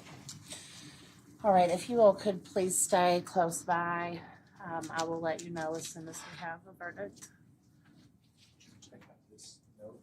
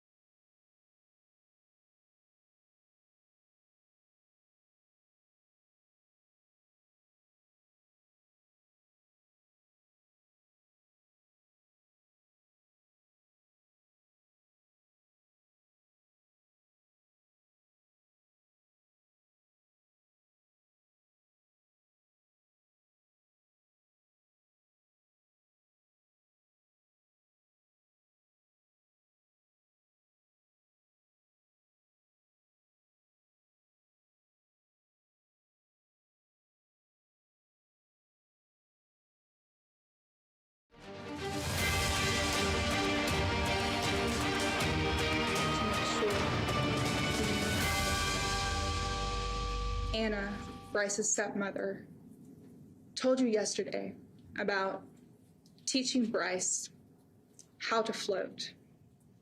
She wasn't trying to make Brice swim team captain. She was simply trying to make sure that he knew how to float. And we don't let the people that we love drown.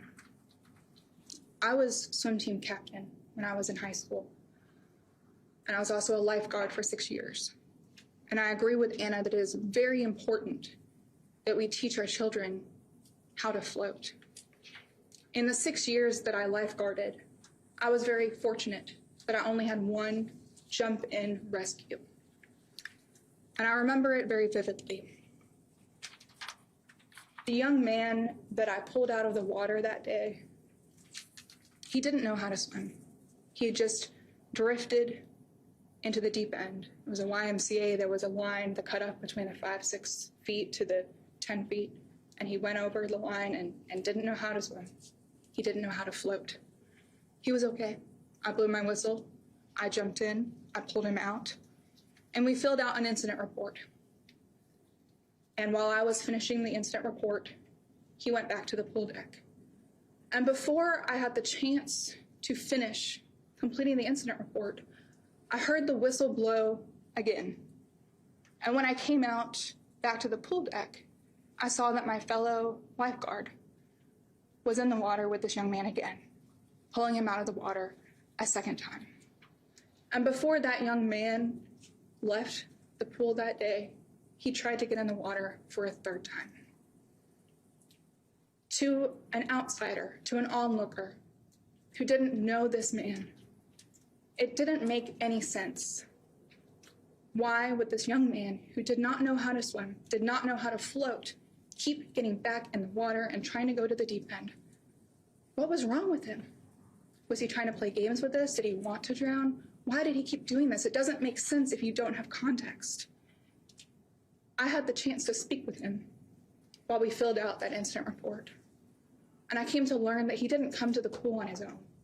He came to the pool with an assistant, with a caseworker, someone that helped him with his everyday living activities, helped him manage his money, helped him get on the bus, and helped him get his exercise. And they were working together on learning how to float, how to swim, and his goal was to one day, perhaps, learn to swim in the deep end. Now, I have no idea whether that was something that this young man was capable of, but he clearly wasn't capable of it at that time. At that time, he did not know how to float, but he didn't understand that. All he wanted was to keep on the progress that he'd been working with his caseworker. All he wanted was to show that he could do it. He couldn't understand that he couldn't magically decide to do something and then be capable of it. He didn't understand all those steps that he still had to take if he was indeed able to take those steps. Anna told us about Brice. She said, I just wanted to teach him how to float. And that's really just another way to say, I just wanted to teach him how not to drown.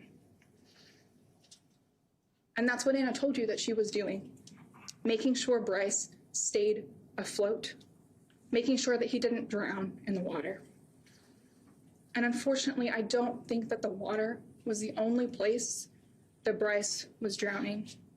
I think from the evidence that you've heard over the last 2 days, yesterday and today, that from a very young age, Brice has been drowning. He's been trying to stay afloat. He's not been trying to swim. He's not been trying to reach the deep end. He's been just trying to stay afloat. And before I go any further in discussing Brice's life and the decision that you're ultimately going to make today in this case, I want to be very clear about what this part of trial is about and what it's not about, and what I'm here asking you to do. This phase of trial that we've been doing this week since Monday is not about accountability. You've already found Brice accountable. You listened to the evidence last week and on Monday, and you made your decision Monday night. the decision that you have today is punishment. And nothing that we've presented to you over the last 2 days, and nothing that I'm going to discuss with you now, is meant to take away from that accountability or that loss of life. Horrible things were done in May of 2016. An innocent man was gunned down in the street, and 2 teenagers were then brutally murdered. And you've held Brice accountable for his participation in these murders. The murders of Christopher Jones, of Maurice Gordon, and Larry Ordway. You've heard from their family members, those who have lost their loved ones. And I'm going to leave it to the state to discuss that loss, because that's their place. The state now wants you to lock Brice up. They want you to lock him up and throw away the key. And they want you to be angry. I want you to think about how many decisions you've made out of anger, and about how many of those decisions that you've later come to regret. Why? Why do we pause? Why do we stop? Why do we take a breath? Because when we act out of hate and anger, we lose empathy. We lose our heart. So when someone's life, Brice's life, his life and his freedom is at stake, I'm asking you to do something different, something difficult, something that may be uncomfortable. I'm asking you to hold on to your empathy and your heart, because no matter what Brice did on his worst days, Brice is still a human being. And so I'm asking you to make a rational decision. I'm not asking you to let him walk out of the courtroom today. I couldn't, even if I wanted to. That's not an option available to you. I'm not asking you to give him a total sentence of any specific term of years. Let's not forget that there is now no small sentence available to Brice now. The minimum available to you to punish Brice is 20 years on each count.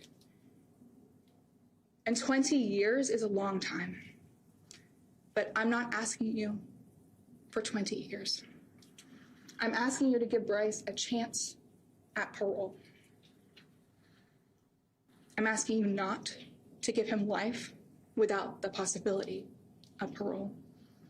I'm asking you to keep empathy and your heart close at hand when you decide what punishment to give him.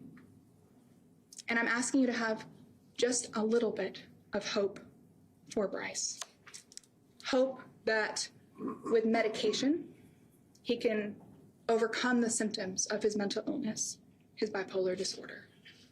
Hope that with therapy and the help and support of his loved ones, like Anna, that he can learn how to manage his emotions, to regulate himself in times of stress, and manage to live in this world with his mental illness and his intellectual disability. Hope that with the passage of time, the passage of at least 20 years, that he will change, and that he will change because he will have something to work towards, something to make him work and work hard on his own rehabilitation. A chance, just a spark of hope, a parole one day. Never a guarantee, just a simple spark of hope, a reason to think, to reflect, and to work hard on who he wants to be.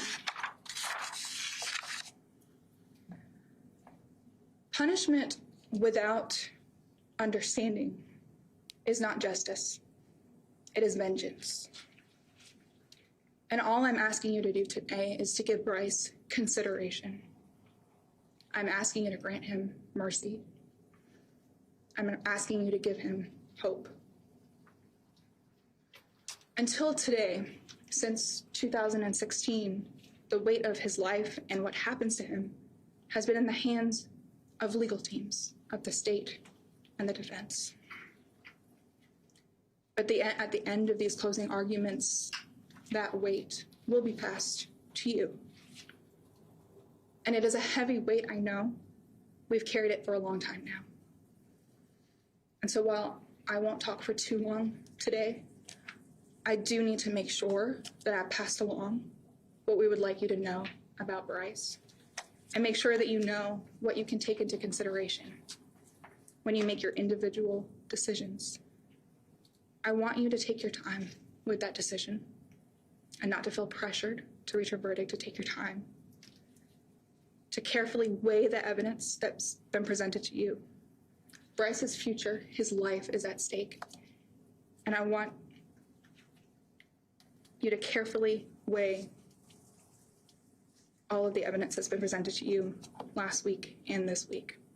I understand that the state wants to punish Brice, but I want to make sure that that punishment is one of justice, not one of vengeance. And it isn't an easy task. And the law does require you to make a few more considerations before you return a verdict as to his punishment. And you've sworn an oath to follow that law, to consider all of the evidence that's been presented to you, to consider the full range of penalty. You're required to consider the minimum just as much as you're required to consider the maximum.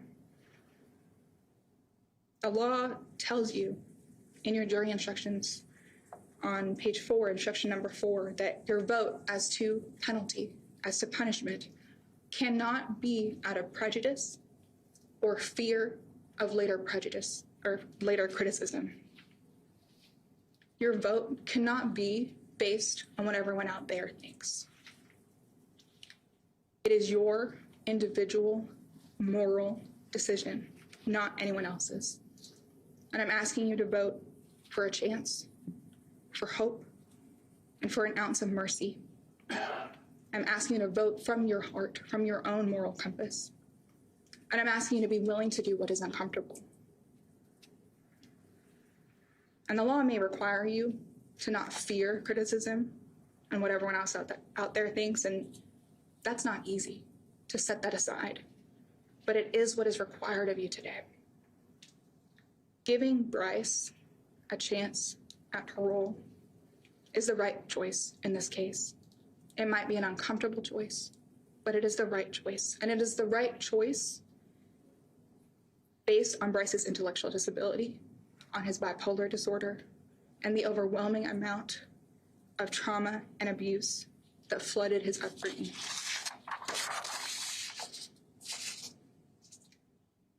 In your jury instructions, you'll read on page 4, instruction number 3, that you have to make a determination as to an aggravating circumstance. Even if you make this finding, even if you find this aggravating circumstance, there is no automatic penalty. You may still fix his punishment at a sentence of 20 to 50 years at life without the possibility of parole for 25 years, or life without the possibility of parole at all. You are also required to consider any mitigating or extenuating facts and circumstances that have been presented to you in evidence and that you believe to be true.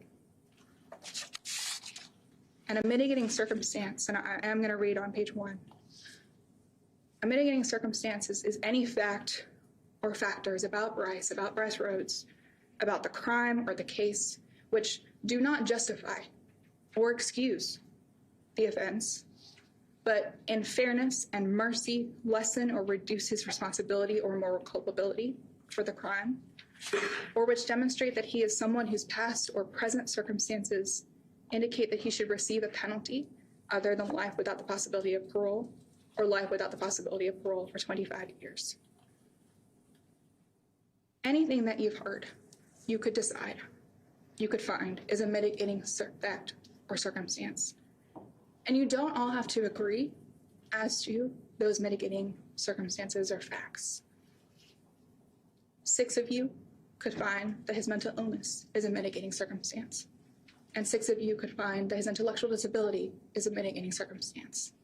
You don't have to agree as to the mitigation, as to the mitigating circumstances. You do have to agree ultimately to a penalty. there are certain mitigating circumstances that you are specifically required to consider. And those are on page 3 of your jury instructions.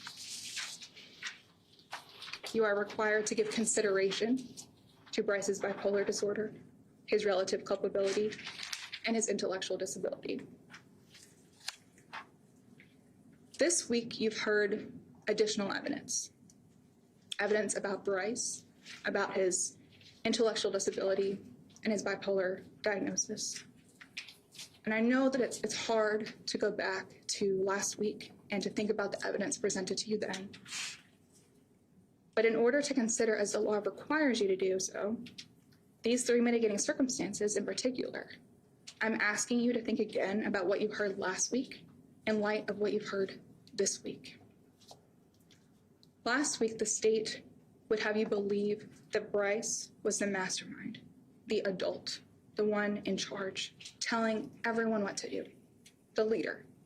And they told you this was because he was the adult, that it was strange for this adult to be hanging out with teenagers. We already know from last week that Brice wasn't the only adult present. There are at least 2 other adults who were present the night Larry and Maurice were murdered. At least 2 other adults about which we know very little. And now you know more about Brice, and you know about his capacity, his reduced capacity due to his mental illness and intellectual disability.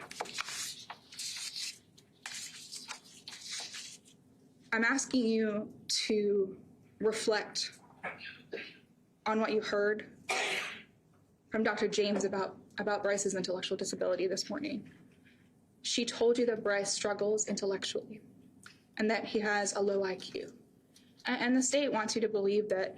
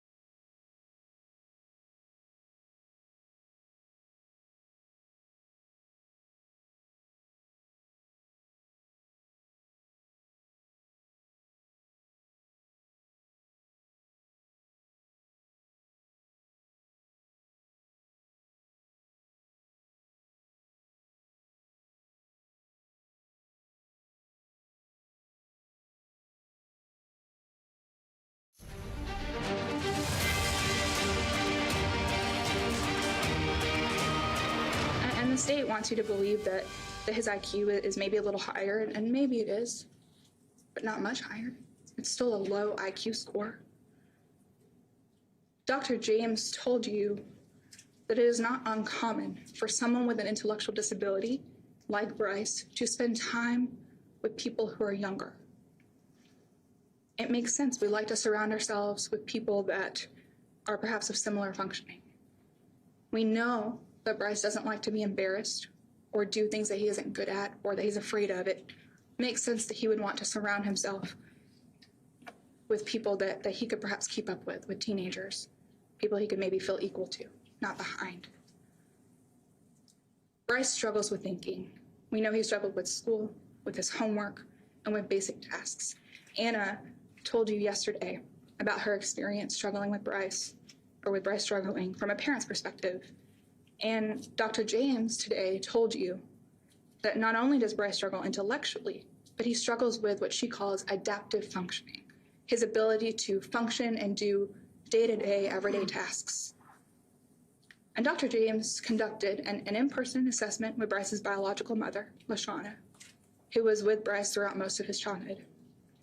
Dr. James reviewed documents from Brice's childhood and memorandums from his family members, and she found that he had severe deficits in the areas of communication, functional academics, the social arena, and self-direction. Brice struggles in just about every area of life. Brice is continually trying to stay above water, to not drown, to simply function in everyday life. It's harder for Brice than it is for most of us. And on top of that, he has a mood disorder, a bipolar disorder. And you heard that from Dr. James as well. And Dr. James told you how that mood disorder interacts with his intellectual disability, compounding the challenges and difficulties that he has navigating everyday life and managing emotion and his reactions. You've held Brice accountable for his actions in May of 2016, and I'm not asking you to rethink that decision. I am asking you to take all of this that you've heard this week into consideration when you make your decision.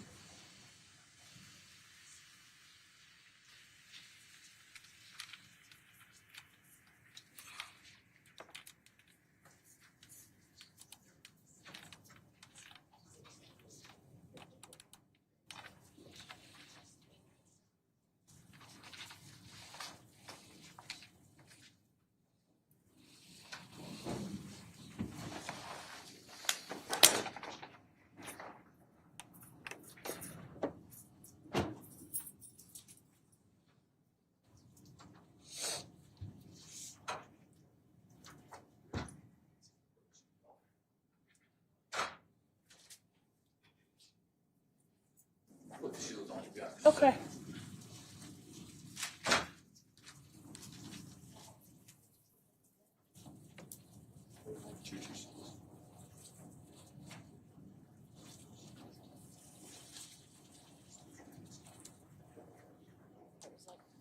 Mike Brown, thank you for the gift. Thank you for the gift. Very thoughtful. Thank you for the gift.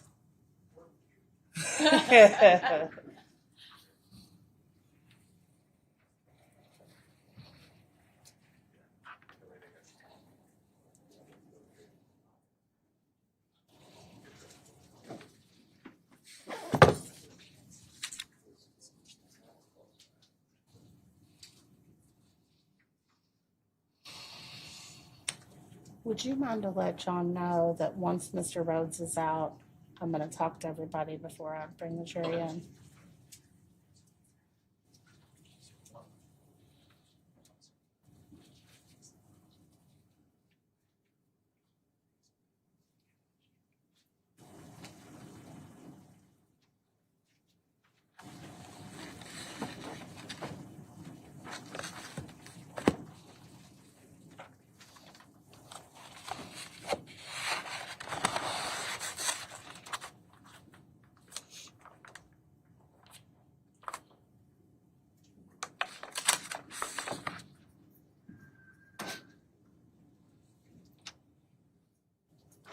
All right, so I understand that we have a verdict from the jury as to sentence.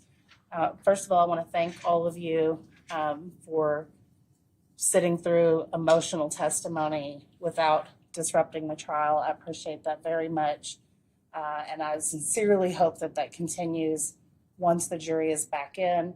Once you leave this courtroom, you are free to have whatever reaction you would like to have. But while in the courtroom, I ask that you not have any reaction to whatever the verdict may be. We're ready. Thank you.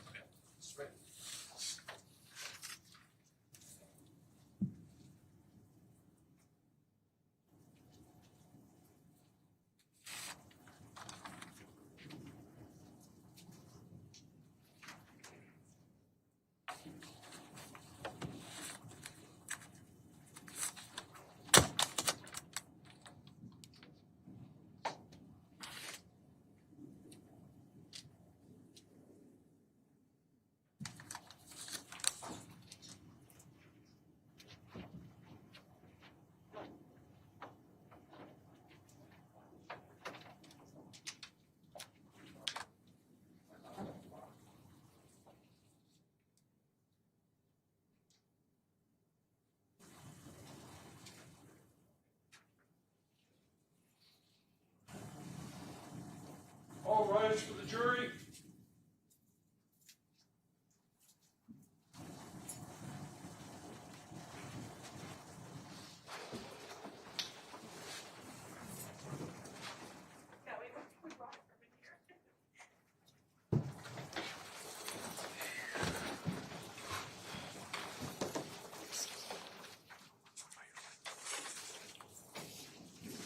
Choose your president, Your Honor.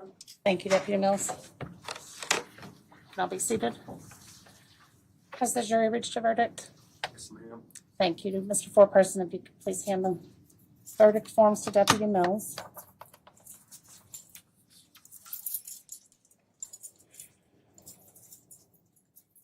Thank you, sir.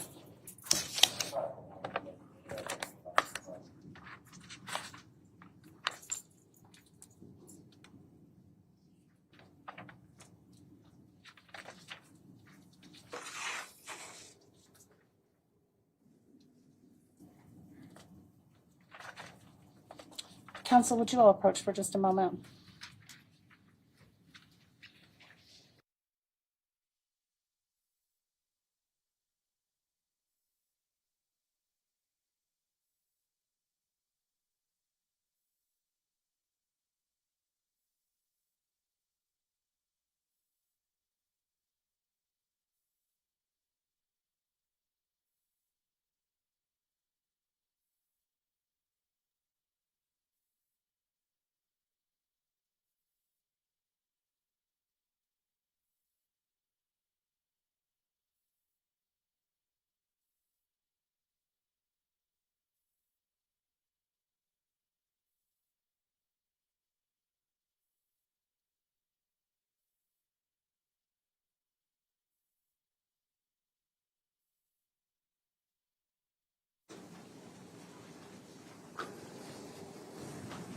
All right.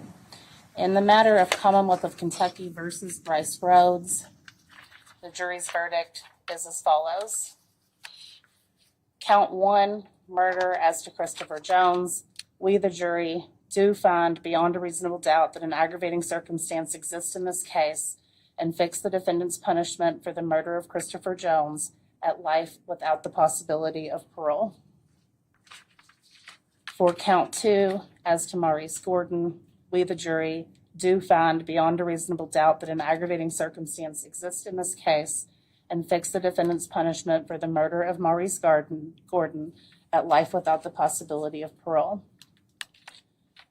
As to count 3, murder Larry Ordway, we, the jury, do find beyond a reasonable doubt that an aggravating circumstance exists in this case and fix the defendant's punishment for the murder of Larry Ordway at life without the possibility of parole.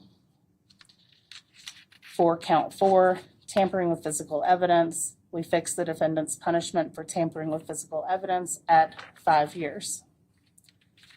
Count 5, abuse of a corpse, Maurice Gordon, we fix the defendant's punishment for abuse of a corpse at 1 year or 365 days. Count 6, abuse of a corpse, Larry Ordway, we fix the defendant's punishment for abuse of a corpse at 1 year or 365 days. We, the jury, further recommend that the punishments fixed for the defendant as set forth above be served as follows. All sentences to be served consecutively, meaning one after the other. It's signed by the foreperson as to all counts. I will now ask each of you if this is your verdict.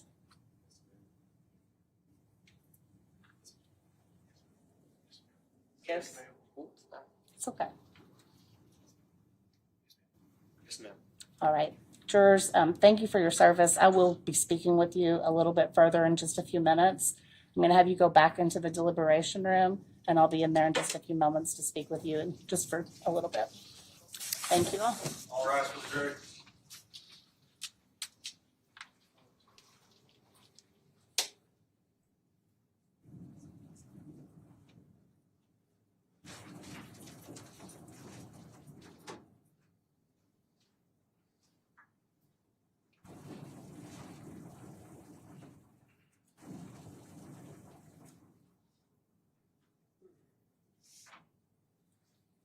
All right, y'all can all be seated. Anyone who wishes to leave now may do so. We need to set a separate date at which the court will have final sentencing. What sort of timetable judges probation and parole on for PSI right now? So ordinarily we would pass 6 to 8 weeks. And I think in this instance, it would be prudent to go into mid to late March if that's acceptable for you all. Yes, Judge. Let me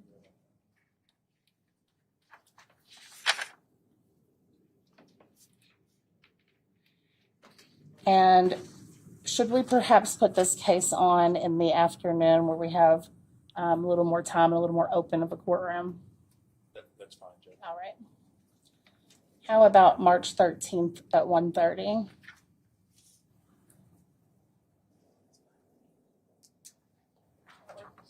Yes, Judge. That works for us, Your Honor. Right.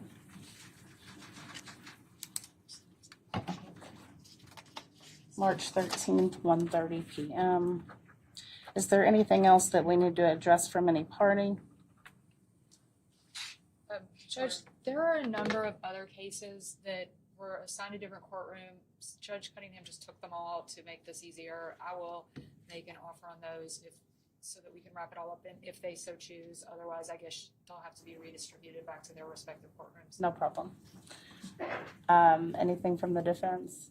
I just wanted to, if we could have those all set on the docket that day as well. That I've already discussed that with the clerk. We will have all of Great. the remaining cases on the docket that day. Mr. Rhodes, I do also want to advise you, although you have very good attorneys, and I'm sure that they have or will discuss this with you as well, but you absolutely have the right to appeal. Just like with this case, if you are unable to hire an attorney for that appeal, then the court will appoint an attorney to represent you. Knowing these lawyers, I'm sure that they will walk you through that and talk with you about that. And we will see you all in March. Thank you. Thank you.